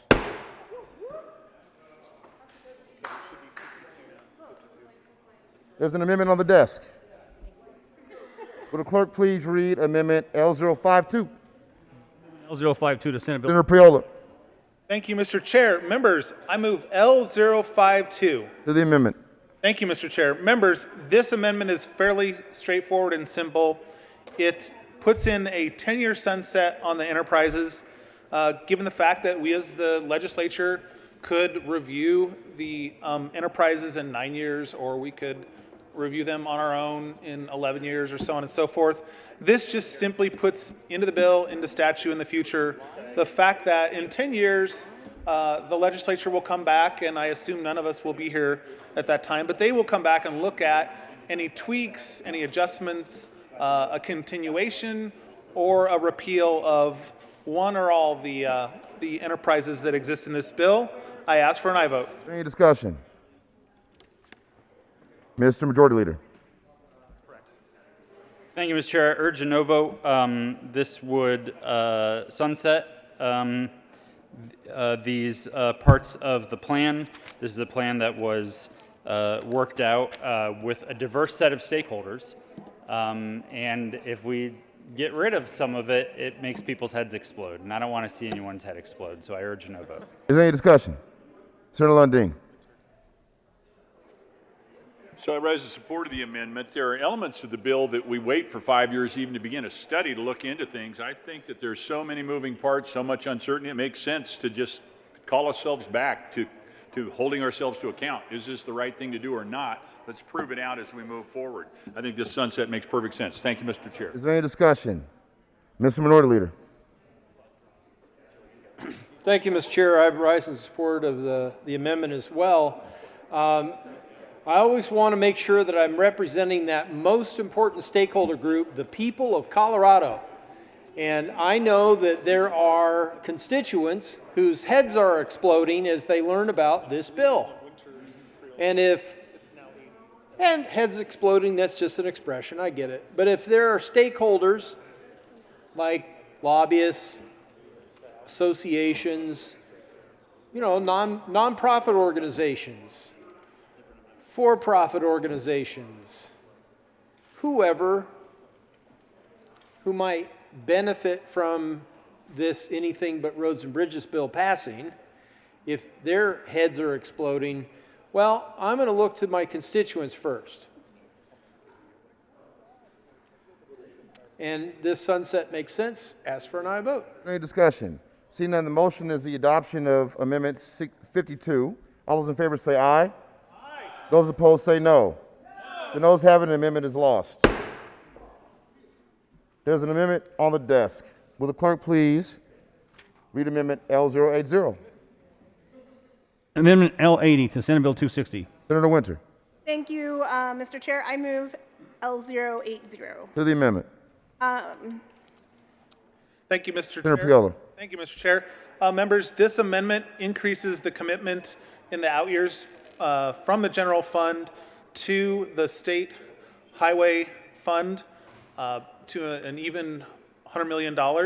I appreciate the sponsors' collaboration and working on this issue, and ask for an aye vote. Is there any discussion? The motion is adoption of Amendment 80. All those in favor say aye. Aye. Those opposed, no. The ayes have it, the amendment is adopted. There's an amendment on the desk. Would the clerk please read amendment number 64? Senator Priola. Thank you, Mr. Chair. Members, I move L064. To the amendment. Thank you, Mr. Chair. Senator Winter. I will actually Senator pass Priola. and have the good senator from Adams County explain 64. Senator Winter. Thank you, Mr. Chair. 64 allows the electrification enterprises to also be used for storage that enhances electrification. Senator Priola. Thank you, Mr. Chair. Members, this is important. This is basically, I would argue, this is a technical amendment, but what it will allow is for where there is electrification charging for EVs, it will allow for battery, which will extend the range of where the charging can happen. It will also allow for, I've seen these in other states where it's just a solar canopy you pull up, and not only is it collecting the electrons, making them off the solar panel, it's still connected to the grid as well, but it will help stabilize the grid, it will help with CO2 in the atmosphere, it will help beneficially with the investor owns, co-ops, so on and so forth. I ask for an aye vote. Is there any discussion? The motion is the adoption of Amendment 64. All those in favor say aye. Aye. Those opposed, no. The ayes have it, the amendment is adopted. Sir Lundin? Sir Lundin?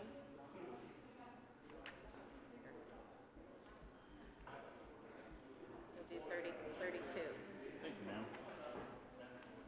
There's an amendment on the desk. Would the clerk please read amendment number 32? Amendment 32 to Senate Bill. Senator Lundin. Thank you very much, Mr. Chair. This amendment is a little broader than the amendment we just discussed a few minutes ago. One of the big things that happens in this bill is the buzzword inside the building means nothing to anyone except people deeply involved in this debate is Section 28. It's about environmental impacts of capacity projects, creates a whole bunch of additional requirements around studying the studies that we've already studied. It creates additional layers that will create additional delays that will create more time for the roads to be in the condition they're in currently for what limited money this bill would actually bring to put on the roads. So this ties up and slows down and causes more difficulty around actually putting money on the project in the effort to understand what, in fact, the certain elements of carbon costs are and so forth. So I could go through the entire Section 28. Everybody's eyes who's already rolled back in their heads would roll further back in their heads. But this amendment is a put your money where your mouth is amendment. It simply says, if the bill's about roads and bridges, then vote for this. If the bill's about understanding carbon footprints, studying the studies of environmental impacts that have already been done, then vote against the amendment, frankly. But my perspective is, instead of shifting focus, shifting balance, getting into the arcana and academia of carbon costs, let's build some roads and let the people today get from point A to point B in a more safe fashion. So this amendment L032 strikes, eliminates the entire Section 28. Says, let's get to the business of helping the people of Colorado be able to move from point A to point B instead of making ever more expensive the study and consulting and all the work that goes before actually building a road or cutting a tunnel or fixing a bridge. Thank you, Mr. Chair. Mr. Minority Leader.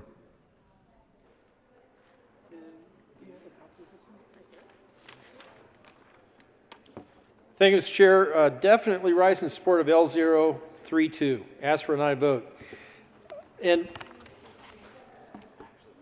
Section 28 of the bill, if folks out there in Colorado are listening and want to follow along, if you have a copy or maybe the PDF of Senate Bill 260, that's the 197-page bill that we're debating.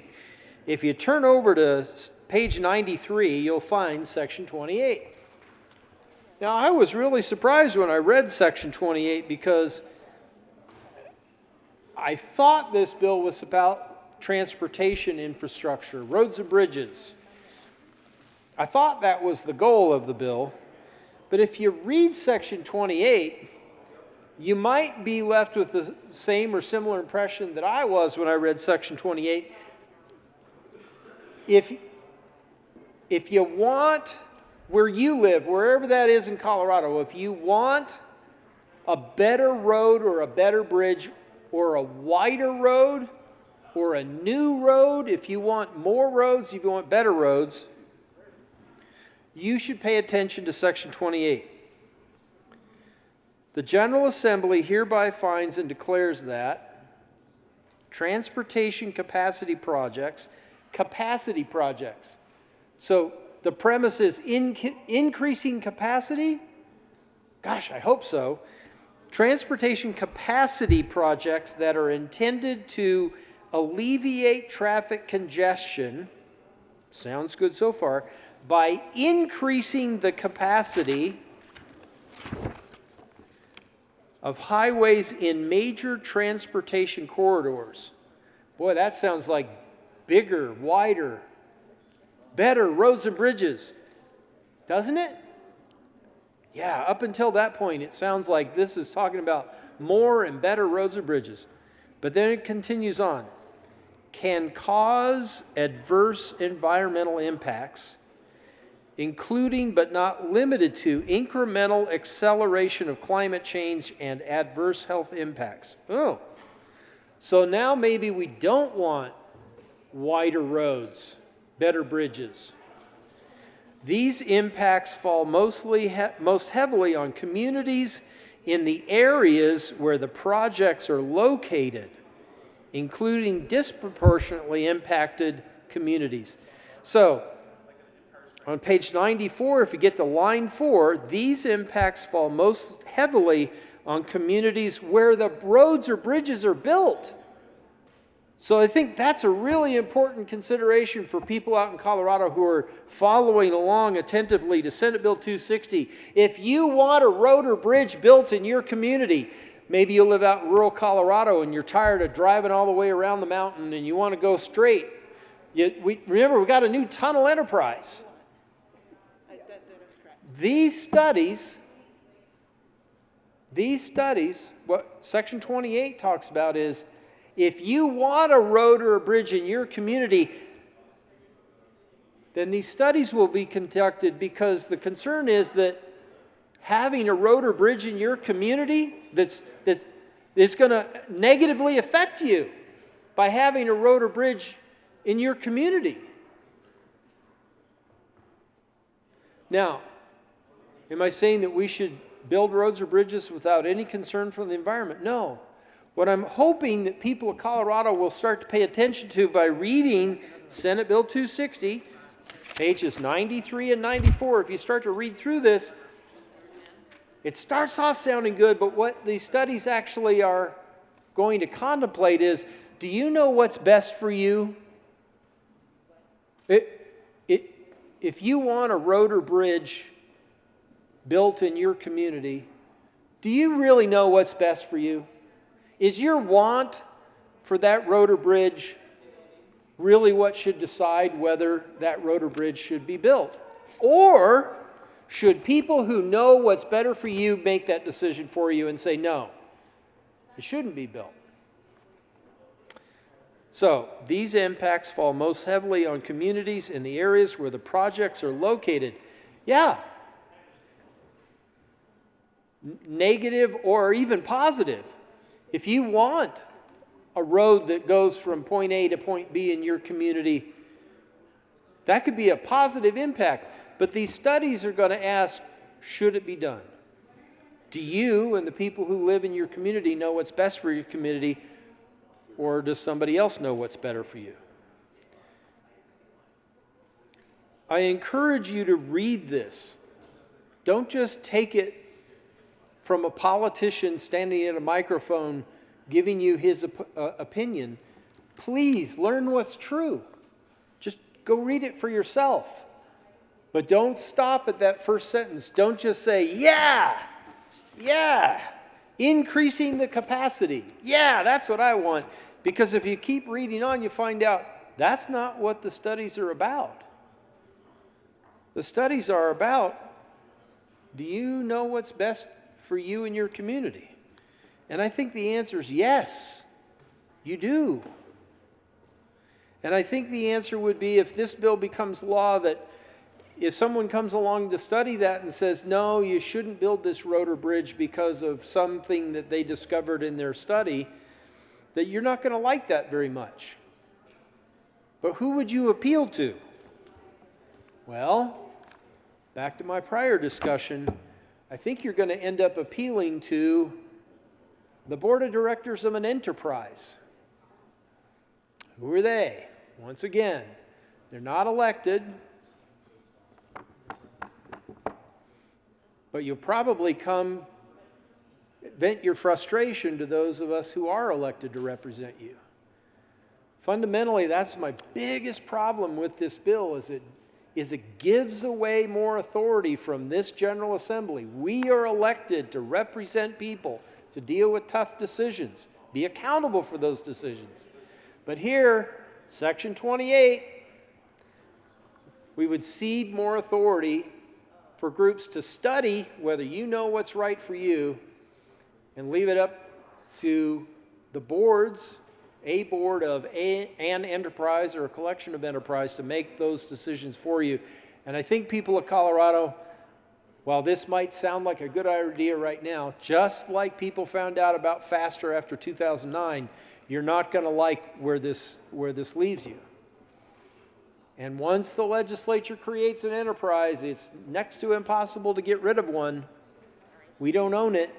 So getting rid of it, liquidating the assets of something we don't own, legislature can't really do that. If we could do that, gosh, could we come liquidate your company? No. Ask for an aye vote on the amendment. Senator Gonzalez. Thank you, Mr. Chair. To the minority leader, I would just actually, again, point to the experience of Coloradans who were directly impacted by the widening of Central 70. My constituents of Globeville, Elyria, Swansea. What did community have to go through in order to force CDOT to even acknowledge that those disproportionate impacts were actually taking place? They had to go and do their own community surveys. They had to go and talk to residents door to door themselves. They had to sue. We saw increased rates of asthma, heart attack, stroke, lung cancer, and preterm birth. The widening of Central 70 displaced 56 residences and 17 businesses. So yeah, Section 28 is critically important to ensure that a community knows the full impact of what this widening of a highway will mean for them. And what my community has learned is that y'all should know the full impacts. $1,000 went into an independent health study. So we are learning from that past harm in fighting to strengthen Section 28. Colleagues, I ask for a no vote on this amendment. Senator Winter. Thank you, Mr. Chair. One, Section 28 is about understanding those real human costs and impacts to community, and it's the right thing to do. But for the people that are very concerned about the cost of projects, the timing of projects, making sure we're getting as many projects off the ground as possible, when you talk to CDOT, there was actually significant delays on that project, on Central I-70, because the community sued. And the project was delayed for years, working through lawsuits. That costs time, it costs money, and if we do this work up front, the expectation of community, the right thing to do, is to understand these impacts. And if we do this up front, in conjunction and together, it's going to save time and money on the front end, so we're not mired in lawsuits throughout these big projects. Is there any discussion? Senator Lundin. Thank you very much. Appreciate the comments. They do speak to the section. I just want to be really clear that all these studies that happen already will continue to happen. The bill's very clear. Section 28 says the requirements in this section are in addition to and do not supplant, meaning it's yet one more round of study. Just want to be clear. It's not like we're trading one thing out for a more efficient response elsewhere. It is an additional government study that has all sorts of new moving parts in it that revolve around understanding the communities, yay, and understanding global climate change and the costs of carbon and things of that nature, and greenhouse gas emissions that must be done in addition to that which is already done. I just want to be really clear. It's additional administrative burden on projects. Thank you, Mr. Chair. Any discussion? Seeing none, the motion is the adoption of Amendment 32. All those in favor say aye. Aye. Those opposed say no. The noes having the amendment is lost. There's an amendment on the desk. Will the clerk please read amendment number 67? Amendment 67 to Senate Bill 260 by Senator Lundin. Amend printed bill line 122, strike lines 25 through 27, strike pages 123 through 138, page 139, strikes lines 1 through 10, renumber succeeding sections accordingly, page 197, line 20. Mr. Majority Leader. Thank you, Mr. Chair. I move L067 and ask for a no vote. Senator Lundin. Abbott's. Seeing no other discussion. Senator Lundin. Thank you, Mr. Chair, and all deference to the Majority Leader for the august presence he brings to the mic. He had that exactly backwards. I am grateful that 67 has been moved, and I ask for an aye vote.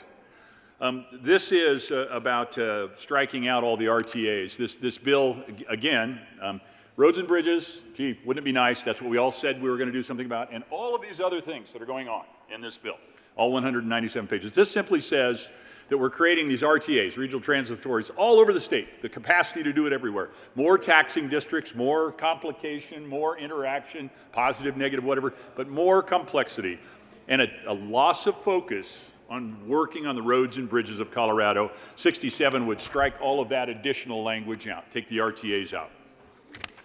Senator Liston. Thank you. Thank you, Mr. Chairman. Mr. Chairman, I rise in support of Amendment 67. Members, I'm from El Paso County, and we have a very successful El Paso. We have a very successful. We have a very successful RTA down in El Paso County that has been in effect since 2004, and I cannot speak more highly of our RTA than I possibly can. When we first approved it in 2004, it was for a period of 10 years, if I remember correctly, and they promised the voters in El Paso County and the surrounding areas that if you trust us, we will lay out the projects, the A list, the B list, and the C list, and we will work on those lists on a priority basis. And they were so successful, they were ahead of budget, they were on time. They've just done a magnificent job that when it came up for renewal in 2012, I believe, it passed overwhelmingly again to extend it for another 10 years, if I'm not mistaken. The RTAs are a very successful entity within the regions that they're in. We have an excellent one in El Paso County. I believe there's one in Pitkin County.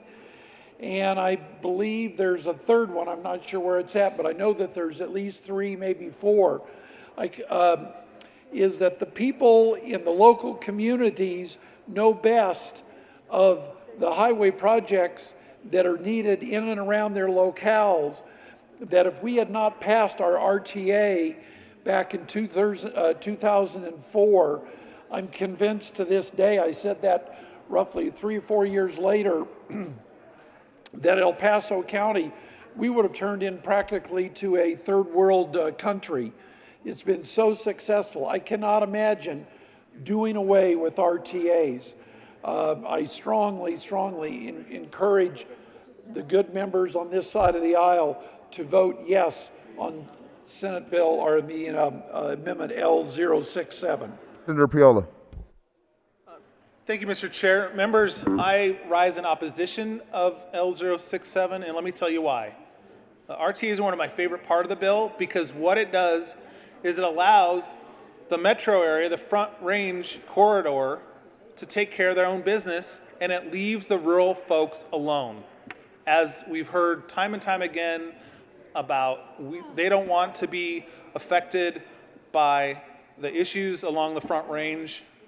Among the many parts of this bill that I like, this is one of them. So I ask for a no vote on Amendment 67. Is there any discussion? The motion is the adoption of Amendment 67. All those in favor say aye. All those opposed say no. The noes have it, and the amendment is lost. There's an amendment on the desk. Will the clerk please read amendment number 73? Amendment 73 to Senate Bill 260 by Senator Rankin. Senator Rankin. Thank you, Mr. Chair. I move Amendment 73. To the amendment. Thank you, Mr. Chair. So I have talked previously about money mechanics. So let me start with a premise on this amendment, and that is that we all want to optimize money going to transportation. I think that's accepted. You know, it's a bipartisan objective to better fund transportation. And there are 2 ways to do that, right? One is to optimize federal money, and the other is to put as much general fund money as we can into it. I would argue that we should start there before we raise new taxes, as this bill proposes to do. So this amendment would generate, this would generate $346 million of federal money from the American Rescue Plan that would go to our general fund to be spent for transportation. So that's pretty good. It would also save $311 for the taxpayers. So how do you do this? Magic? Yeah, sort of. You simply change the dates on the fiscal note. I'm not arguing on how you spend the money. I mean, my colleagues have argued eloquently about how the money should be spent. I'm just talking about optimizing money that goes to transportation. So what this amendment does, it simply moves the bill forward 2 years. 2 years. That allows you to capture the federal money into that bucket. And I'll go back a little bit just because I'm sure you've all absorbed the bucket lecture earlier, but the American Rescue Plan is $3.9 billion. And that money flows down into 4 buckets. Bucket 1 is COVID relief. It's essentially the CARES Act extended. Bucket 2 is premium pay so that we can take care of individuals in essential jobs who are really stressed. Bucket 4 is water, sewer, and broadband. But bucket 3 is where we really have flexibility. So it behooves us to optimize the money that flows into bucket 3. So how do you do that? What's bucket 3 all about? Well, you start off with your last full budget year, and then you inflate that by an inflation factor that's either 4.1% or your average growth factor over the previous 3 years. You come up with a number that says, here's what we would have received, given 18, 19, and escalation factors. So starting from there, then you've got a number to work with. Then, at the end of each calendar year, you calculate the money that you actually received in revenue. The difference between those two is bucket 3. It's money you can claim in bucket 3. Now, what's good about bucket 3? Bucket 3 is flexible. It says you can spend that money on capital, roads, whatever. So, what my amendment does, it simply moves the fiscal note forward 2 years. It generates $346 million of general fund money that you could then spend on any way you want. You could spend it on exactly this bill if you like. $346 million difference in bucket 3. So if you assume that goes to transportation, that's your first step in optimizing money for transportation. At the same time, it saves the taxpayers $311 million. Why is that not a good idea? I honestly cannot determine why that would not be a good idea, since it should meet our exact objectives without even changing the way we spend the money. So I ask for your yes vote. Be glad to confer with anyone about the bucket strategy if you like. Is there any discussion? The motion is the amendment of adoption of amendment number 73. All those in favor say aye. Up. All those opposed say no. The noes have it, and that amendment is lost. There's an amendment on the desk. Will the clerk please read amendment number 45? 45 to Senate Bill 260. Thank you, Mr. Chair. We started out the day trying to build bridges up there, and that hasn't seemed to work. So with your name, it looks like we could probably get a bunch of happy campers around here and get this bill on, this amendment on. Senator Quorum, do you mind moving the amendment? I apologize. Thank you, Mr. Chairman, and I move L045 to Senate Bill 260. To the amendment. Thank you. As I say, this is what I refer to as the self-esteem amendment.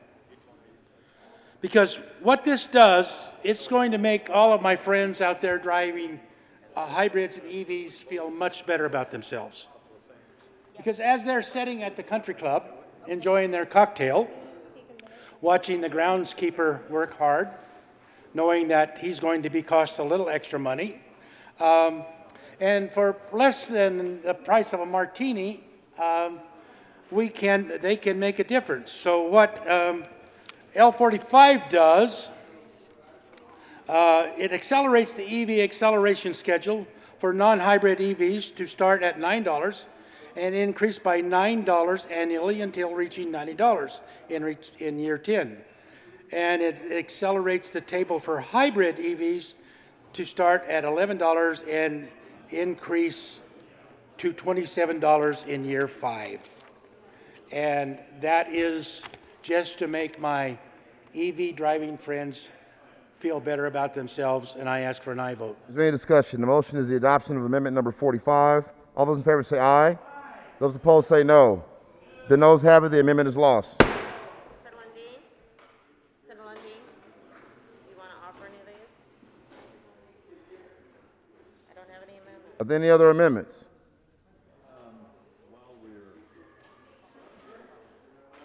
Is there any other discussion?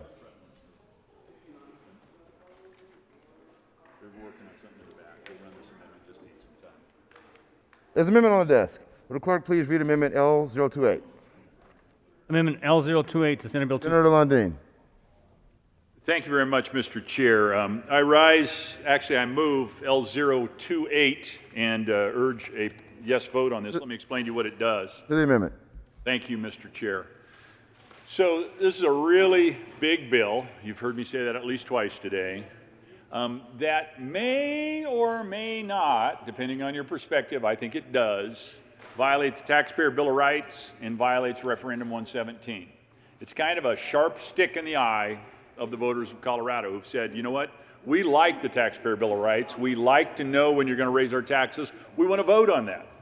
And when the politicians got caught with their hand in the cookie jar, they ran a referendum that said, if you're going to make an enterprise, which this bill makes 4 enterprises, that raises more than $100 million in 5 years, you got to come talk to us, the voters and taxpayers, about that as well. All of these things bump up against contradicting, contravening, all of those things that probably are really suspect, don't pass the smell test in this bill. We like them.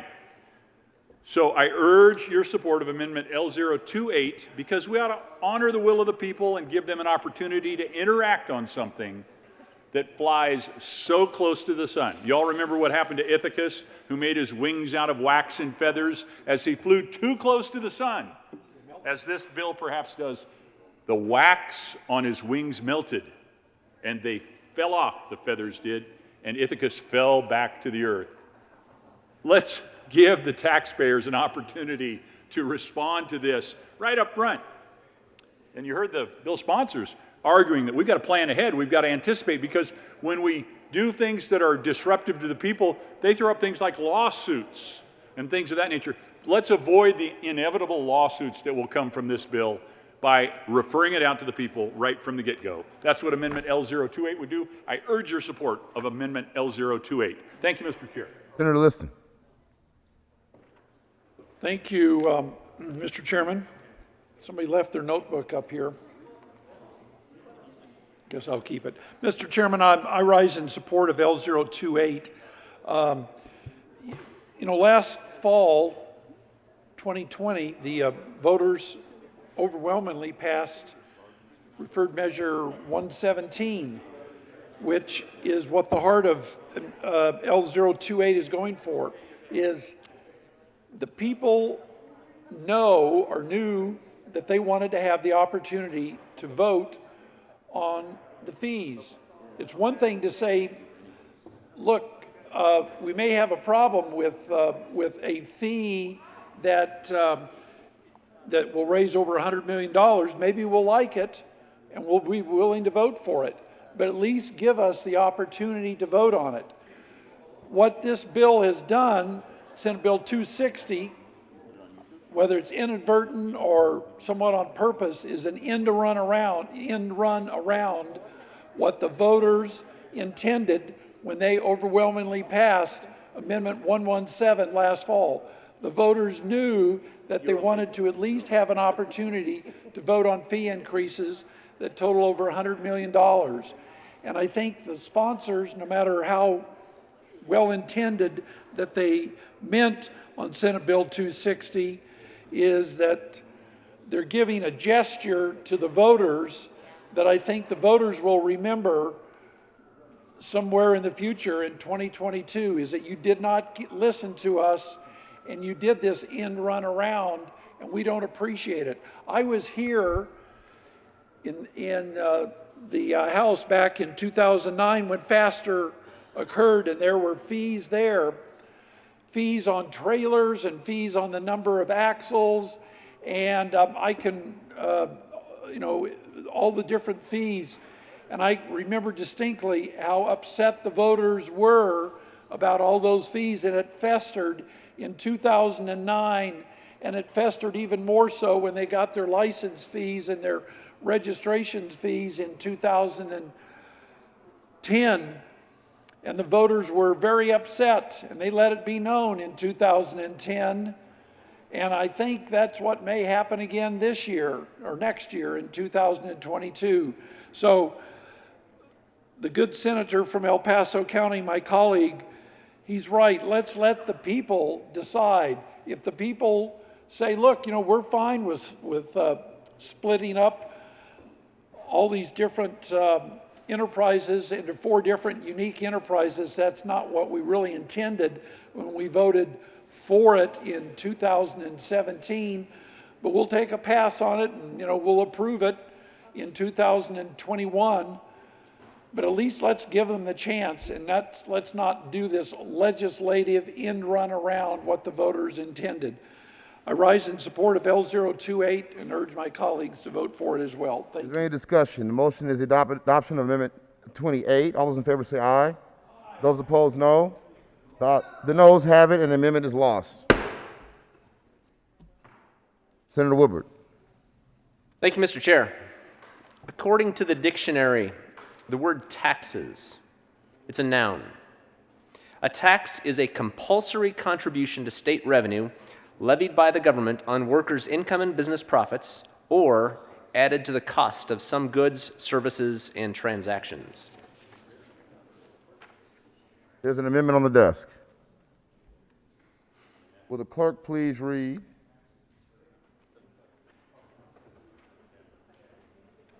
Amendment number 71. Senator Woodward. Thank you, Mr. Chair. I'll be brief. Would you like to move your amendment?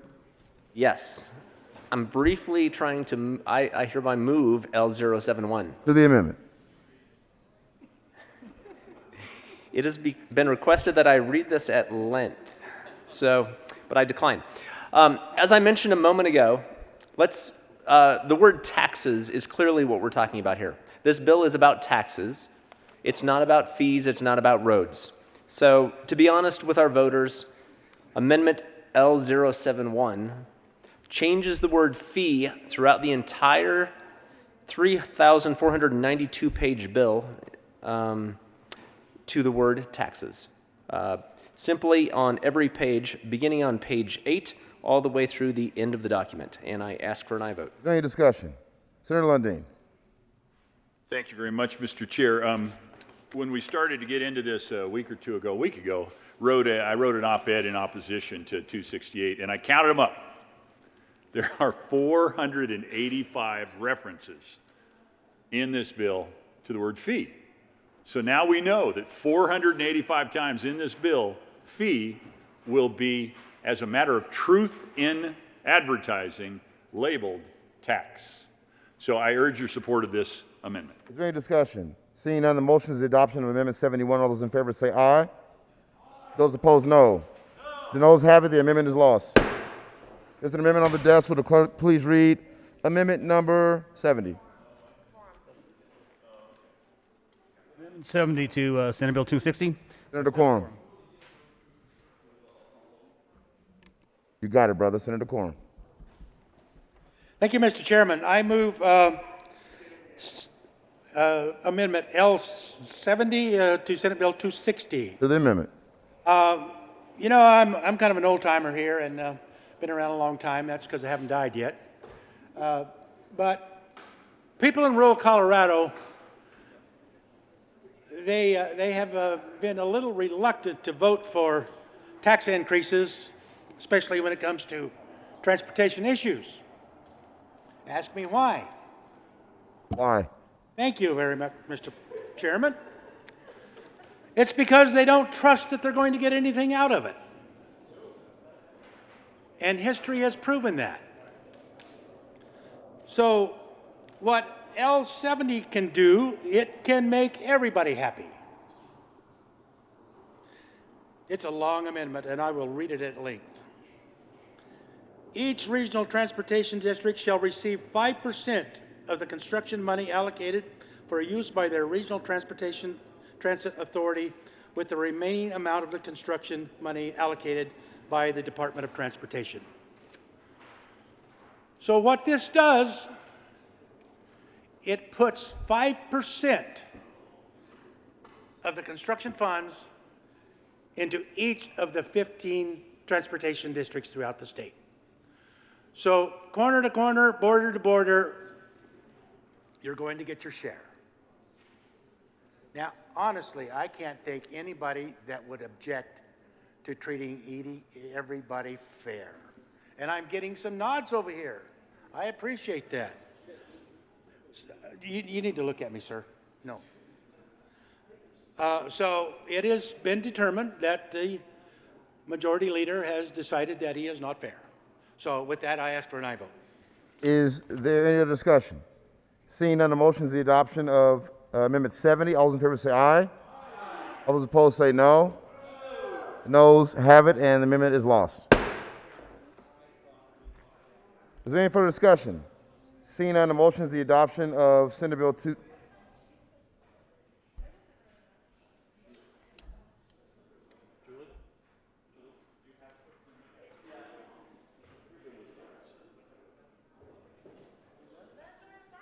Senatorial 5, homie.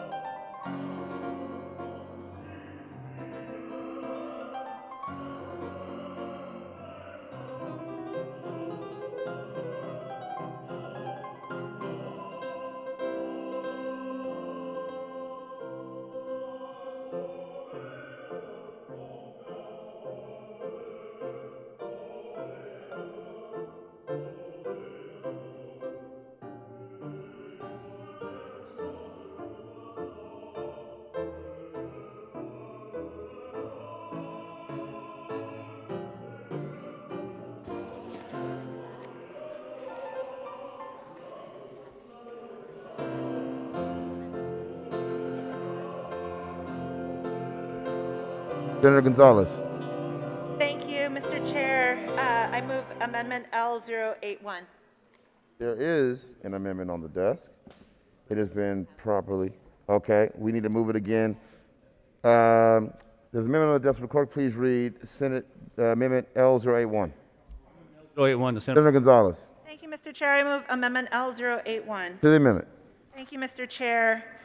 What I know to be true, based off of the experience of my constituents in my community, is that we need more dollars to go to mitigate the impacts of these highways in our communities.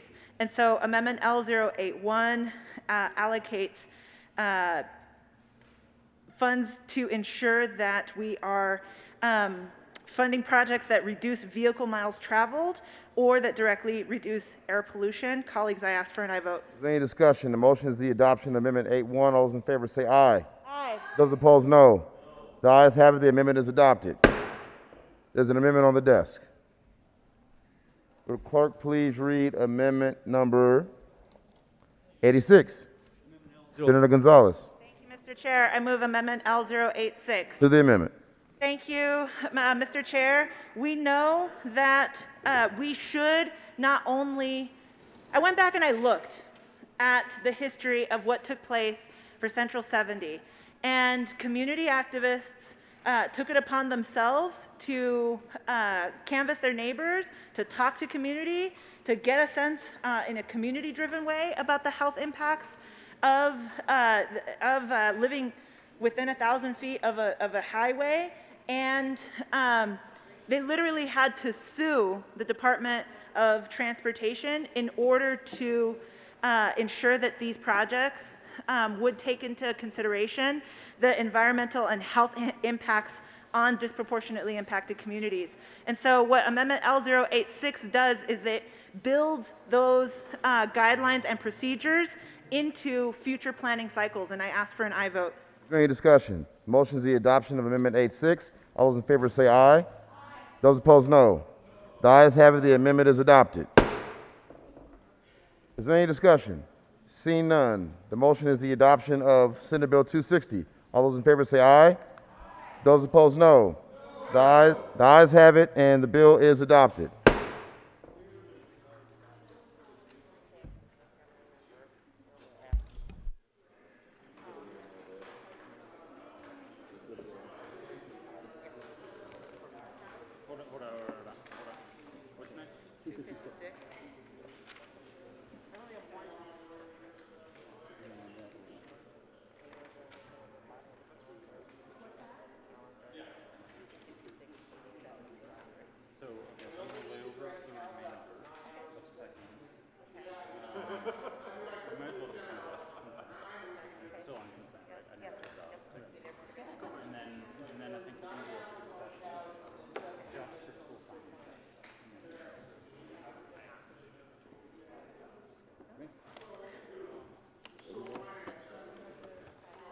Mr. Majority Leader. Thank you, Mr. Chair. I move to lay over the remainder of the general order second reading of Bill's calendar. The motion is to lay over the remainder of the second reading of Bill's calendar. All those in favor say aye. All those opposed say no. The ayes have it, and we will lay over the remainder of the calendar. It's too late.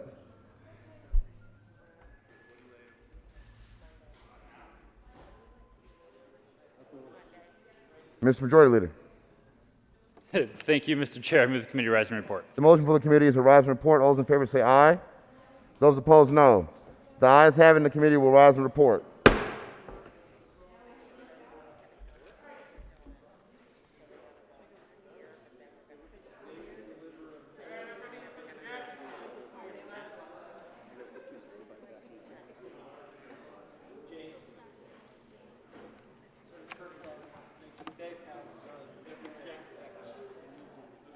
Mr. Rise and report. And your account? Oh, Lundin has a count. He wants to do his. That would hurt. I used to own cows. I used to own cows. Mr. Minority Leader. Mr. Majority Leader? Senator Finberg. Senator Finberg?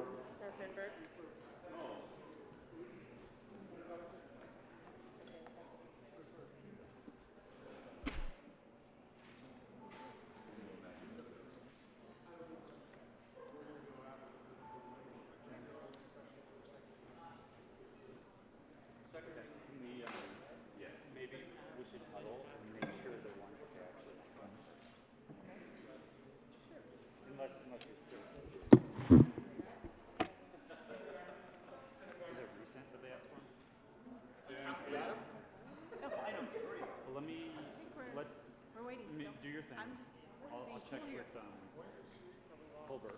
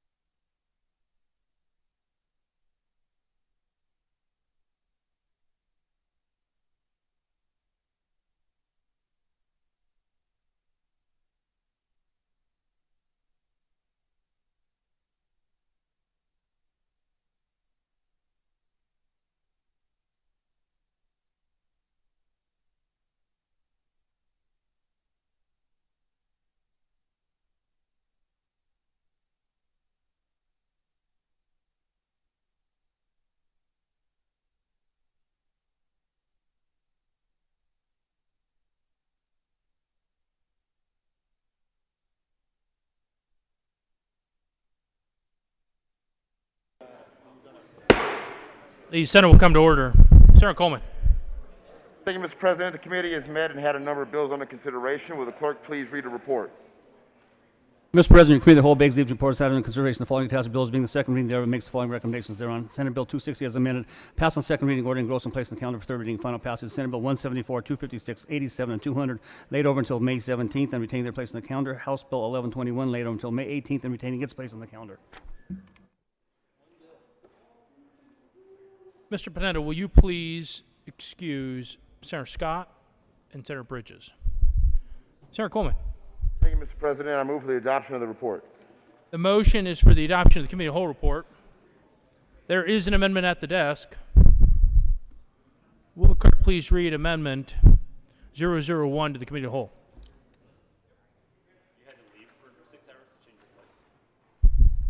Amendment 001 to Committee of the Whole.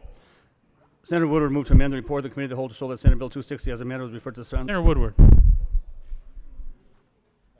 Thank you, Mr. President.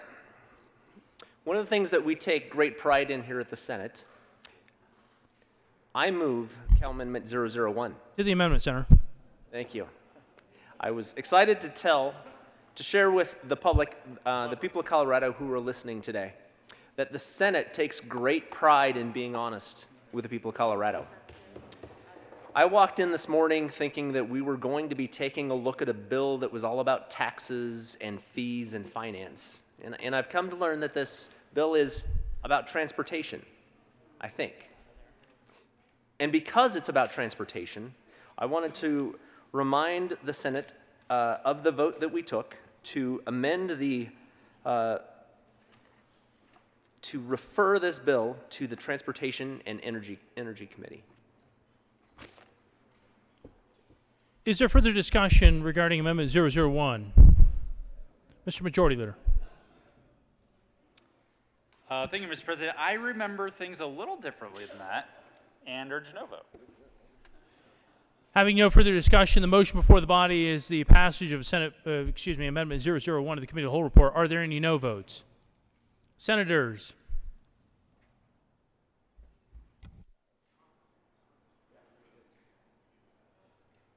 Senator Hawkins Lewis, Kolker, Winter, Buckner, Lee, Zenzinger, Donovan, Gonzalez, Hansen, Coleman, Moreno, Story, Danielson, Pedersen, Janal, Rodriguez, the Majority Leader.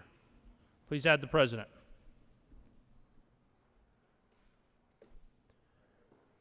With 14 aye votes, 18 no votes, 0 absent, and 3 excused, Amendment 001 is lost.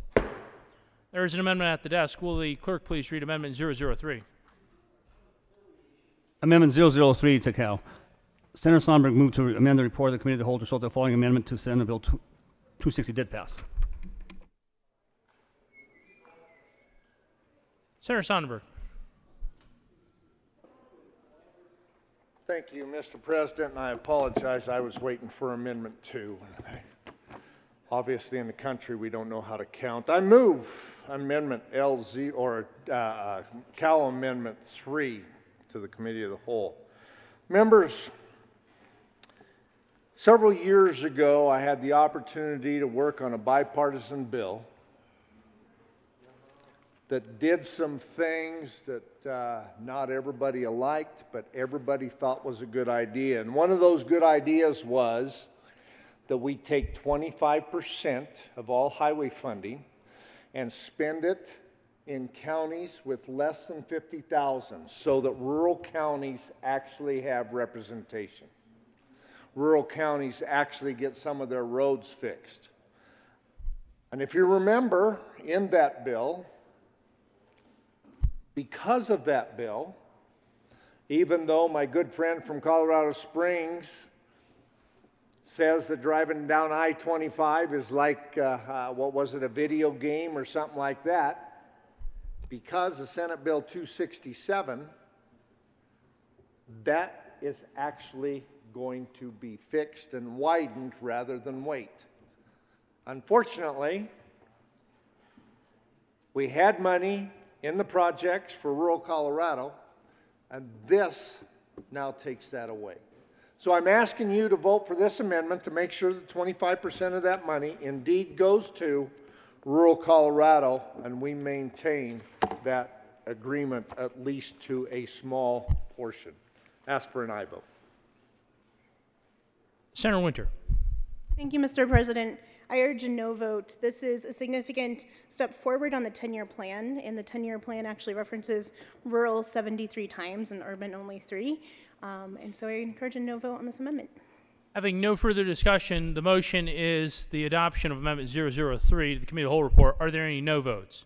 Senators Moreno, Hawkins Lewis, Lee, Buckner, Gonzalez, Kolker, Danielson, Story, Donovan, Hanson, the Majority Leader, Janal, Patterson, Coleman,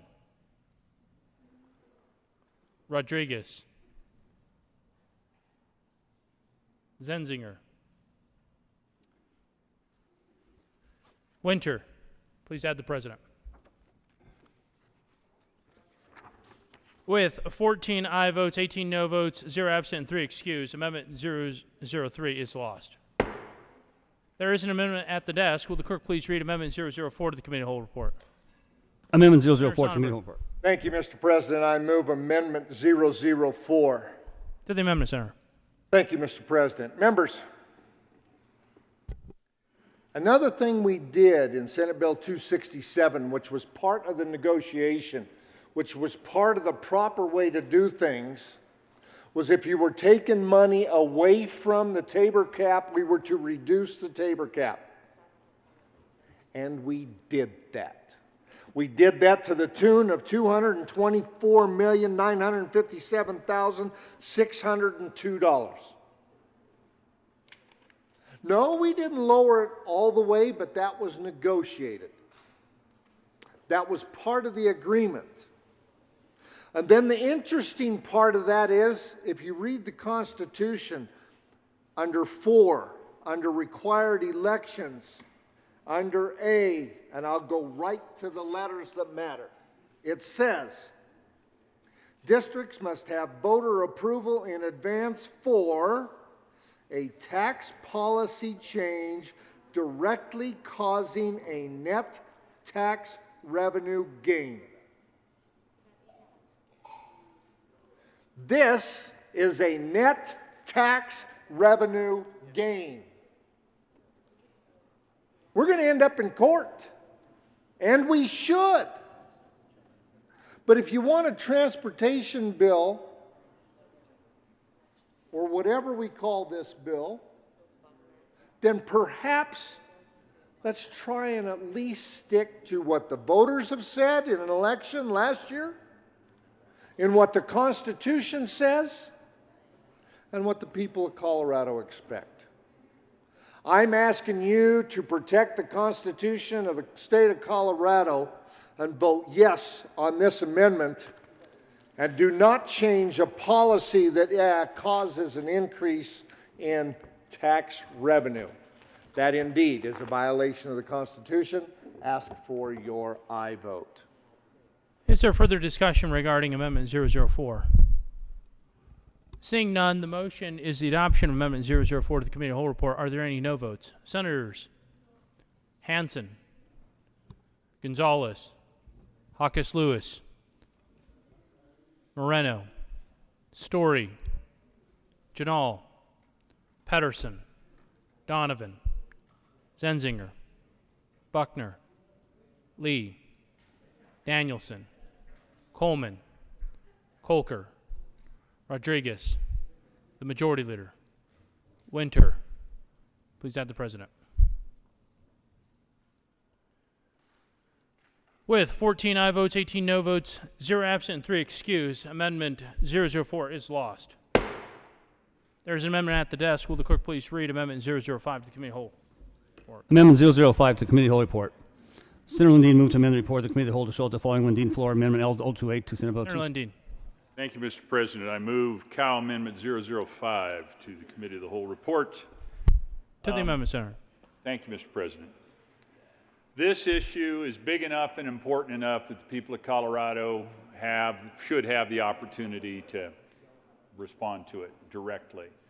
Bumps up against Tabor. It says it's about fees and transportation, but in reality it's about taxes and, quite frankly, climate justice. It creates 4 new enterprises which may or may not be in violation of 117 recently passed by the people. So this amendment simply says, let's let them bless it or not. I urge your support of Cal 5. Is there further discussion regarding Amendment 005? Seeing none, the motion before the body is the adoption of this amendment. Are there any no votes? Senators Hawkes Lewis, Moreno, Gonzalez, Rodriguez, Donovan, Zenzinger, Buckner, Lee, Janal, Story, Hanson, Danielson, Coleman, Kolker, Patterson. The Majority Leader, Senator Winter. Please add the President.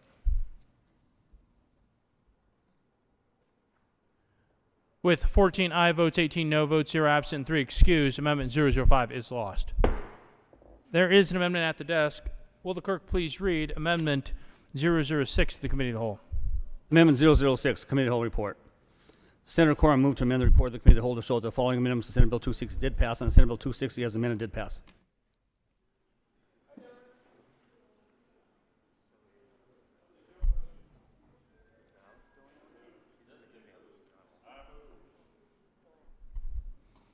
Senator Quorum.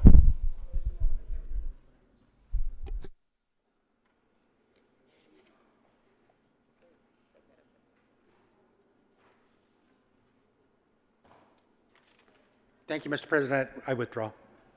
Amendment 006 will be withdrawn at the sponsor's request.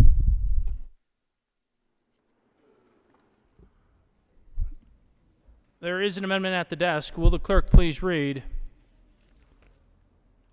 Amendment 007 to the Committee of the Whole report? Amendment 007 to the Committee of the Whole Report. Senator Kirkmeyer moved to amend the report of the Committee of the Whole to show that the following amendment to Senate Bill 260 did pass. Senator Kirkmeyer. Thank you, Mr. Chairman. Mr. President. The good senator from Brighton, for the several time of doing that, will be fined No. Mr. President. $7.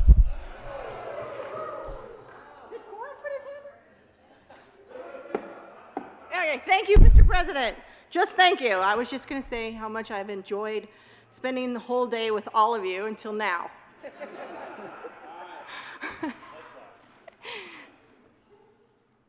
I'm hurt. All right. Anyways, Mr. President, I would like to move Cow 007. To the amendment, Senator. Thank you. Members, I know you're going to love this amendment because you all voted for 1168, so you should love this amendment. And it's about procurement because you all love procurement and you know how important it is. So this amendment basically says that those 3 enterprises would have to ensure that when they are contracting with any private entity, including consultants, for professional technical assistance, office space, services, advice, other services related to the conduct of their affairs of that enterprise, that the enterprise will make every effort to ascertain that historically underutilized businesses are given due consideration and appropriate access to the procurement bid process. And for those of you who may have forgot what a historically underutilized business is, it means a business that is at least 51% owned and controlled in both the management and day-to-day business decisions by one or more individuals who are a United States citizen or permanent resident, and one or more of the following: members of a racial or ethnic minority group, non-Hispanic Caucasian women, persons with physical or mental disabilities, members of the lesbian, gay, bisexual, and transgender community, or a veteran. I ask for an aye vote. Is there further discussion regarding Amendment 007? Seeing none, the motion is the adoption of this amendment. Are there any no votes? Senators Buckner, Lee, Story, Gonzalez, Pedersen, Danielson, Donovan, Hanson, Coleman, Hawkes Lewis, Janal, Zenzinger, Kolker, Rodriguez. The Majority Leader, Senator Winter. Please add the President. With 15 aye votes, 17 no votes,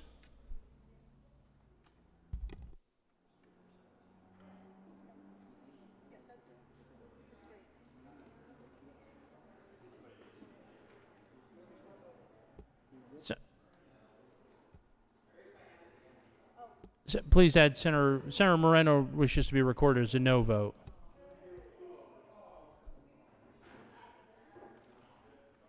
With 14 aye votes, 18 no votes, 0 absent, and 3 excused, Amendment 007 is lost.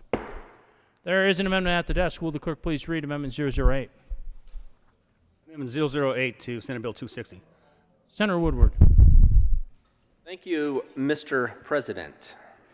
In the spirit of truth in advertising, I've seen some creative leeway on bill titles, and I'm a little worried that the people of Colorado might mistake this for a transportation bill. So, to clarify things for the people Will the of good Senator from Loveland please move the amendment?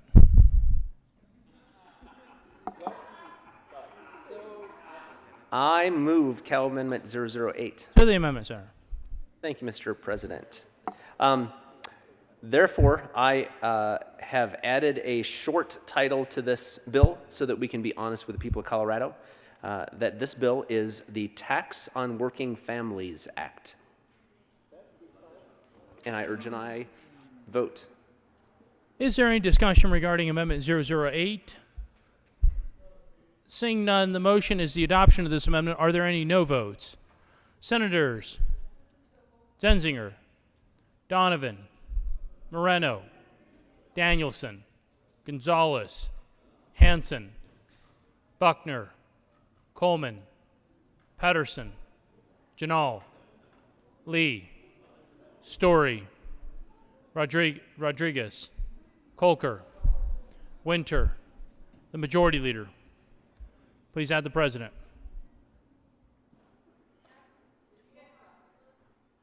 Excuse me, and Senator Hawkes Lewis.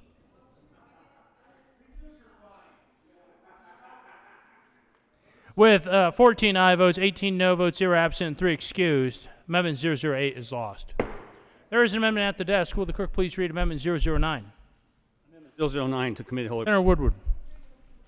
Thank you, Mr. President. I move Cal Amendment 9. To the amendment, Senator. Thank you, Mr. President. In the spirit of truth in advertising, I have seen some creative leeway on bill titles. I'm worried the people of Colorado might mistake this for a transportation bill. I am proposing and reminding you that we voted to change the short title to the Colorado New Deal. To Colorado's New Green Deal. Is there any discussion? Seeing none, the motion is the adoption of Amendment 009 to Committee Whole report. Are there any no votes? Or discussion? Discussion on this amendment. Senator Gonzalez. Well, thank you, Mr. President.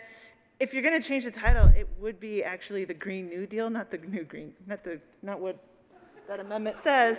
So, Is there further discussion? Senator Lundeen.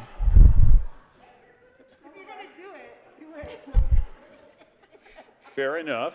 I believe the amendment as read was actually Green New Deal, Colorado Green New Deal, which would be correct. But I think the prior name was actually new Green No, Deal. it's not. It's the new Green Wow. Deal. Yeah. We clearly are slightly disconnected from the ethos of your desires in this particular bill, aren't we? I think actually the prior renaming was better. The Burden or Tax on Working Families Colorado Act is the better thing. The fact that the entire thing is predicated upon one of the most regressive taxes that we have in our structure today, a tax on working families, is exactly what the bill is about. So although I am slightly off topic, I do rise in support of the Colorado Green New Deal as labeled as the Colorado's New Green Deal amendment, but I urge your support of 009. Mr. Majority Leader. Thank you, Mr. President. I do urge a no vote because when I'm done with this work, I'm actually going to start a dispensary called the New Green Deal. Sarah Woodward. Thank you, Mr. President. And I might need to run another cow to. Never mind. The motion before the body is the adoption of Amendment 009. Are there any no votes? Senators Moreno, Story, Coleman, Danielson, Zenzinger, Rodriguez, Kolker, Janal, Honkus Lewis, Buckner, Gonzalez, Hanson, Pedersen, Lee, Donovan, Winter, the Majority Leader. Please add the President. With 14 aye votes, 18 no votes, 0 absent, 3 excused, Amendment 009 is lost.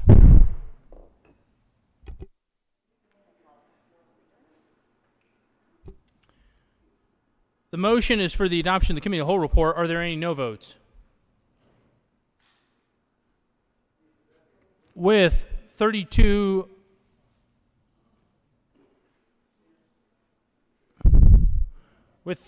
ayes, 0 noes, 0 absent, and 3 excused, the Committee of the Whole report is adopted.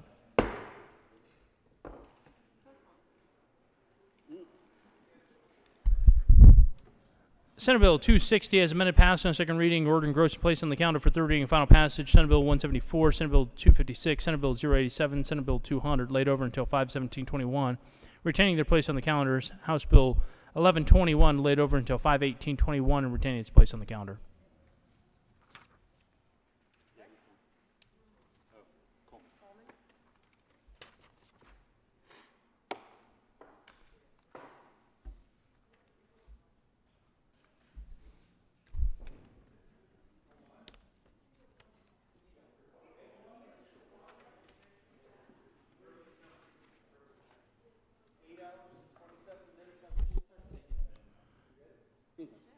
General order, second reading of bills, consent calendar.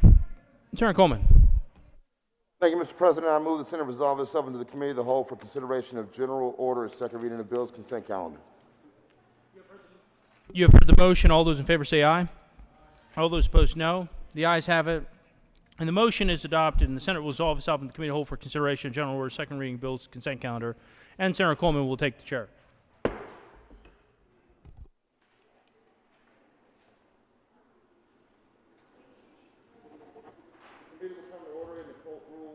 The committee will come to order and the Colt rule is relaxed. Will the clerk please read the title of all the bills in the general order, second reading of bills, consent calendar. Senate Bill 265 by Senators Zenzinger and Rankin concerning a transfer from the general fund to the state highway fund.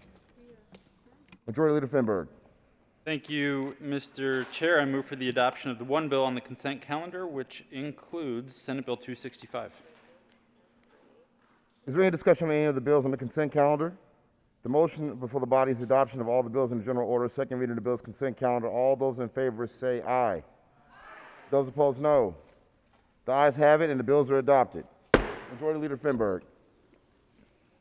Thank you, Mr. Chair. I move the committee rise and report. Motions for the committee to rise and report. All those in favor say aye. Opposed, no. The ayes have it, and the motion is adopted. The committee will rise and report.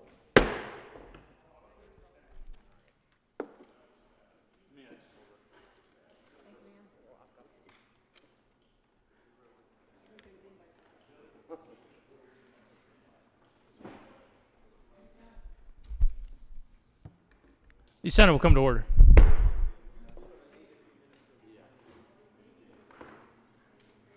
Senator Coleman.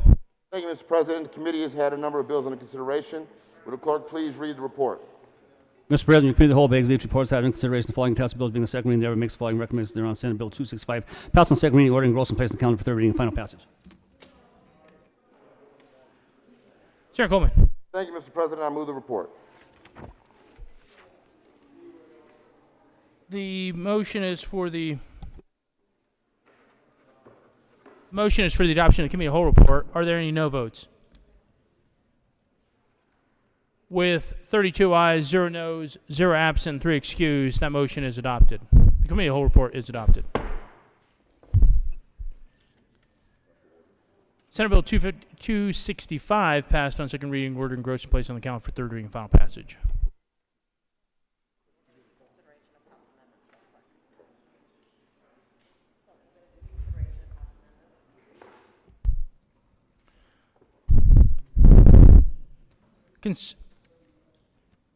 Consideration of House amendments.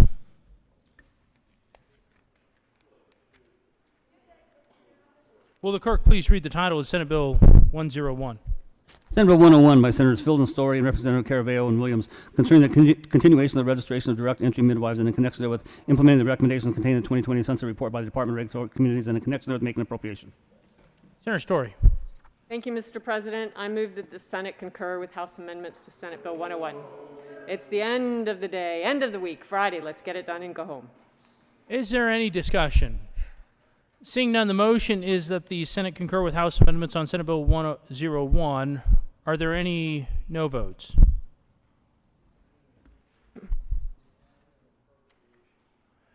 With 32 ayes, 0 noes, 0 absent, and 3 excused, that motion is adopted. Senator Story. Thank you, Mr. President. I move for the repassage of Senate Bill 101. The motion is for the repassage of Senate Bill 101. Are there any no votes? With 32 ayes, 0 noes, 0 absent, and 3 excused, Senate Bill 101 is repassed. Co-sponsors.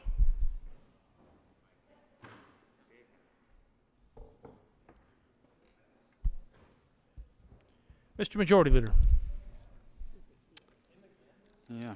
Thank you, Mr. President. I move that the Senate take up Senate Bill 268 on special orders at the hour of 3:38 p.m.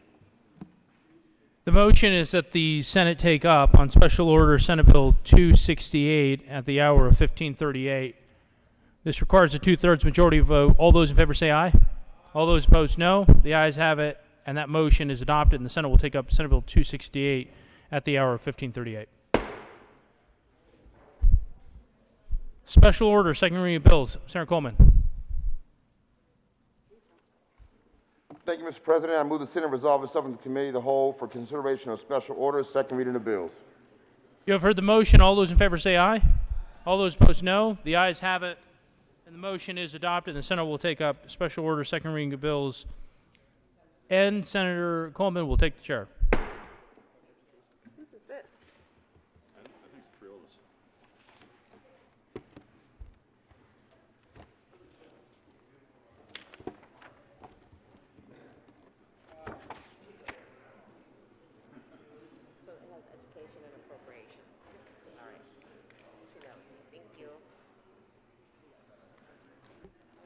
The committee will come to order and the Colt rule is relaxed. Will the clerk please read? Will the clerk please read the title of Senate Bill 268? Senate Bill 268 by Senators Zenzinger and Lundin and Representative McLaughlin and McCluskey concerning the financing of public schools and in connection with making an appropriation. Senator Zenzinger. Thank you, Mr. Chair. I move Senate Bill 268 and the Education Committee report and the Appropriations report. To the Education Committee report. In education, we made 2 small amendments. Both were technical, one of which changed the open meetings laws to say school district rather than school board. And the second technical amendment was saying, adding the word authorizing in addition to operating. Any discussion on the committee report? Seeing none, is there any, the motion is the motion is to adopt the Education Committee report. All those in favor say aye. Aye. Those opposed say no. The ayes have it and report is adopted. To the Appropriations Committee report, Senator Zinzinger. Thank you, Mr. Chair. We added the appropriations for school finance. Is there any discussion? Seeing none, the motion is the adoption of the Appropriations Committee report. All those in favor say aye. Aye. Those opposed, no. The ayes have it and the report is adopted. There's an amendment at the desk. Will the clerk please read Amendment L002? Amendment L002 to Senate Bill 268 by Senator Senator Zinzinger. Thank you, Mr. Chair.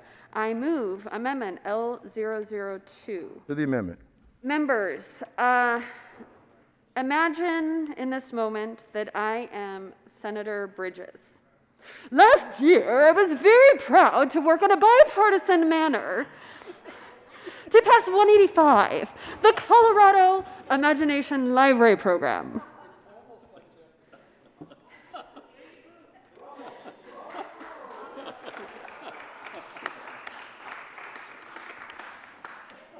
So this amendment has to do with the Colorado Imagination Library Program, which was a bill that Senator Bridges passed last year.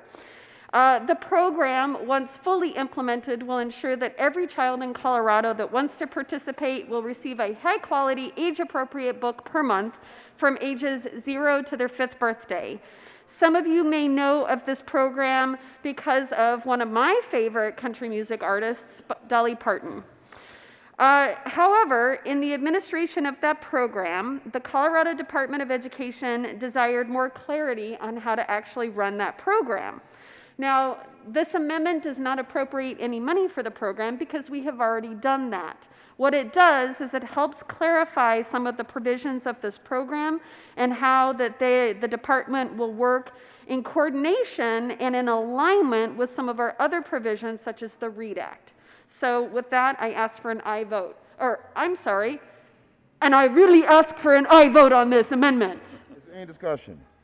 The motion is the adoption of Amendment L002. All those in favor say aye. Aye. Those opposed, no. The ayes have it. The amendment is adopted. There's an amendment on the desk. Will the clerk please read Amendment L009? Amendment L009 to Senate Bill 268 by Senator Zinzinger. Thank you, Mr. Chair. I move Amendment L009. To the amendment. What this amendment does is it amends the Expelled and At-Risk Student Services Grant Program in order to better respond to the needs of students who are at risk of dropping out due to chronic absenteeism and/or disciplinary action. It updates the grant application requirements and the evaluation components in order to reflect current needs and language. Just as a background, this grant was established back in 1997 in order to assist in providing educational and support services to expelled students and to students who are at risk of suspension and expulsion. This statute has not been updated since 1997, and so we are, with this amendment, updating it to reflect current best practices and strategies, and I ask for an aye vote. Is there any discussion? Seeing none, the motion is the adoption of Amendment L009. All those in favor say aye. Aye. Those opposed, no. The ayes have it, and the amendment is adopted. There's an amendment. Senator Zinzinger. I think we're done. No more amendments. Okay. Senator Zinzinger. Thank you. So, members, I'm really pleased to be able to present to you today Senate Bill 268 concerning the financing of our public schools. Now, from a very high level, this is what is in the bill. We are restoring some of the dramatic cuts that were made to education last year due to the pandemic. We've also added in some additional assistance to support our most vulnerable students. We believe that adding these one-time funds will help support some of the students that were hit hardest by COVID-19. We are also restoring many of the grant programs that we cut last year during the pandemic, and we are addressing some of the outstanding policy questions that currently have or could have school finance implications. And while we cannot make up a decade's worth of cuts in 1 year, this budget does go a long way towards reversing course. In addition, the COVID-19 health pandemic has put a great deal of stress on educators, administrators, parents, and most importantly, our students. It's probably safe to say that this past year has been the most disruptive year ever experienced in modern times. Our districts and our schools who are working hard to plan for next year's school year have respectfully requested that the General Assembly not change the school finance formula at this time. While we know that there are some issues that we need to address, addressing the complex formula is challenging, and so we've chosen not to make any major changes. However, we did feel that it was prudent to include an extra $77 million to address the negative impacts and, quite frankly, as a representation of how difficult that this year was on our students, particularly those who are in poverty and our English language learners. Therefore, we respectfully ask for your yes vote on this. Senator Lundin. Thank you very much, Mr. Chair. So this is the second of the two big bills that we are actually constitutionally required to do. Prior bill that we did was the long bill, the budget. This is the School Finance Act. This is a vote yes, and I hope that you all will vote yes for $7.9 billion for public education.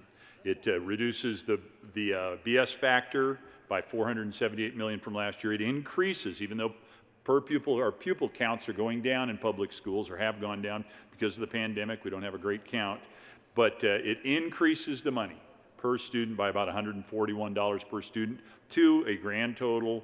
Not all sources, there are other sources that pay into public education, but the state and local share is $7,226 per student. The School Finance Act is before you. Very important document. It's one of the important appropriate things that we do in state government. I urge your support of this act. Is there any, Senator Zinzinger? Thank you, Mr. Chair. One thing that I would also like to point out is that last year during the pandemic, we had to make significant cuts all across the board to various grant programs.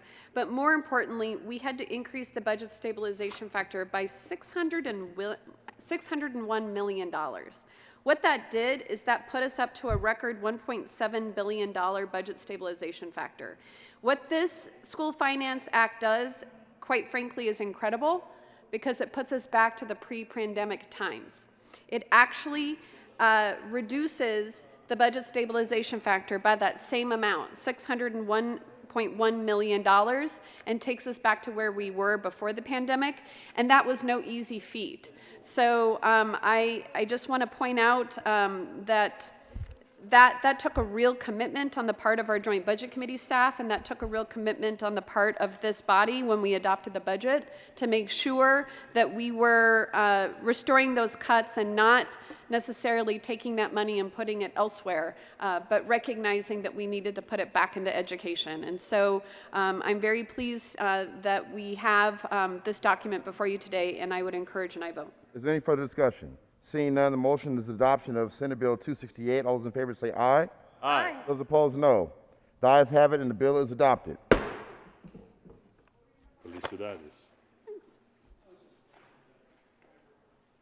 Lost and found. Somebody left this in the well earlier today. Majority Leader Finberg. Thank you, Mr. Chair. I move the committee rise and report. Motion before the committee is to rise and report. All those in favor say aye. Those opposed, no. The ayes have it, the committee will rise and report. Do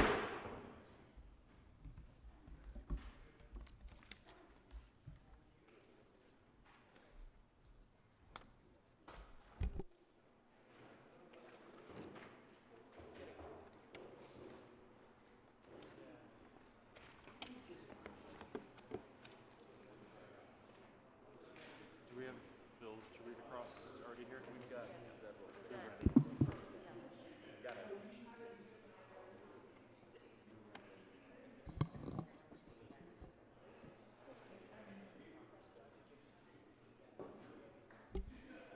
Senate will come to order. Senator Coleman. Thank you, Mr. President. The committee has met, had a number of bills under consideration. Will the clerk please read the report? Mr. President, your committee of the whole begs leave to report has had under consideration the following attached bills being the second reading thereof, makes the following recommendations thereon. Senate Bill 268 as amended, passed the second reading in Oregon, gross place and counted for third reading, final passage. Senator Coleman. Thank you, Mr. President. I move for the adoption of the report. Motion is for the adoption of the committee whole report. Are there any no votes? With a vote of 32 ayes, 0 noes, 0 absent, 3 excused, the committee whole report is adopted. Senate Bill 268 as amended passed on second reading and ordered and grossly placed on the calendar for third reading and final passage. Message from the reviser. May 14th, we herewith transmit without comment as amended House Bills 1005, 1251, 1255. Message from the governor. Thursday, May 13th, Colorado Senate. Honorable members of the Colorado Senate, pursuant to the authority vested in the office of the Governor of the State of Colorado, I have the honor to inform you that I have approved and filed with the Secretary of State the following act. Senate Bill 13, reversing COVID-related learning loss, approved on Thursday, May 13th at 11:48 a.m. Senate Bill 59, Juvenile Justice Code reorganization, approved on Thursday, May 13th at 12:05 p.m. Senate Bill 160, modification of local government election codes, approved on Thursday, May 13th at 11:50 a.m. Senate Bill 167, regulation of child care centers, approved on Thursday, May 13th at 11:43 a.m. Senate Bill 178, extend care sub-fund deadline for COVID-19 programs, approved on Thursday, May 13th at 11:50 a.m. Senate Bill 198, repeal capital construction education fund report requirement, approved on Thursday, May 13th at 11:50 a.m. Secretary Jared Polis, Governor. Introduction of resolutions.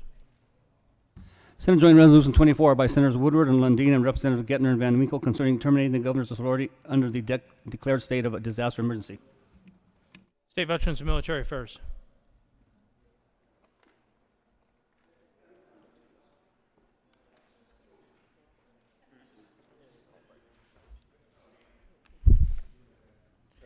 Introduction of bills. Senate Bill 272 by Senators Hansen and Fenberg concerning the operations of the Public Utilities Commission and in connection therewith modernizing the Commission's statutory directives regarding distributed generation of electricity, requiring additional disclosure from interveners in adversarial proceedings, and providing the Commissioners with access to independent subject matter experts. Transportation and Energy. Senate Bill 273 by Senators Leah Moreno and Representatives Benavides and Bacon concerning measures to increase public safety and minimizing custodial responses to low-level offenses. Judiciary.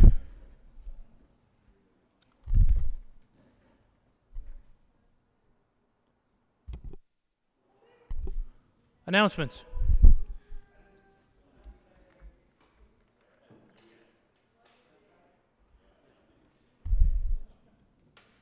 Announcements.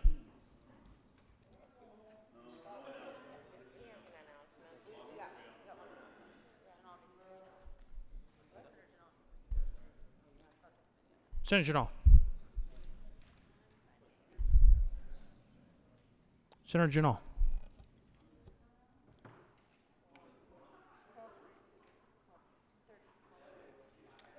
Thank you, Mr. President.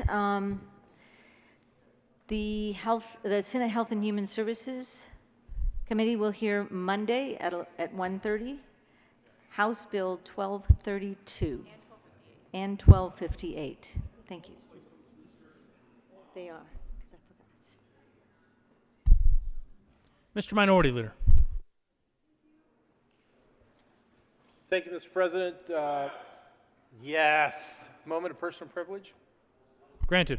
Don't want to wander too far out, but thank you all for joining with me and watching the Avs last night. They did win, and they did win the President Cup. They are the #1 seed in the NHL, and they will have home ice advantage all the way through the Stanley Cup playoffs.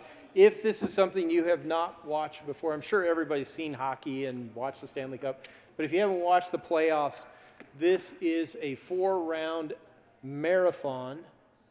It would take 16 wins to hoist the cup. Ray Bourque did that with Joe Sakic and the team back in 2001. It was 20 years ago, and they could do it again. It was the Pepsi Center, now the Ball Arena. Go Avs!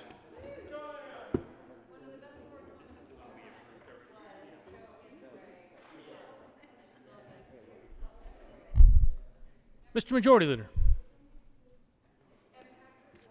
Thank you, Mr. President. A really quick announcement. A week from today, the ARC thrift store will have a big truck parked out in the circle, and we are doing a clothing drive with 2 organizations, Qualified Listeners and Dress for Success, both organizations that collect clothes to help folks look sharp for an interview. So we'll be doing a clothing drive. It'll be with the ARC. It'll be a week from today. It'll be from 11 to 3 p.m. We'll remind you again next week, but maybe over the weekend look in your closet and see if you've got something you can donate for somebody to help them get their feet on the ground and get a job. Mr. President, I think that's proceed.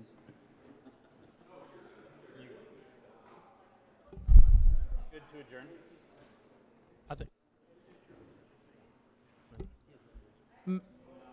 Members, I just want to remind you that over the next week or so, we should be receiving all the flags to display in the Senate chambers. We are still looking to strive to have the picture, the recreation picture, Monday, Tuesday, or Wednesday, which will be the 24th, 25th, or 26th. So we will let you know hopefully next week's. Please plan to be here in attendance so that you can be captured in that recreation photo. Mr. Majority Leader. Thank you, Mr. President. I move that the Senate adjourn until, what is that? You guys are really in a rush. Maybe we won't adjourn. Monday, May 17th at 10 a.m., 2021. You have heard the motion. All those in favor say aye. All those opposed, no. The ayes have it, and the Senate will stand in adjournment until 1000 hours on Monday, 17th.